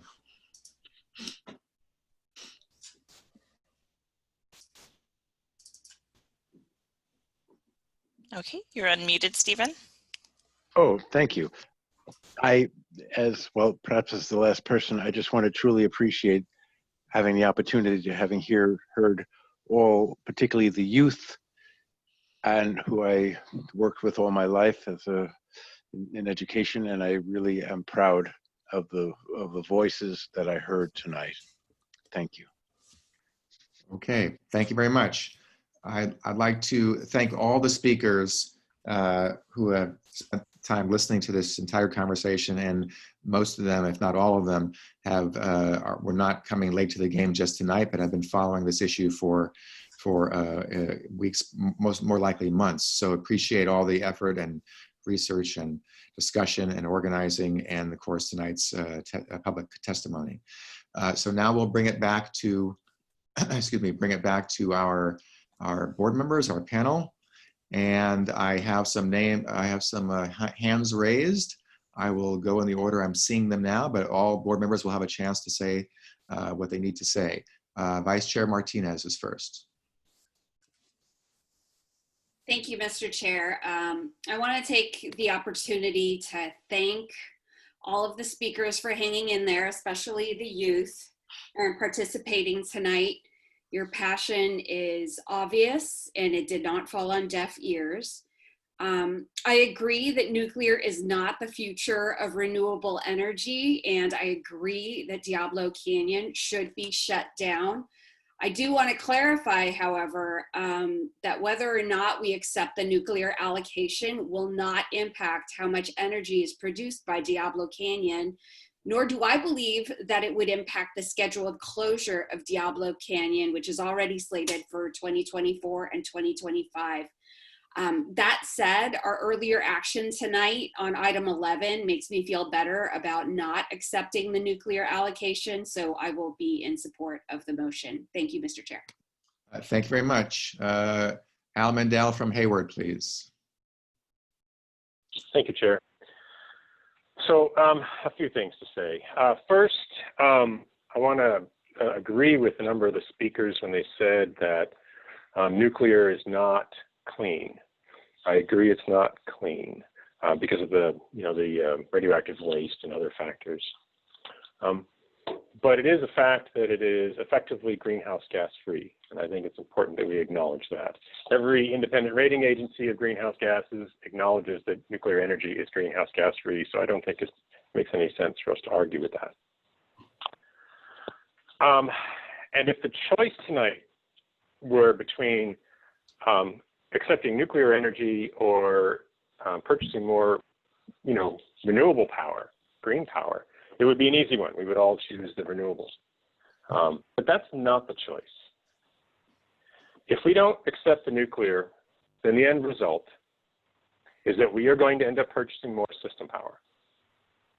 The incremental system power is natural gas. So in effect, the choice that we have before us tonight is between nuclear and natural gas. Natural gas is not clean. I think we can all agree on that. And it is not greenhouse gas free. So from a purely climate change perspective, which I have said many, many times, going back to the steering committee days, is my primary priority. Nuclear is the better option. It's not a great option, I acknowledge, but it's better than natural gas. It's better than fossil fuels.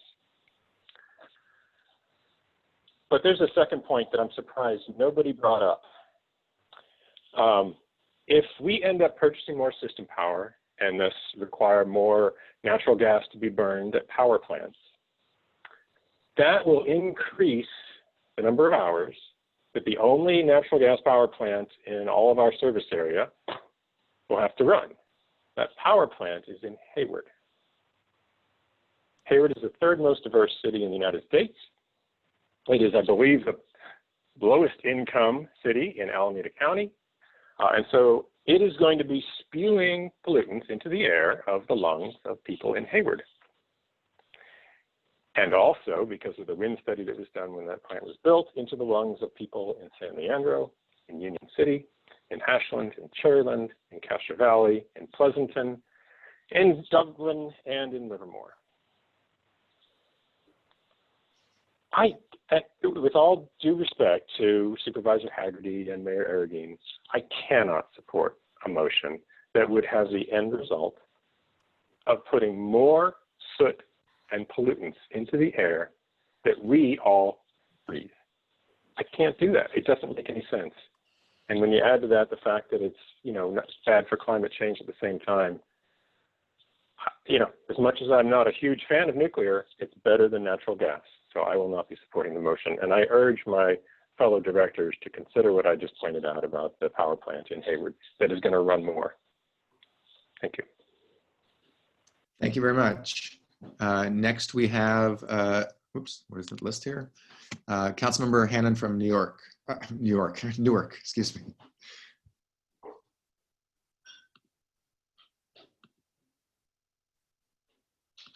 I had a couple questions before I begin, and I want to thank all of my colleagues for all the hard work you've done to get us to this point. I know that Newark is late to the game, but we appreciate all the hard work you've done. Staff, I have a question. So as I look at your chart, it looks like the actual savings, if we were to include the nuclear, would be just about $1.1 million per year. Is that right? Yes, the incremental savings between A and B is $1.1 million. Thank you. Was there any specific reason why our South Bay colleagues agreed to accept nuclear power other than financial? My understanding from my conversations with the CCAs in the South Bay is they accepted nuclear because they wanted to achieve savings and have higher carbon-free content. Thank you. So they looked at the dynamic, and that's what they decided to do. Thank you. I was taken aback by your comment that in accepting the current motion that my city, and which undoubtedly will continue to receive nuclear power, as will my colleagues in Pleasanton and Tracy, the current proposal calls for us to receive just over 23% nuclear power. What would that percentage be if this motion passes in terms of our cities? What would you anticipate our nuclear power to be? Any guess as to what that might be? Yeah, the way we've been looking at it, it's not a perfect comparison, is in 2018, I believe, that's our most recent reporting year, 35 or 37% of PG&E's energy was served by Diablo Canyon. That reflects the fact that many customers have gone to CCAs, and so they have excess Diablo Canyon. The 23.3 kind of reflects if they were to allocate it now back to the CCAs and you were to share it. So I would expect if CCAs were not to accept the allocation, it would be somewhere between just 23.3%, which is what we would forecast, and the kind of high 30s, which is the current or the 2018 value. I'm not willing to accept the current motion that's on the floor. I would be willing to accept an alternative motion that would defer this item for 1 year so that the cities of Pleasanton, Tracy, and Newark can also be part of this nuclear-free zone. But short of that, I'm not going to support the motion. Thank you. Okay, thank you very much. Next is Mayor Pilch from Albany. Thank you, Chair, and thanks to all the participants from the public Yeah, I'm not going to support nuclear. I don't think I want that taint of nuclear power on the content label. And I think we need to listen to the community, and I'm not a supporter of nuclear power. I certainly would never support any more nuclear facilities being built. That aside, I have some comments or some questions for staff. And I'll just read all the questions because maybe you can answer them all at once. It was stated previously that the allocation was essentially free. Forgive me if I'm getting it wrong, but I think that's what was stated at one point. But I think that was optimistic. If it's not essentially free, then what are the implications if we accept neither allocation? What are the implications for our ability to fight the PCIA if we accept any allocation?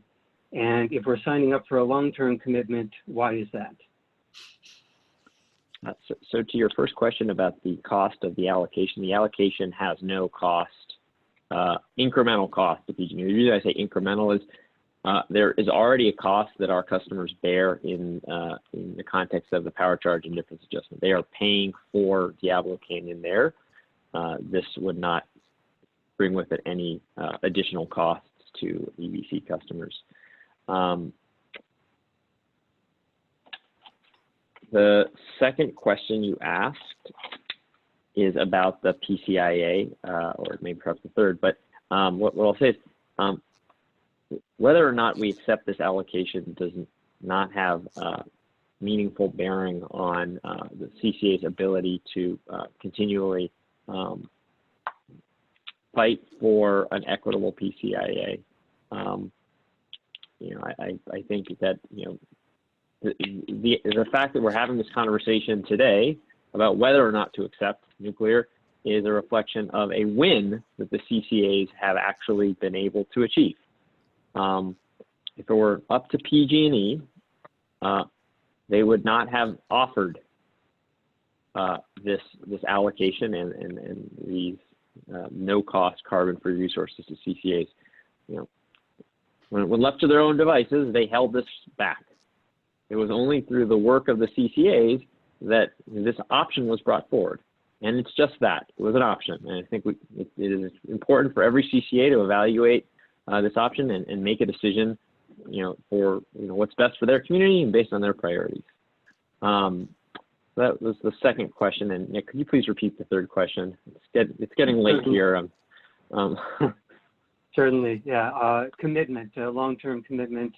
Why? Oh yes, why a long-term commitment? So I think our perspective here is this has been a long, challenging debate, and so we felt like if we're setting policy here, we felt like let's make a policy decision now and not have to revisit this policy again in 6 months when we've made the policy.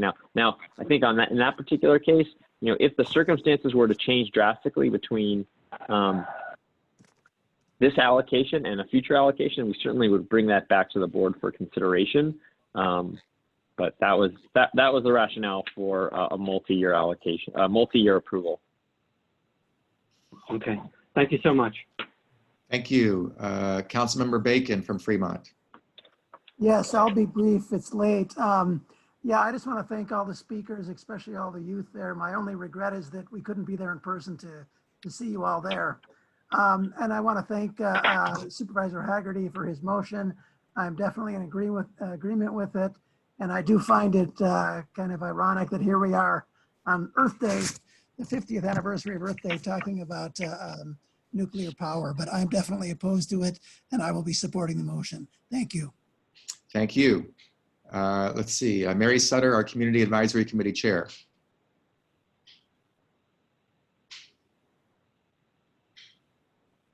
You're still muted there.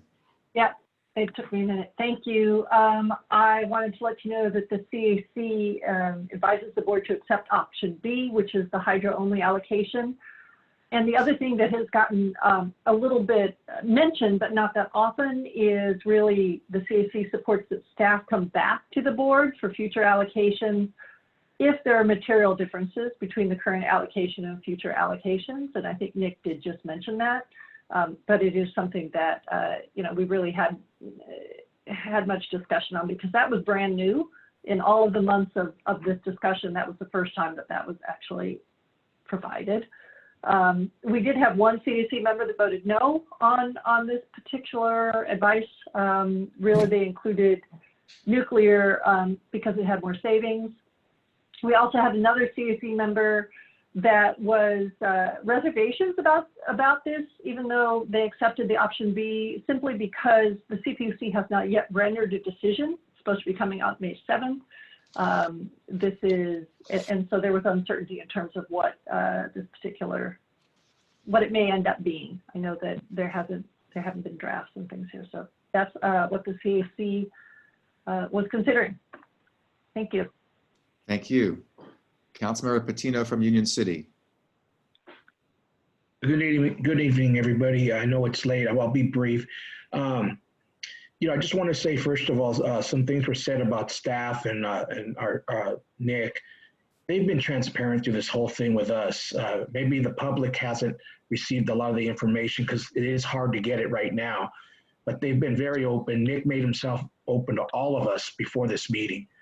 So I'd like to put those things to rest. I mean, they've been great. Staff's been great. Nick's been great.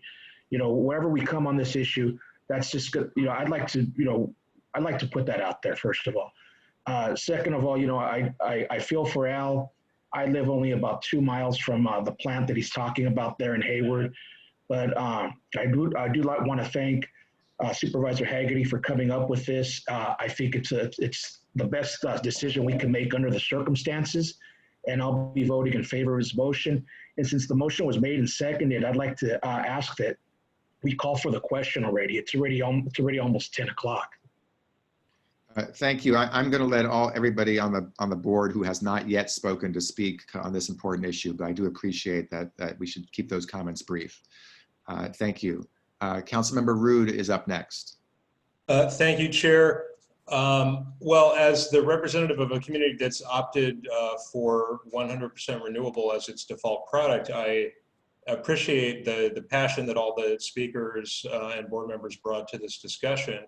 And I feel a bit as though, of course I will defer to the role of the majority because the community I represent does not really have a dog in this fight. And the passions obviously run very strong, particularly on the side opposed to accepting the nuclear allocation and thereby essentially, as I view it, forfeiting $1.1 million, which in the time of this pandemic is, a decision of great consequence for this agency. Let's see. So just to confirm, Nick, for the record, that I didn't see anything in the staff report about this allocation being accepted beyond 2020. Was there something I missed about this lasting in perpetuity? It's not in perpetuity. I believe the way we drafted it was to allow staff to accept the next year's allocation. Can you point me where that is in the report? Because I've Yeah. heard a lot about it and I've read through the report 4 times while we've been talking. I can't find that anywhere in here. So One second, I'm just pulling that up.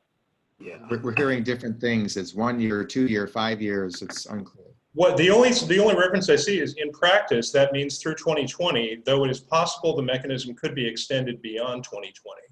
So if there's a need to state the motion in a way that limits it to the end of 2020, I would be happy to offer that as a friendly amendment. I'm looking for, this is Howard, for the specific reference as well. So on slide 4, this may have been a bit of a mix-up between the memo and the slide deck itself.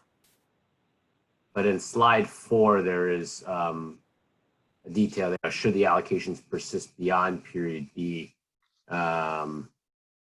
nuclear in 25 would, well, I guess that doesn't necessarily fully speak that, sorry. Maybe a misreference. I didn't realize the slides governed over the memo. No, they certainly do not. They certainly do not.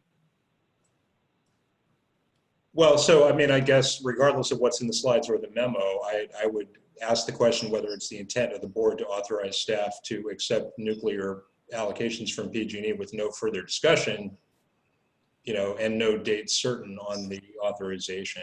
I think those are the main points that I wanted to make. And again, just appreciate the opportunity. I do want to associate myself with Board Member Mendel's remarks regarding the environmental justice issues associated with effectively opting for more natural gas in our immediate community by not accepting the nuclear allocation. Thank you. Thank you. Councilmember Hernandez from San Leandro. Thank you, Chair. Thank you, everybody, for all those comments. Very detailed. It's been quite a few number of months. We've been studying and talking through this, and I did the field trip down to Diablo Canyon, visited, asked all the tough questions that were raised, such as safety around earthquakes, resilience around tsunami, how the exhausted fuel rods were stored, and how they could be re-enriched. And we know there's a process to do so, but there's a federal agreement not to do so. So it stays there. Also brought up, there are plenty of union jobs there at the facility, and that will go away, and there's no real path to shut it down early, as I understand it, because they're now going through that process. And in not accepting the nuclear allocation, then we have to find ways to move this renewable option, more renewable energy quicker, and losing this $1 million. So for me, from a logical financial sense, it seems we should be going in that direction, and then bringing Dr. Mendel's realization that you have that power plant there, and that we will be affected more by the greenhouse gases from this gas plant or other plants, because we're taking away this non-carbon burning facility that I went inside and understand what it's doing. It's running 24/7. You don't want to mess with nuclear. I get it. Maybe right now, not on Earthway, do we take on nuclear, but it's something that was already existing before my time. It's there. It's going to get shut down in 24, 25. And I understand from staff, they've been very informative, had multiple conversations, had a conversation with the Sierra Club, the Clean Energy Alliance. Know there's a lot of community interest in these groups to not take this energy, but I'm also looking at the other side of those who are not in the room advocating for those who may be suffering from us having to do rate hikes and these downward pressures from PG&E. And of course, they're not a good actor. We all know that. But we're in this position that we have to do what's best for the organization to get us to more clean and renewable product. I'm really interested in looking at alternative motion to accept option A, but I don't know if that support's there and the will for that at this time. But at least we'll look at the hydroelectric option to bring some savings to East Bay Community Energy. And maybe we'll look at this again, maybe in the following year. Who knows? But, I really do appreciate that. I think we all are trying to do what's best for the community. We want to not impact our vulnerable communities, provide cleaner energy that is carbon-free, and understand that some CCAs have accepted both sides of the house.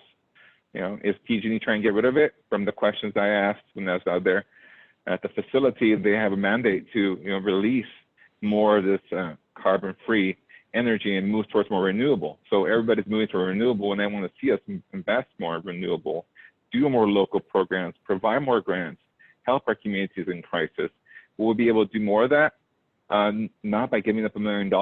And so, I don't want to say I'm not going to support it. I want to make sure we move ahead, and we are a cohesive group that we're trying to do best for the community. And as previous comments, maybe it's not a straight line, our goal, but more, we do have a goal. We do have a true north. And is it maybe not perfect where we're at? No.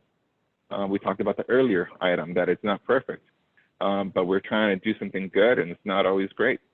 And that's the path forward. I'll support Supervisor Haggerty's motion, but I just want to make sure my points are there, that I think we have to really look at it from the nuclear is not a terrible option, but are we producing enough renewable energy to really offset that loss that we're going to have, and we're going to be burning more gas. So I want to make sure this board's aware of that, and I think you are. And those fear motions, those fear concerns, I validated, understood them, and I'm not afraid. I think I'm confident, and there is risk. Of course, anything we do, there is waste in anything we do. As right now, we're not driving our cars, so great, we're not driving our cars, and that is a positive thing for the environment. And so how we can get there, more slow streets, but what Oakland's doing in San Francisco, those ways are going to be also important to really make an impact. And those are my comments. Thank you. Thank you, Councilmember Hernandez. Councilmember Monroe from Livermore. Well, I really appreciate what Councilmember Hernandez said.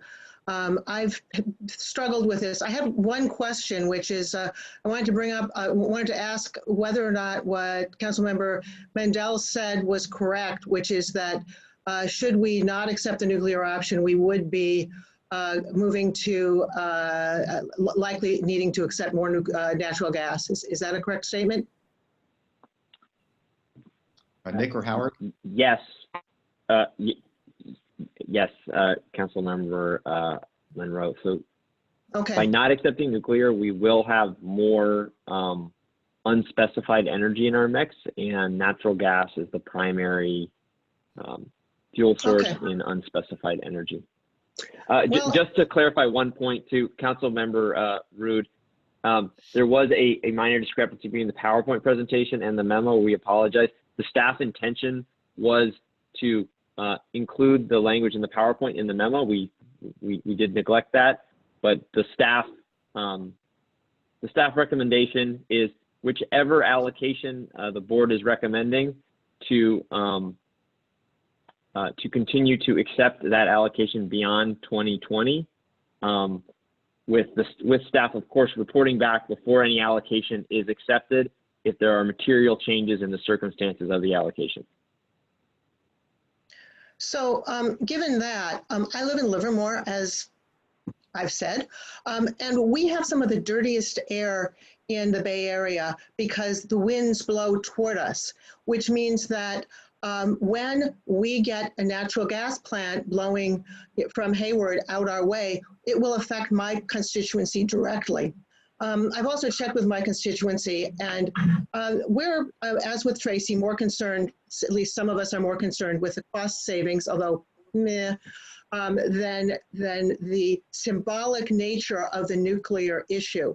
I personally am much more concerned with the actual environmental problems with dirty air that are real, as opposed to the symbolic nature of the nuclear plant, which is carbon free. So I will be voting no on this. Okay, thank you, Councilmember. Councilmember Penton from Pleasanton, welcome. Jerry, you got to unmute yourself here. Just muted by you. So, okay, my comment's short. It is late. I appreciate Supervisor Haggerty's motion. I understand why he made it. However, I think for Directors Ariola, Hannan, and myself tonight, having to make this decision in our first meeting, it is difficult to take the nuclear option off the table when we understand what we would bring into the portfolio if we don't. So I can support the motion. I would hope that Supervisor Haggerty could accept a friendly amendment that we revisit this in either 6 months or at a time that makes sense, depending on the allocation. If he can't, then I won't be able to support the motion. Thank you, Councilmember Penton. I'm going to say my comments right now, and then after me will be the motioner and the seconder of the motion to give their final comments, and then we'll do a vote. So I'll be brief. First of all, I want to thank again the speakers. I really want to thank the Youth versus Apocalypse young activist organization. They're a great climate action organization, and I've seen them around town and around the Bay Area, and I really appreciate their tremendous work. They are our future leaders. So I want to raise up our applause to them. I've been very clear my entire adult life opposing nuclear power for a variety of reasons, primarily because of the, I guess, inadequate solutions to the storage and safety of nuclear waste. But also, as many of you know, I used to work for the Union of Concerned Scientists for 9 years, and they are a nationally, if not internationally, recognized set of experts, some of their staff, when it comes to nuclear power plants. and the safety questions surrounding nuclear power plants and the regulatory issues surrounding those very same plants around the country. Even though we're only talking about one plant that we already know is going to close down in 4 or 5 years, I'm supporting this motion and definitely opposing the acceptance of nuclear power, because I think it sends a bad message, not only a bad message to our customers who do not expect us to have nuclear power in our mix, but a bad message to decision makers at higher levels of government who around the country are still considering nuclear power in different parts of the country, even parts of the state, as a viable option when it comes to energy needs. And I think it's a bad message to send. I think when any set of elected officials say yes to nuclear, it looks bad and it sends the wrong message, in my opinion, to other elected officials who might make might make future decisions when it comes to additional power, additional energy creation down the road. So those are the reasons why I'm going to support this motion. I would like to say that I think whatever motion we pass, this motion, I presume, it should not be limited to just 1 year, but it should be capped at some number of years, maybe 4 or 5 years at the most, but because should not be indefinite, but it should be limited to more than a year, somewhere between 2 and 5 years, I would suggest. Those are my comments. Happy 50th anniversary of Earth Day to everybody, and I'll now call on Mayor Arreguín, and then after that, Supervisor Hagerty. Okay, thank you very much. I want to thank all the speakers who participated today, particularly the young people. It was very inspiring. Your activism really is an inspiration. I think highlights the importance of us to take bold action to address climate change, and to, particularly given that today is Earth Day. So thank you for your participation. I really am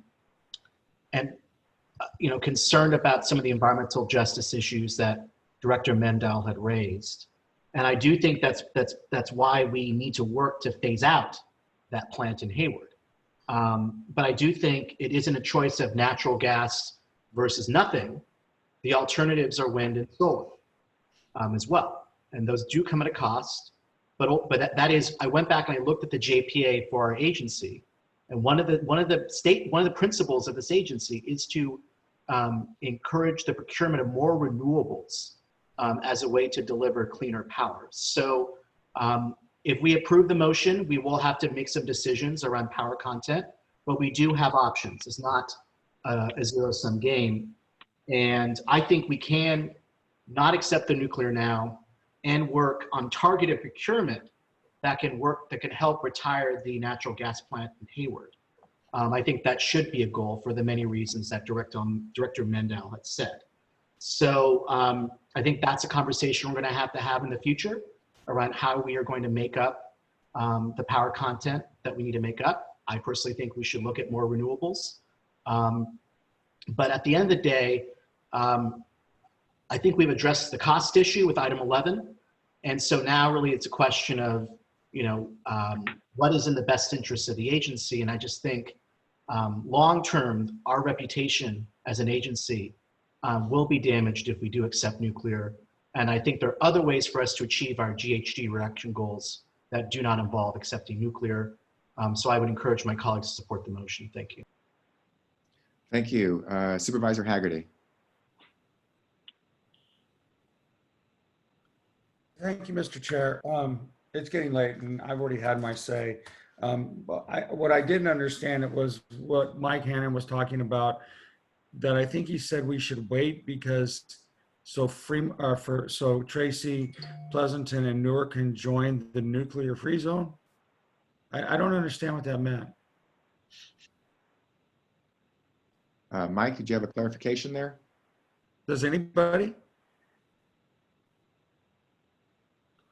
The executive director indicated that in adopting Supervisor Hagerty's motion that the cities of Fremont, not Fremont, Newark, Pleasanton, and Tracy will get a greater percentage of nuclear power than what's called for right now, which is 23%. So what I was asking in terms of suggesting a substitute motion was wait the 1 year so Newark, Tracy, and Pleasanton are on board in terms of the actual energy that we will receive. And at that point, we can vote that we don't want nuclear energy coming into our communities. Right now, we really don't have a say in that matter. Well, welcome to EBCE. You're going to have a say now. I'm going to hold my comments. I'm not really interested in an amended motion right now. I think that, you know, I put the motion on the floor. I think we asked the community to speak to it. I think they've spoken to it. You know, I don't even want to get into the debate about the air moving over, you know, the main source of CO2 moving into the Tri-Valley is from 880 highway, the mobile source. So I think the other issue is a red herring, but I really don't want to get into debate. And Mr. Chair, at this point, I would call for the question. Thank you. We will take a vote now, but I would like to ask Nick some clarification. If the motion that's actually on the floor, what does it mean in terms of beyond this year? Is it the assumption that we are saying, yes, you could continue to the next year or the year after and then report back to us if there's a change? Is it unlimited? I believe that given the way the memo was drafted, it would be for this year only, and we would come back on the topic of allocation. I think while staff, the intention of staff was to have it be a multi-year allocation, the memo was drafted as a single year acceptance. So the motion, as I understand it, would be to accept the allocation of hydro in 2020. Any future allocations we would need to revisit unless the item is further modified. Okay, so Supervisor Haggerty, would you like your motion to go from 2020 and 2021? Hint, hint. What I voted for was what the staff was recommending. So, you know, I think I would ask that we go for what I would say is that, you know, one topic that had been discussed at a previous meeting that I'm not suggesting we bring up now, but may perhaps be something we want to revisit in 2021 is the possibility of selling the nuclear to a CCA that wants it. There may be an opportunity to monetize the allocation and not take it into our mix. I'm not suggesting that we address that for the half year of 2020, but by taking the motion as is, we're dealing with the question at hand, and we can revisit things as the circumstances evolve. And they certainly will evolve because the allocation will change further. I'm fine with that. Okay. That's fine. The reason I say that is I'll be drinking mint juleps while you guys are debating it next time. Okay. Madam Clerk, I see no more hands raised. 1 second, Nick. I'm sorry, Dan, I just want to say one thing. You know, there was a lot of criticism of our executive director, and I appreciate Jamie for bringing this up because, you know, he would have been derelict in his duties if he didn't bring something forward that meant this much money to this agency. And quite frankly, we'd get in a lot of trouble with his board. He did it properly. He brought it to us. He's allowed us to debate it, and now we're going to make the decision. So I just felt there were some attacks that came at him tonight that were just not fair, and I appreciate Jamie for pointing that out first. Thank you. We have a great, our entire staff, they work hard, and I appreciate that. Mike, did you have a last comment?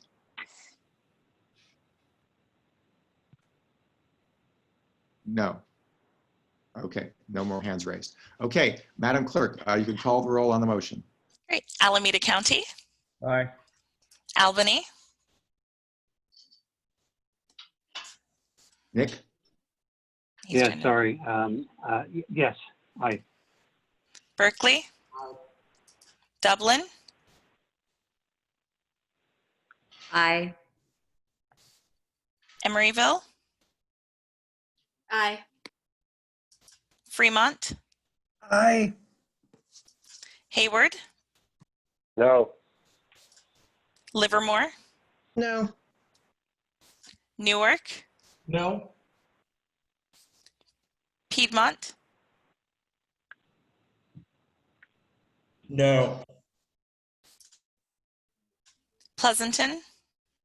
No. San Leandro. Aye. Tracy. Aye. Union City. Aye. Oakland. Aye. One moment while I tally. Could you read the tally, the actual numbers, please? Yes, let's see.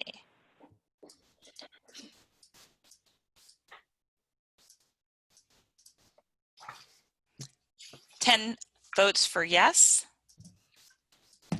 5 votes for no. Okay, and everybody cast a vote who was eligible.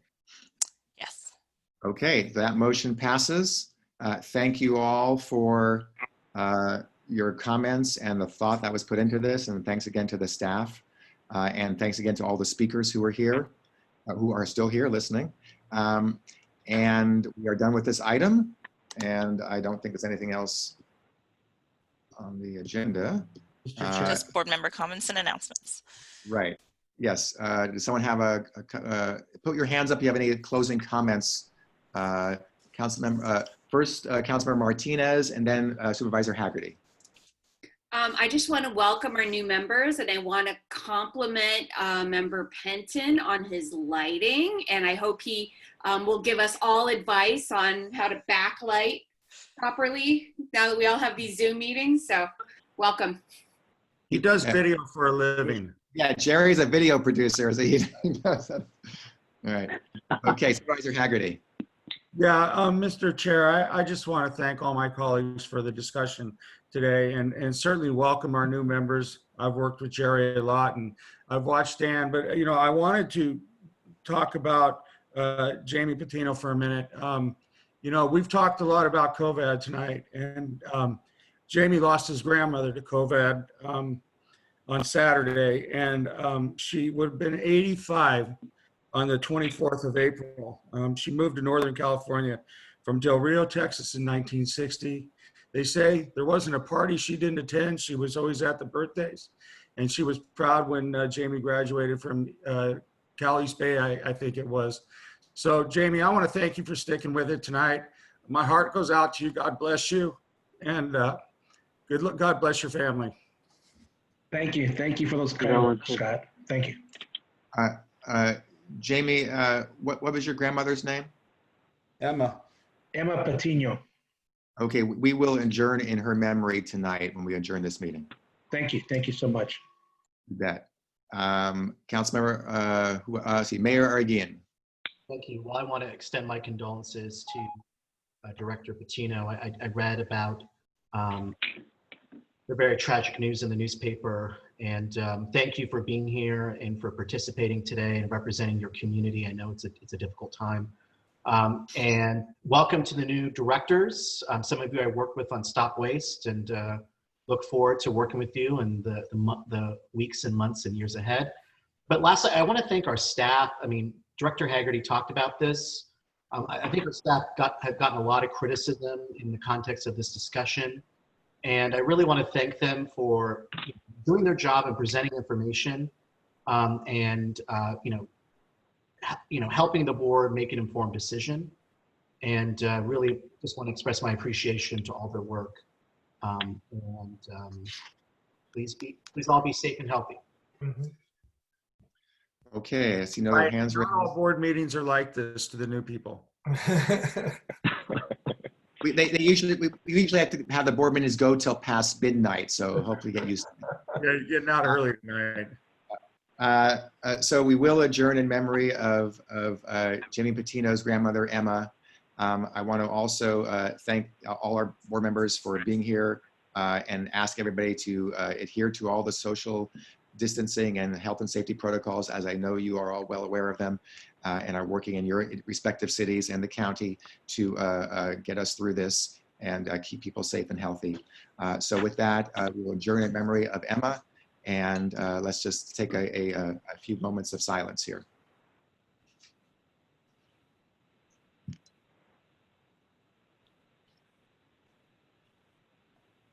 Thank you. We are adjourned. Thank you, Dan. Thank you. Thank you.